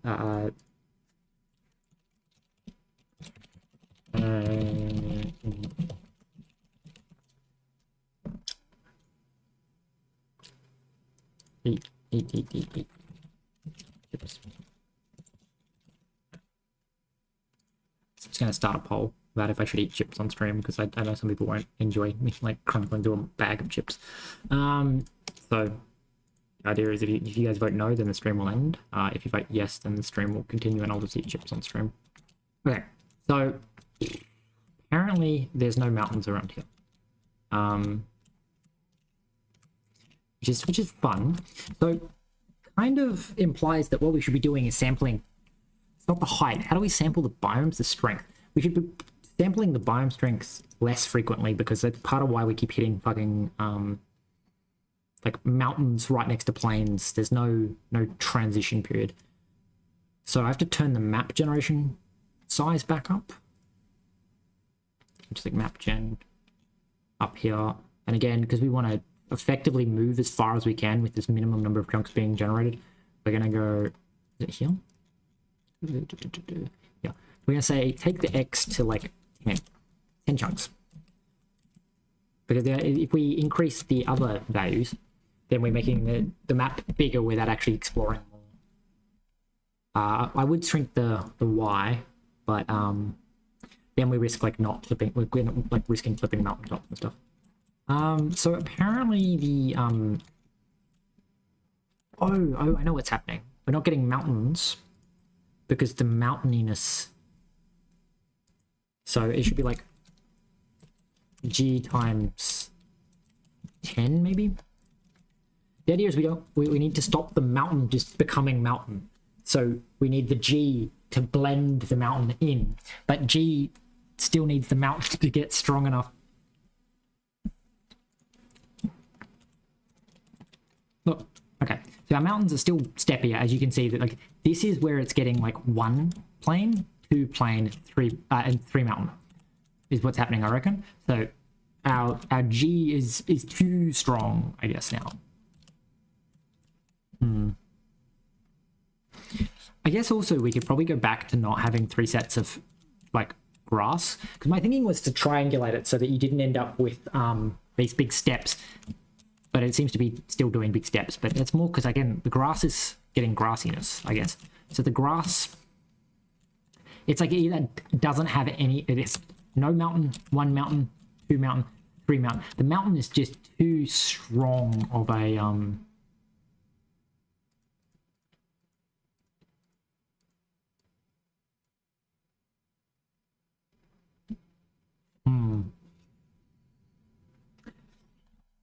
because you're factoring in the mountain like that. God damn it.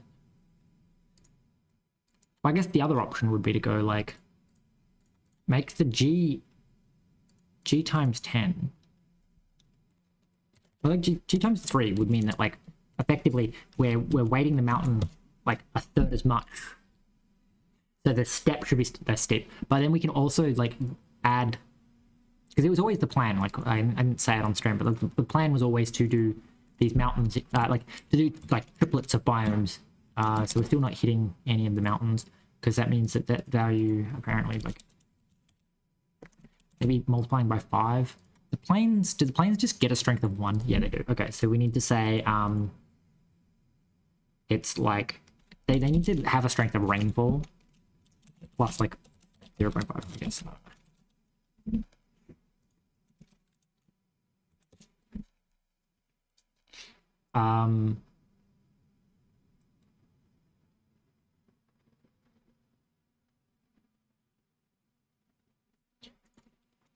Well, now it's all desert, except where the mountain hits.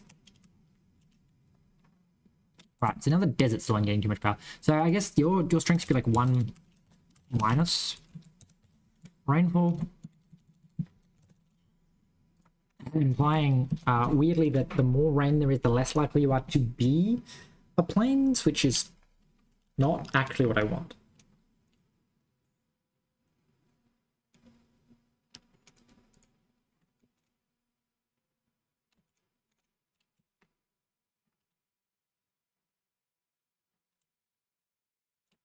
Okay, you can still see that mountains are getting beat up. So effectively, we want rainfall. The rainfall can basically let this go from 0 to 1. And then the desert is also going to be the same thing. What is desert strength determined by? It's just, okay, it's also 1. So it's then going to be rainfall dot apt, because technically you are negative. Or you can be negative because you can also be positive. So this should give them all like noise scale values. Because the issue with the 1 is that like it's suddenly it includes some mountain, but it'll definitely be, well, okay, now mountains are winning. But as you can see, the sand now climbs the fucking mountain instead of having a cliff. The Rain bit, not so much. Why are the planes not working still? I mean, they're doing something.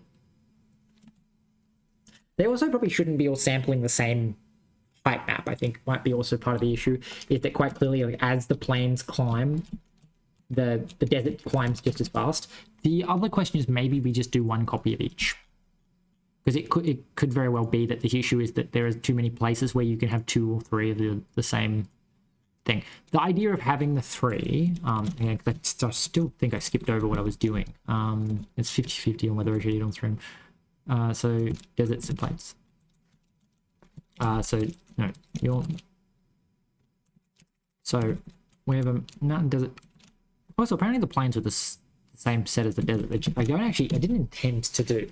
I wanted to do like 0.1, 0.2, 0.2, 0.4, and like negative and positive. Maybe that's part of what's causing this stepping, is that they've got actually like exactly the same values.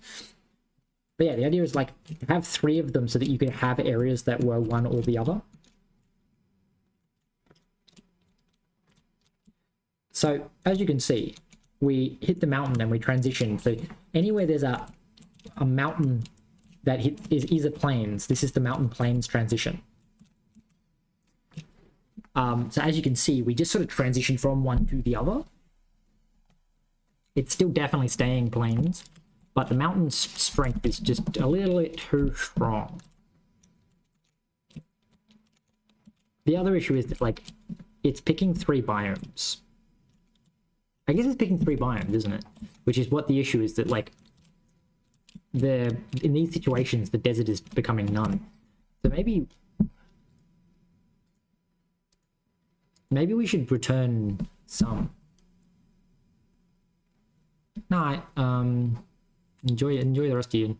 You know, where is the poll? The poll has returned 50-50, so I don't know. I'll give it another 15 minutes and then whatever the poll's result was. So what do we need to do? We need to say, okay, so you're weighted by rainfall, and if you're none, I think you should maybe return some 0.1. The reason I'm returning an option is I like legitimately want it to be like possible to say that it never allowed. So now it's like anywhere can be some level of plains, which means the plains will always be somewhat picked, which mushes the desert and the plains together. And then, as you can see, this is where it's probably not hitting the desert, so it's just plains, whereas here's where as soon as it hits some desert, it sort of smushes it in, and then these are all just like mountains being weirdly like clipped because their mountain disappears, so suddenly it's mountain to plains. Maybe that's okay. So my thinking is that like everywhere kind of wants a little bit of like, I mean,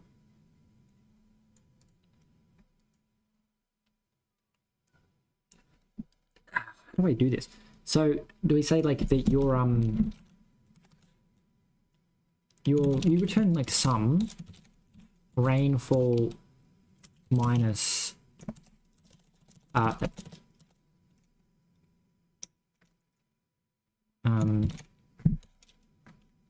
one minus rainfall.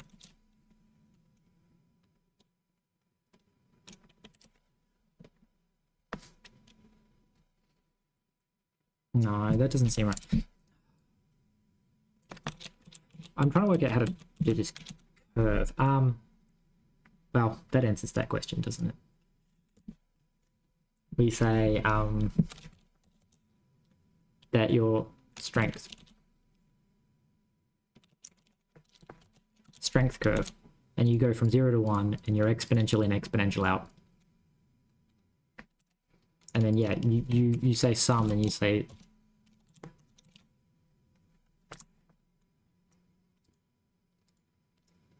your 1 minus rainfall minus min rainfall absolute clamp between 0 and 1.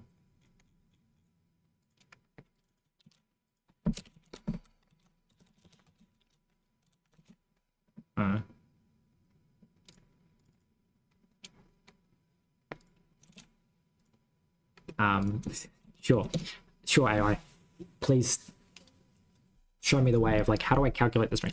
So it's rainfall minus minimum rainfall, the absolute. So now everything is grass. But like the mountain biome is 100% pulling the mountains up. So first off, we're going to say, say if rainfall is greater than self.min rainfall, then return sum 1. Right. So you're saying, look, if there's enough rain, you are a grassland. The other thing is we can also like check other values. It doesn't have to just be rainfall. Well, basically saying if the rainfall is greater than minimum rainfall, then you return 1. Otherwise, you're returning 1 minus the rainfall, which is basically saying that now you're doing the same thing. So maybe you should be like 0.5, because it can clamp to 0, which means that like it is possible.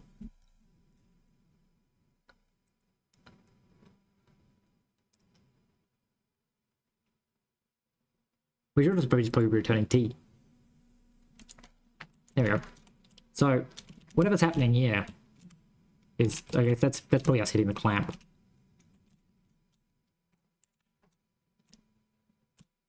There is a function, I don't know what it's called, but it means that like you can never get greater than 0, like the closer you get to 1 or 0. Makes sense.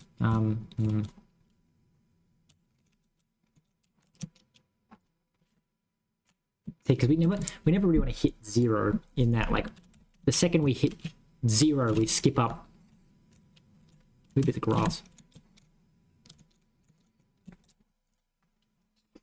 I think this is probably hitting negative. Oh, it probably is hitting negative. So if t is less than if t equals 0, return none. Don't weight the grass into anything.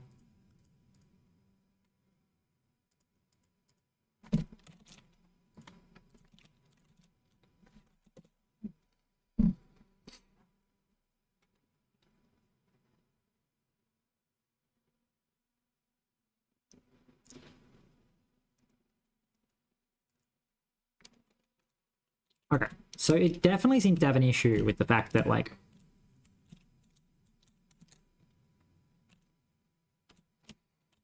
the mountains are just too much taller, I guess is what's happening. And since the mountains are so much taller than everything else, they're effectively what was that weird thing? Like, what if we stopped sample? Oh, wait, actually, maybe don't exponentially out. Strength curve. Exponentially in. Right. So very quickly do you become grass, but very slowly do you, like it should stay, but it should be like basically linear as it exits.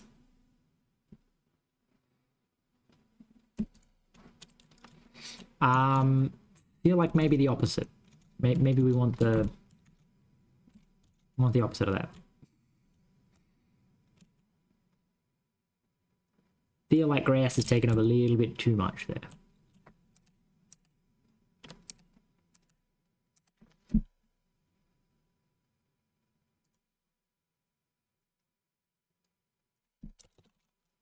Well, actually, that could be because we were like clipping it at, no, clipping it at 0. Maybe because we were capping it at 1. So now like the best it could get half.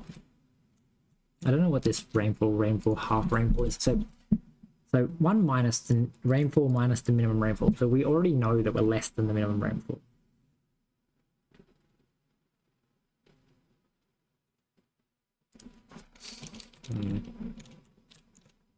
I mean, that definitely seems to be working. The other issue is also we're still running on that like thing of like the biomes are obviously sampling way too small of the of a thing. So maybe not, because like, yeah, definitely actually. Because we're getting like itty bitty bit of rain. Like little tiny deserts patch all over the place. So maybe just like whack in some more different biomes just to, you know, spruce it up a little bit. So because there's also things you can do with noise. I just don't remember what it is. Like you can do like weird things, like you can edge detect noise, which lets you like detect rivers. Hey, good morning. What the? My brain is cooked. This is how I know I should be on. The fuck is? Ugh. I'm losing the plot now. So we need to make a new biome. So we're gonna have like a mod lake. Pub use lake. Okay, so biome lake.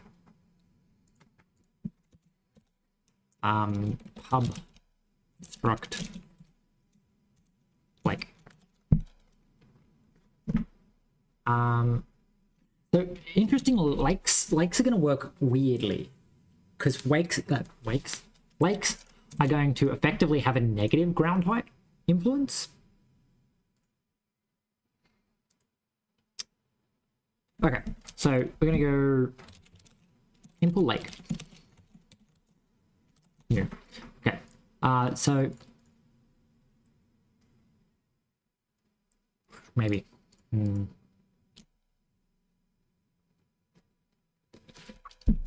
So I think that mountains, whatever mountains, we should probably make our own noise function thing, because like how the noise function determine, like how the mountains determine their strength is 5 times G.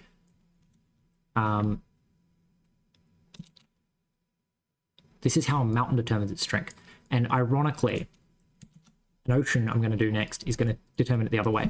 Anyway, so we're going to say impl. So we have to use super, don't we? Use super. Right. So then we come down here and we say impl biome descriptor for lake. Right. So name. Okay. Fuck you. I'm gonna go to biome descriptor and I'm gonna go, hey, you have a default implementation, which is std any type name self. Okay. That is your implementation if I don't give you a name. So lake just becomes lake. So fn strength. And then we're going to do use rainfall noise to determine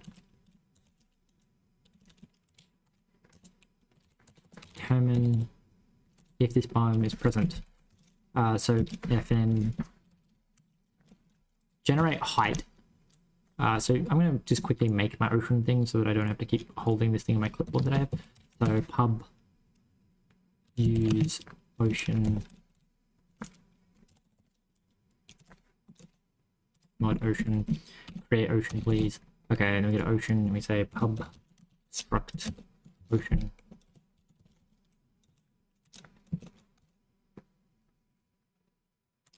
So oceans are going to do weird shit, and we're going to import use super, because our oceans are going to technically generate their floor, which is I guess part of the reason why you can't just say ground level. Biome, new biome, ocean strength is none. Okay, cool. So can you fuck off the name? I like the idea of just taking the.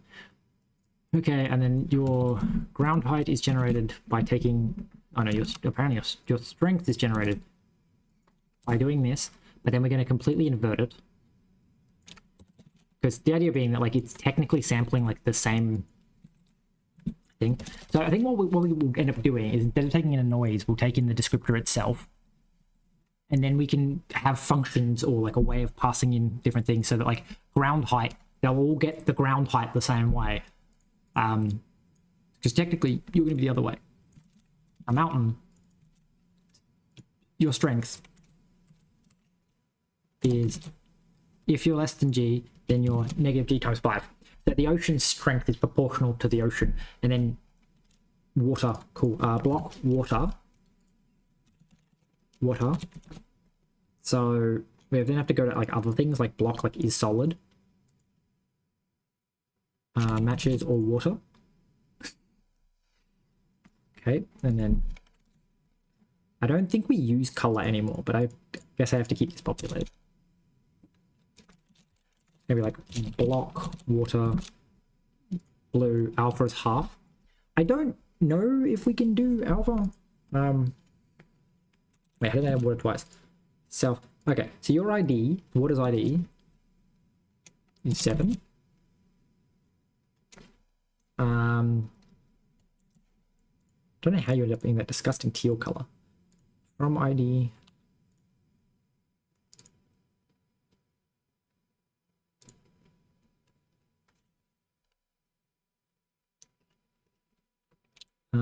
So block type, block type, block type. 7.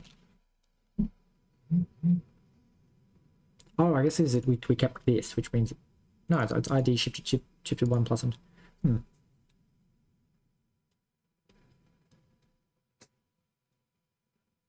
somehow I had yeah, well that's the thing is Rust catches all of those issues, but it's not just that it catches them, it's that it forces you to deal with them. That's why people like C++ developers don't like Rust, is because it forces you to deal with them. You're going, oh wow, it caught some bugs that would have eventually turned up, but it's like, imagine if you made one tweak and then it went, hey, here's all these bugs that may turn up. It's like, fucking annoying. It's annoying. You have to like refactor your entire code base to fix every bug that could possibly turn up because of the way you've currently got it structured. So ground height. So technically I'm just going to steal mountains, I think. We should also like maybe stop getting mountains to generate fucking massive like underground fucking curves like this. So mountain. So we got an ocean, and oceans are effectively just going to be mountains, but like in reverse. Apparently I broke the word ocean. So you're going to be new, and you can say ground curve. So the ocean is going to have a start at 0 and an end. Wait a second.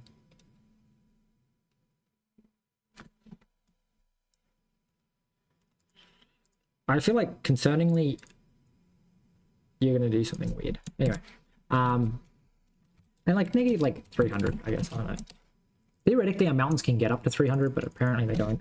So this is also going to exponential out, because I kind of want like the oceans to get like really deep, but only at certain points. So I want them to kind of be flat at the bottom. It's probably exponential in, exponential out as well. Exponential in, exponential out. The idea being that they should dip quite quickly under the water, and then they should maintain under the water like a sort of a flat bottom, and then they dip quite quickly to depths, and then they stop. So generate column noise. So it's just like kind of the opposite. So we say data, and we say, hey, not quite.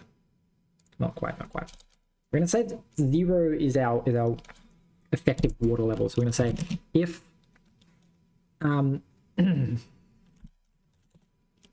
if origin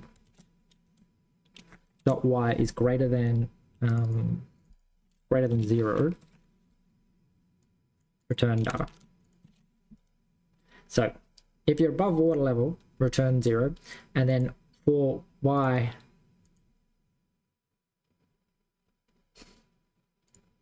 yeah, I guess that kind of makes sense, doesn't it? Supposed to be ending the stream anyway. Equals water. So no, if y plus this is greater than, if origin plus y is greater than ground level, water, else stone. Okay.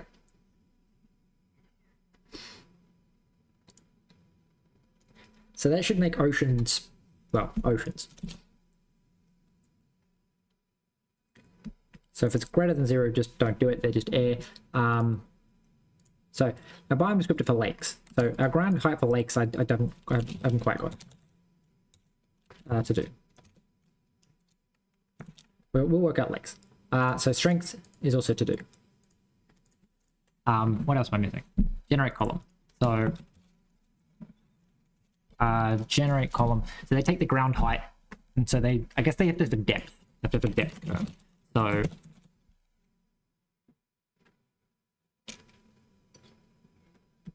to architect around not causing more issues than necessary heights.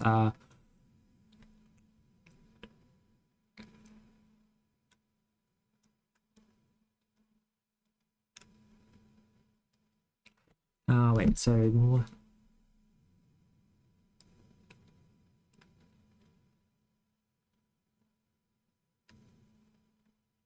Yeah, it's one of those weird like learning stuff. So we're gonna say like a depth.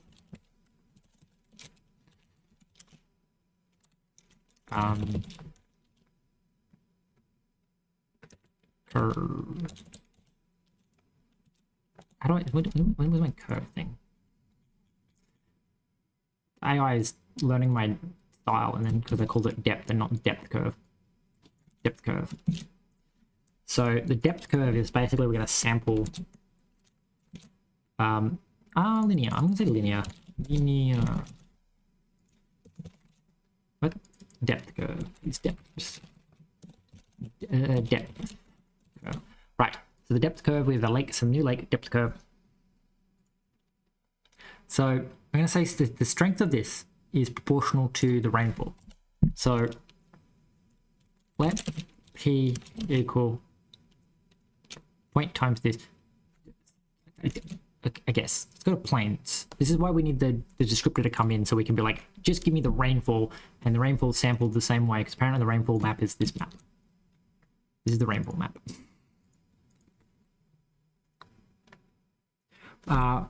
4A turns out to be a solution for a thing and very unclear what exactly it's supposed to represent. So 4A, the A is the lifetime, so it's basically saying that I don't know, like lowercase 4 doesn't make sense to me, but like the tick A is saying that like the result of this type, wherever you see the tick A, is like a reference tick A, has to live as long as that data is valid. So like if you have something and you like, so let's say you have a string. Let me just paste this piece of information. What was I copying this? So and then I'll explain a little bit better. So if we have a string, so we're going to down here and be like then thing.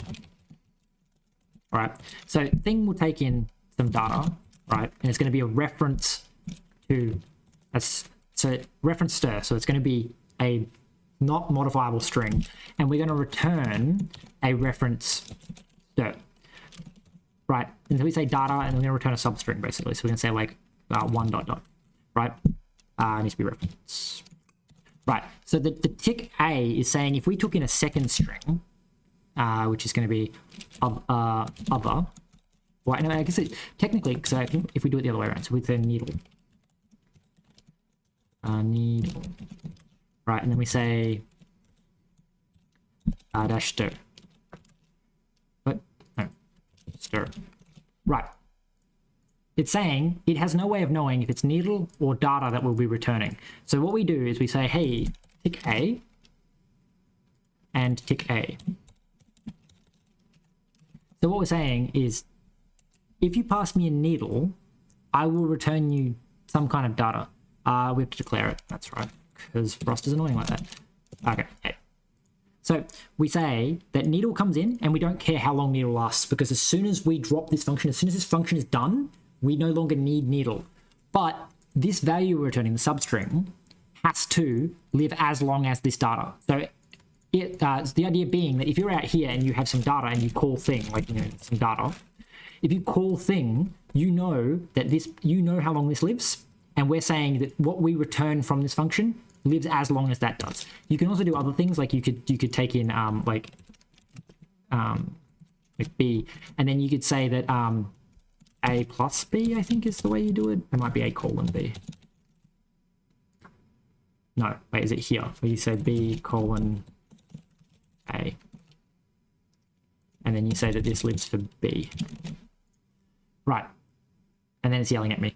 Because what I'm saying is that this data I'm returning here lives as long as this, and that this must live even longer.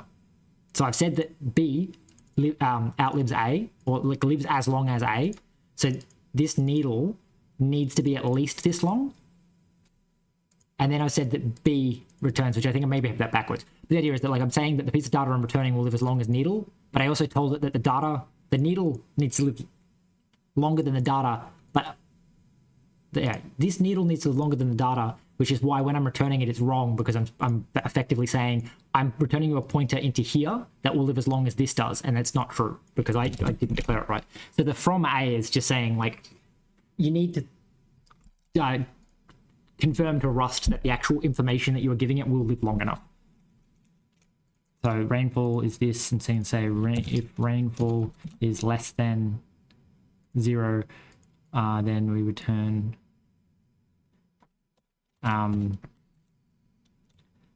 if rainfall is greater than like 0.5,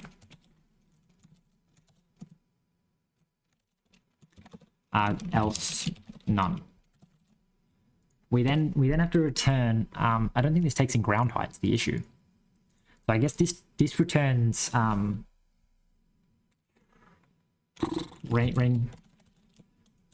rainfall times like 100. Oh, okay. It'd be. So we know that rainfall is at least that high. So we say like rainfall minus 0.5. Then you like sum. Yeah, lifetimes are really hard to get your head around, especially because Rust, it's another one of those annoying things where it's like they're called unsafe, but they actually meant unchecked. Where there's a whole bunch of places where lifetimes exist that like they use them differently because they're different contexts. Like in our biome descriptor, I tried to use it, but it didn't end up working with, was tick static, which is saying that this will last for the rest of the application, except it doesn't. It says this will last for the rest of the time that this thing exists. You can do it with a cow. So like you'll see this all over the place in like Bevy, is you'll see like static stir.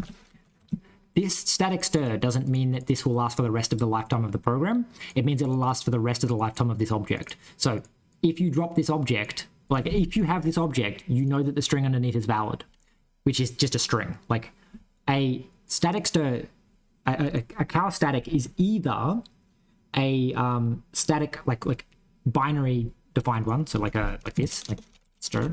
Like so it's either a string, static string, or it can be a string, like string new, because what it's saying is if you have this, then the data underneath is still valid, because you either have a pointer to a piece of static memory, or you have ownership of the object, and therefore if you drop this, you'll drop that object, but if you haven't dropped this, you haven't dropped the object. So it's weird because it's like static doesn't mean the lifetime of the program, it means the lifetime of this reference. You cannot ever have this reference be invalid. And so it's very strange because, yeah, like things on the heap have a static lifetime, but pointers to those things on the heap don't have a static lifetime. And you have to own the thing on the heap to have a static lifetime to it, because it's basically saying that the only time you could ever have an invalid lifetime would be if you were yourself invalid. Anyway, so we say this and we say, hey, so for y, okay. So generate the column, we say, hey, blocks are all empty. I feel like I did this. This is like an ocean of the same.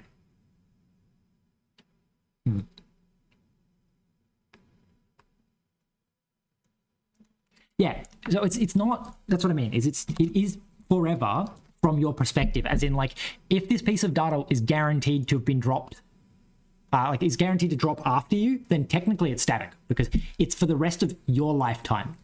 Which is, it's just weird, because if you own something on the stack, from your perspective, it's static because you own it.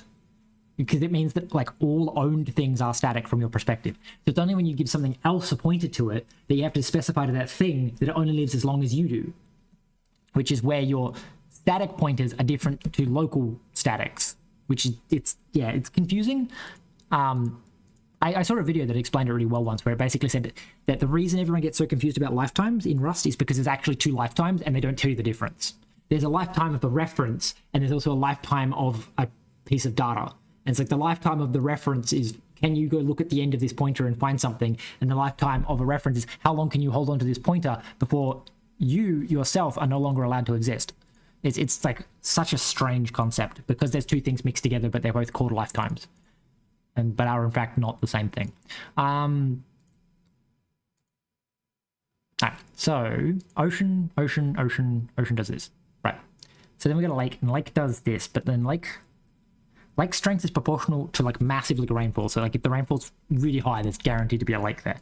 Then when we generate the column, we take in the ground level, and then we take in the noise, and then we say, hey, noise. Okay, so if origin y is greater than ground level,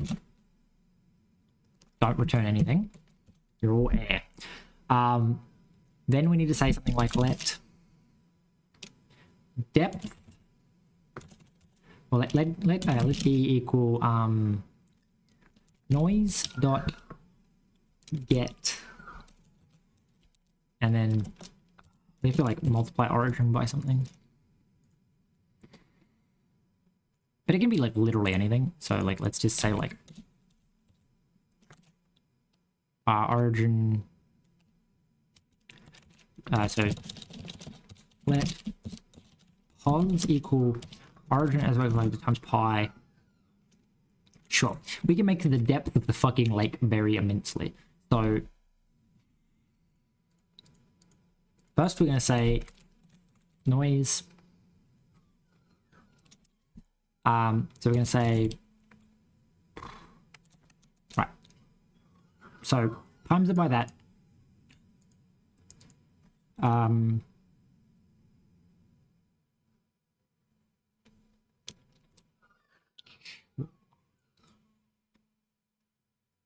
So we're gonna, yeah, that's to example, like maybe I think we're gonna have quite lumpy lakes, and then the lake is going to be something along the lines of let WL equals, so depth curve, sample this, sample unchecked, d times plus a half, clamp to 0 to 1. So you can be up to 16 blocks deep, and then like plus 2. Right. And then we're going to say if origin plus y minus water level is greater than water height. Ground height. No. So I guess it's technically good to go something like this. This is still void. If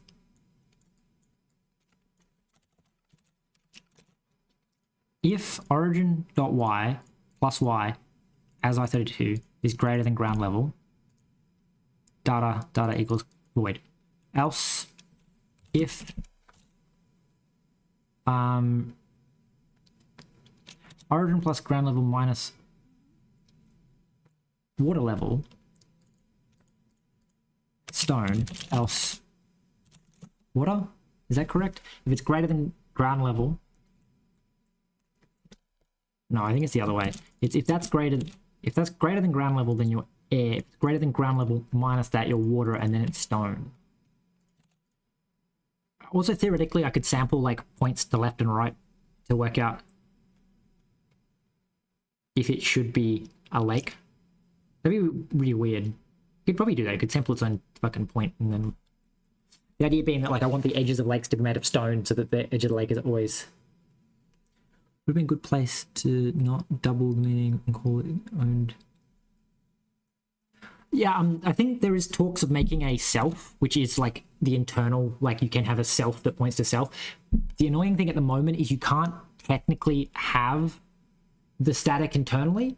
You have to have like, if you are specifically referring to your lifetime, but you yourself are not static, because as I'm saying, owned heaps are static.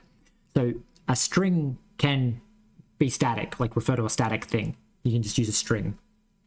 But like owned things can't. So it does this weird thing of like, you can't reference yourself. So they're talking about adding a lifetime self, which is a self-contained static lifetime. It's very confusing. I feel like this is also a really bad way of doing this because I keep sampling these curves over and over and over. So maybe we'll have to like do some kind of caching. And then ground height for you is, how will we calculate the fucking ground height? Ooh, that's annoying. Because I'd want to sample the ground height of like an adjacent plane.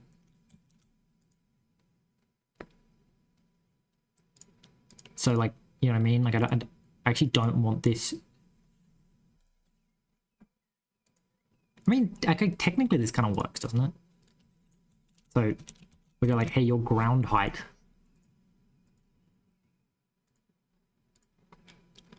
Oh, but your ground height's multiplied by your strength. That's annoying. Wait, but then we sum them together, don't we?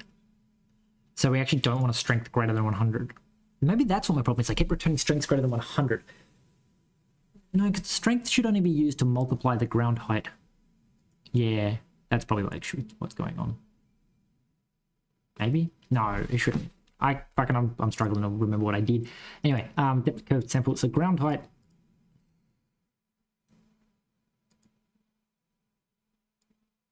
Can you just return 0? Because like technically I don't want you to really do anything with your ground height. Like I don't want your height to affect anything.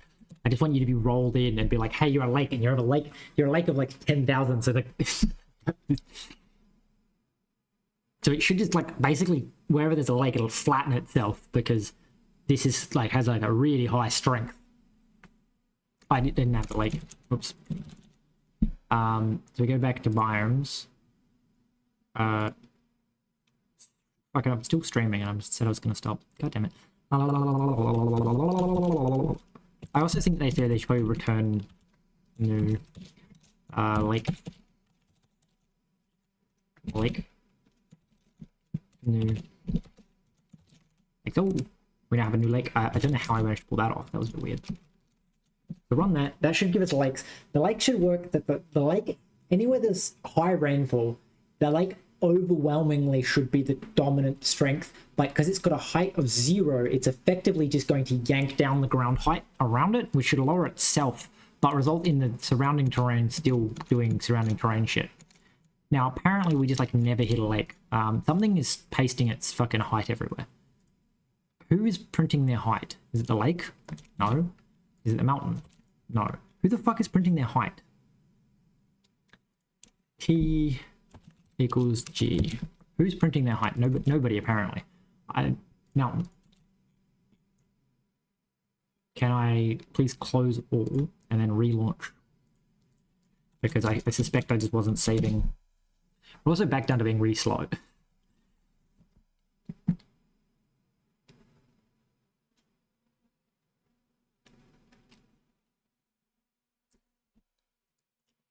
Okay, now they're back down to 16 milliseconds. Oh yeah, because it's not printing a bunch of shit out anymore. All right, so then we have to go like back to lake, and then we go lake, and we say, hey lake, when I sample your ground height, lake, can I be like, because it only samples the ground height if it wins, so we can go like print lake. Right, so this would tell us if we ever sample a lake. My issue is I don't think a lake's ever winning, because the rainfall is almost certainly never getting above 0.25. Yeah, we just like never find a lake. Can I make the world bigger? Maybe. Maybe. Gonna make the world like, I don't know, 128. Gonna take ages. I definitely also need to turn the chunk numbers down because I suspect what's happening is it's doing a round robin-y thing, so it's making the chunks seem like they're taking longer to generate because it's generating like half a chunk and then half a chunk. Alright, so, oh, did we say anything? No, we're still, okay. So that tells me that it's almost impossible to roll that high of a number. So we're going to say like, hey, if rainfall's above like 0.3, which may explain why our lakes were doing weird shit. Come on. The noise needs to pass in the like map descriptor. It seems like way smarter of an idea. Yeah, we're still not generating any fucking lakes. We're making some really cool looking mountains though. These ones apparently ran out of fucking height. So, I like this mountain where he's fucking, he really wanted to stay grass.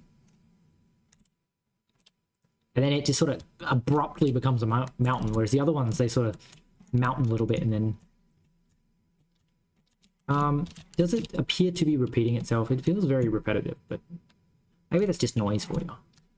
Is it as we get into like mountainy ranges? Ooh, this must be a real fucking tall mountain. It's a very mountainous mountain, you know? He'd be a mountainy mountain. Mountaining. So apparently lakes, just very rare. That or, however we're selecting lakes, is always resulting in, that stuff. Maybe don't multiply by. That would be the other option as well, is that like, if it's greater than 0.3, maybe don't turn it into 0.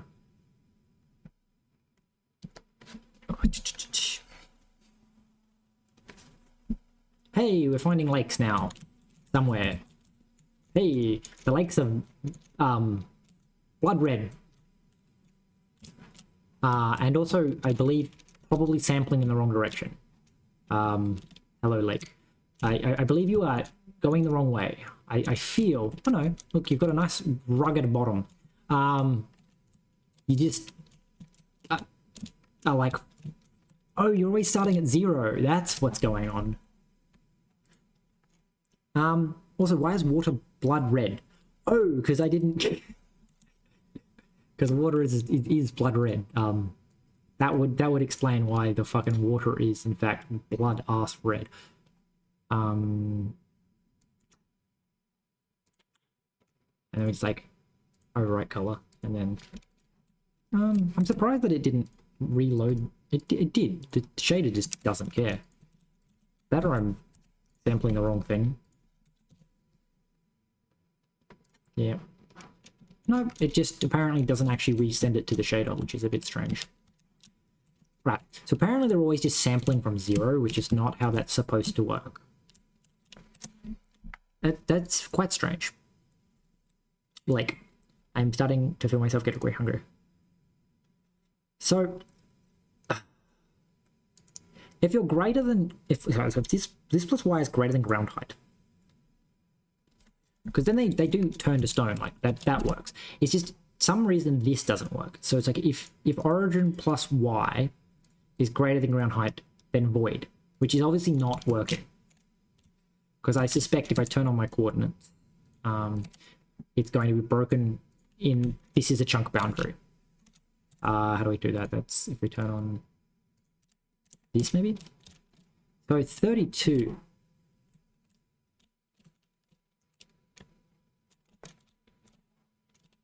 So this is a chunk boundary. This is the edge of a chunk because it's 32. And I think the chunks go from negative to positive. I don't actually remember where the fucking chunks move. Why are you doing this?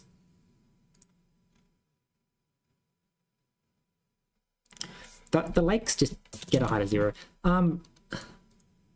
Can I go like... What do you fucking mean? Please like print line water at origin and then D. So depth... No, we're gonna go WL. Give me water level. I want to know what the fuck your water level is rolling.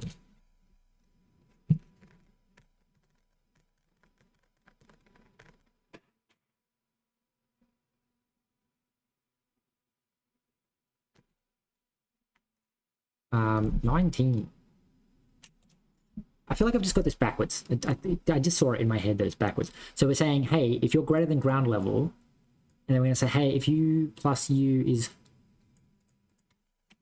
is less than ground level minus water level, then you're stone. Otherwise, you're water. Right? Maybe? Maybe? I don't know. I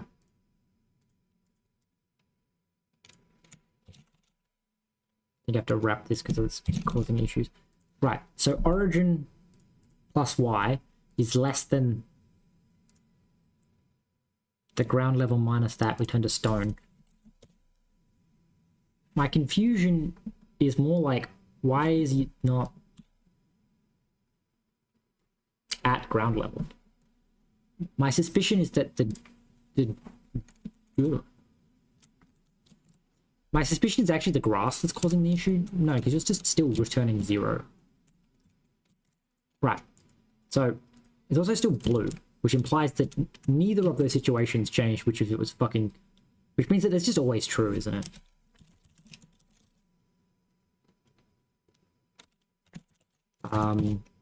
Block Y.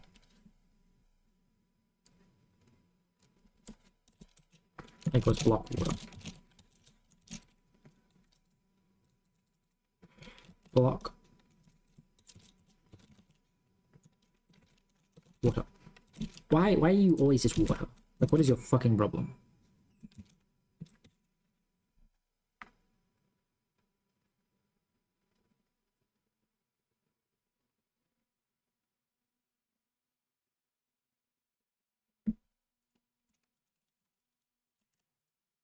I think that you're supposed to only be going to a certain point.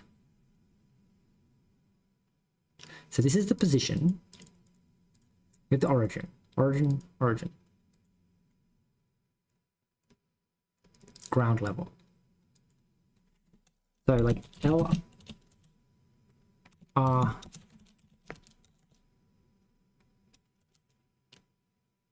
depth. Okay, real depth is this clamped is ground level minus y origin clamped 0 to 1. And then we want to go from 0 to real depth. Which means that we don't need this air thing at all because we're never doing that. And we say if y is less than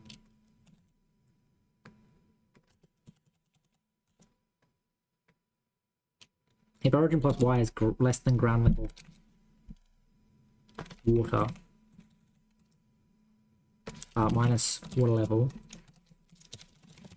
then stone, else water. Does that fix it? Do we like only go from U to U?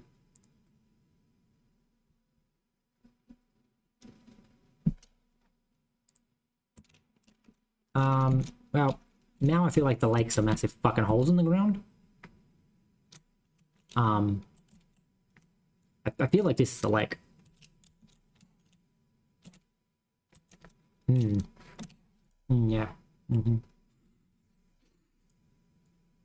Wait a second. No, it's your origin.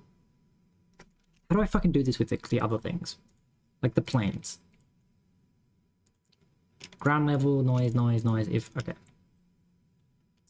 So you take this, you say, hey, ground level, so you say, if origin is greater than y is greater than ground level, return data. If y is greater than ground level, return data, okay? Then we say, if origin.y is greater than ground level minus chunk size, okay, this sets grass to, right, U. I think that might be the problem. The real ground needs to be the chunk size, not water level. Real ground.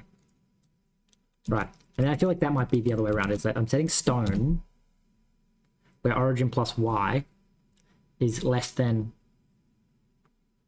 or equal to ground level minus water level. So we're setting stone at the bottom, and then like we were only iterating through like very shallow ponds. Well, again, they're still at 0. Everything else seems to be working. The ponds also have stone on the bottom, which is kind of funny. What am I doing wrong?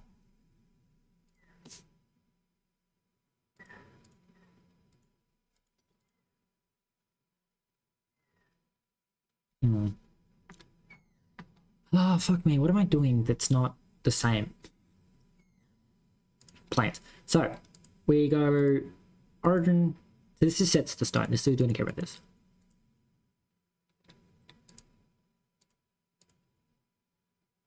So let G. So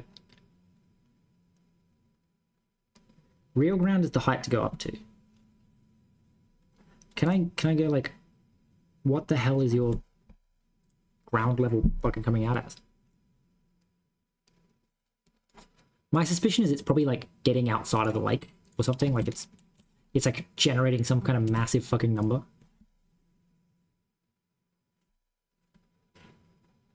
Maybe it's supposed to be the other way. Maybe I'm trying to generate the lake and the lake's going too high, so it should actually be real ground. This is like just trying to compare. What did I do differently? So we sampled the ground level. Okay, so say true y is origin.y plus y. True y is greater than ground level minus soil depth.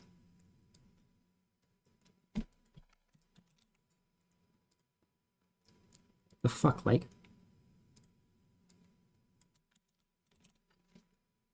Okay, so let true y equal y origin plus y minus water level,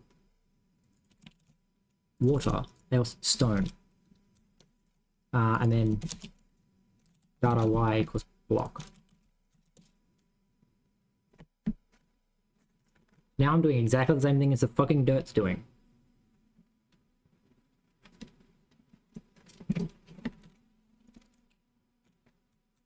The lakes are still fucking going up a fucking car. Why do they go up to 0? You suck. You hear me, lake? You suck. What the fuck is the ground height of the lakes? Can we go like, hey, when you get here, can we like print line, I guess, I don't know.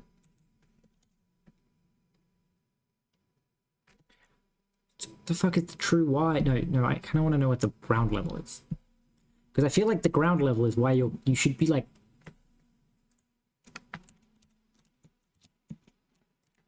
Okay. So, we don't care about that number. Why is like, yes, a negative 10. Why is your true y is like -1, -1, -1? It goes up to like 16. But why? But why?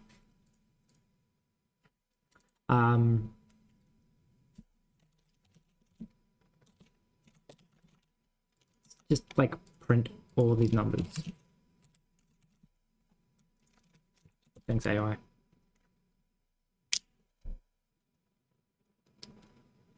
I feel like its ground level is going to be like really stupidly high or something because I fucked up how I was calculating it or something. I don't know. I get maybe because we're multiplying by 0 and we're actually going the wrong way. So the ground level is 2222000800899. So we are getting sort of random ground levels. They're not all just always 0. Though apparently they are just like always 0. Near the origin at least.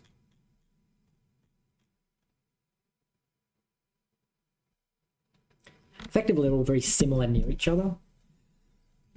Right, like these are like within one block of each other. But that's kind of what you'd expect. You want the top of the lake to be flat. It's just, why is it always 0? Well, I guess it's not always 0, is it? But what am I doing wrong? Like my brain is really fucking trying to tell me what I'm doing wrong, but I can't work it out for the life of me what it actually is. I also like that these ones are taking forever because they have lots of water in them. Okay. What is it that I'm doing wrong? I'm adding instead of subtracting.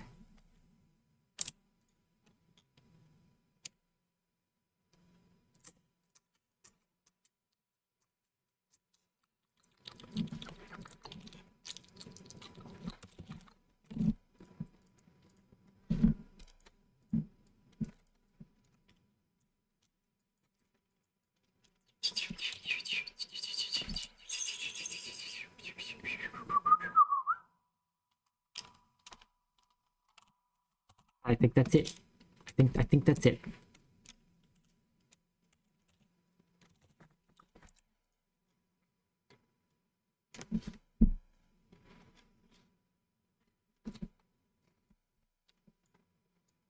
Right, do exactly the same thing. Right. Yeah. Round rainfall times. Wait. How do we come up with the depth? Ground height is depth water level, depth curve, sample. Position is pi. R ground.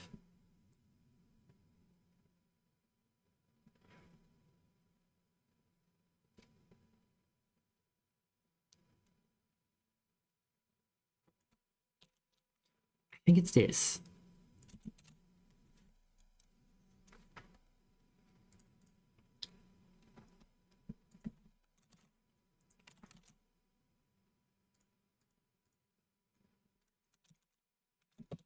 Maybe. Maybe. This annoys me because this is going to transfer the fucking depth across. But like... Okay. Negative. Kind of. But I think what's happening is because we're saying that the lake has a ground depth of 0. Anywhere that becomes lake is getting a fucking depth of 0, but we're not compensating for the fact that the lake needs to push the ground down. I mean, that kind of worked. But then again, not at all. Like, it is what I want, but it's...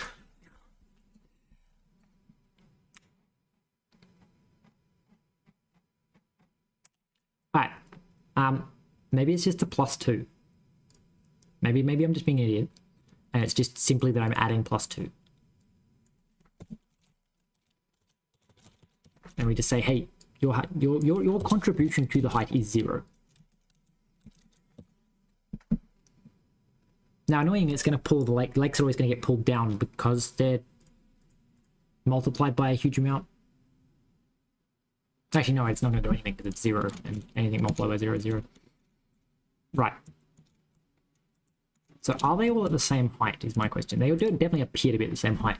So what I'm going to do is I'm going to fucking... Well, first off, stop printing everything. We're going to say if...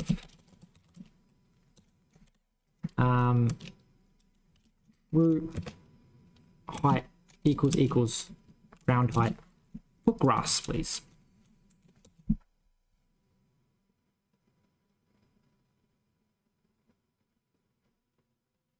I'm trying to work out, like, is the ground level at the top, or am I fucking up the math somehow? Okay, the answer is I'm fucking up the math.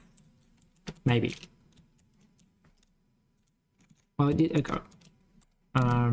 Okay. What about equals ground level -1? Okay. Apparently, it's like never getting to the grass. So ground level -1 should be the same thing. I need to make sure that the ground level is actually at the top, and that I'm not just fucking up.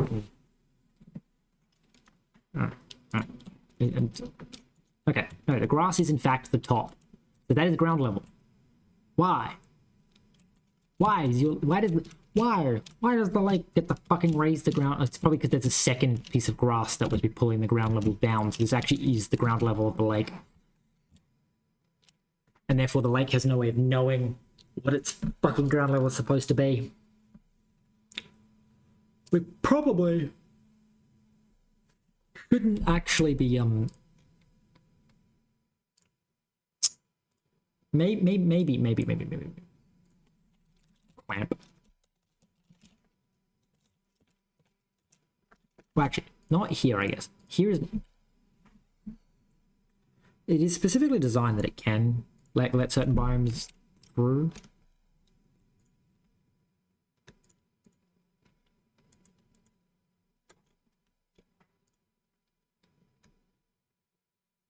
I feel like maybe this biome shouldn't have 100 times multiplier to be selected.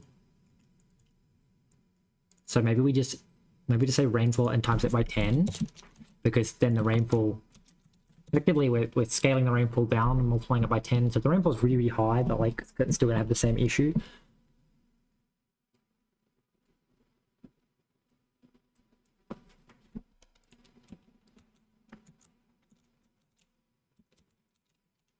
Kind of. Okay. So effectively we want the lake to be picked, and as soon as we pick the lake, All right, how do I turn this into a value? Yeah, so rainfall is greater than 0.3.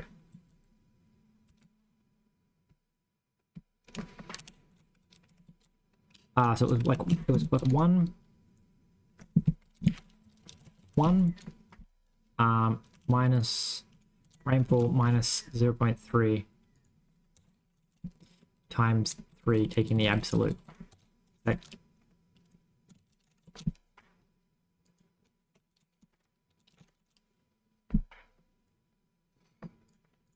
Right. Is that how you do normalized? So 1 minus rainfall. Maybe. Okay. It's a good sign that I need to go eat because I'm starting to be unable to think, and it's also been an hour since I said I was going to stop.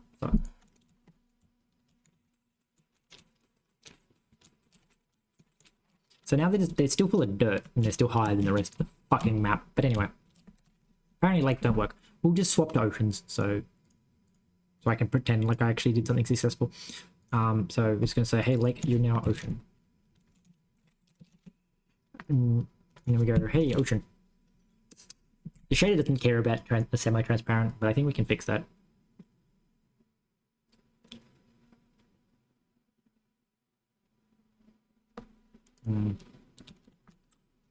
Okay, so oceans are apparently an absolute fucking nightmare. What do you mean 0? This isn't 0. What? Okay, well, so apparently that is 0. Which kind of implies that everything is kind of getting way too much negative. Anyway, with oceans also not fucking working how I expected them to work, their ground height is negative.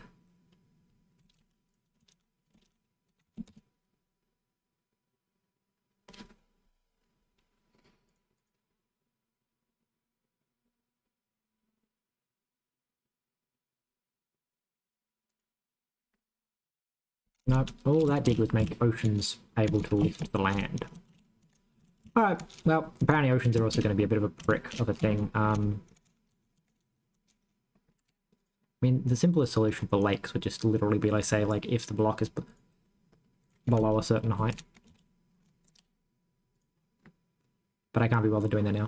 Alright, thank you for tuning into the stream. I will probably be streaming again tomorrow, where we'll continue working on this after I've decided what the fuck is going on. I'll probably add some debug tools while I'm offline, because I tend to find that easy, to do when I can, like, not, like, try and be entertaining. Not like I'm being entertaining in the first place, but, alright, thank you. I had, like, 7 people consistently. My average view duration is 14 minutes. This is terrifying. That, like, over the course of 2 weeks, my stream analytics have actually become good. Or at least compared to what they were, where my average view minute time was like 1 minute. Alright. Thank you. And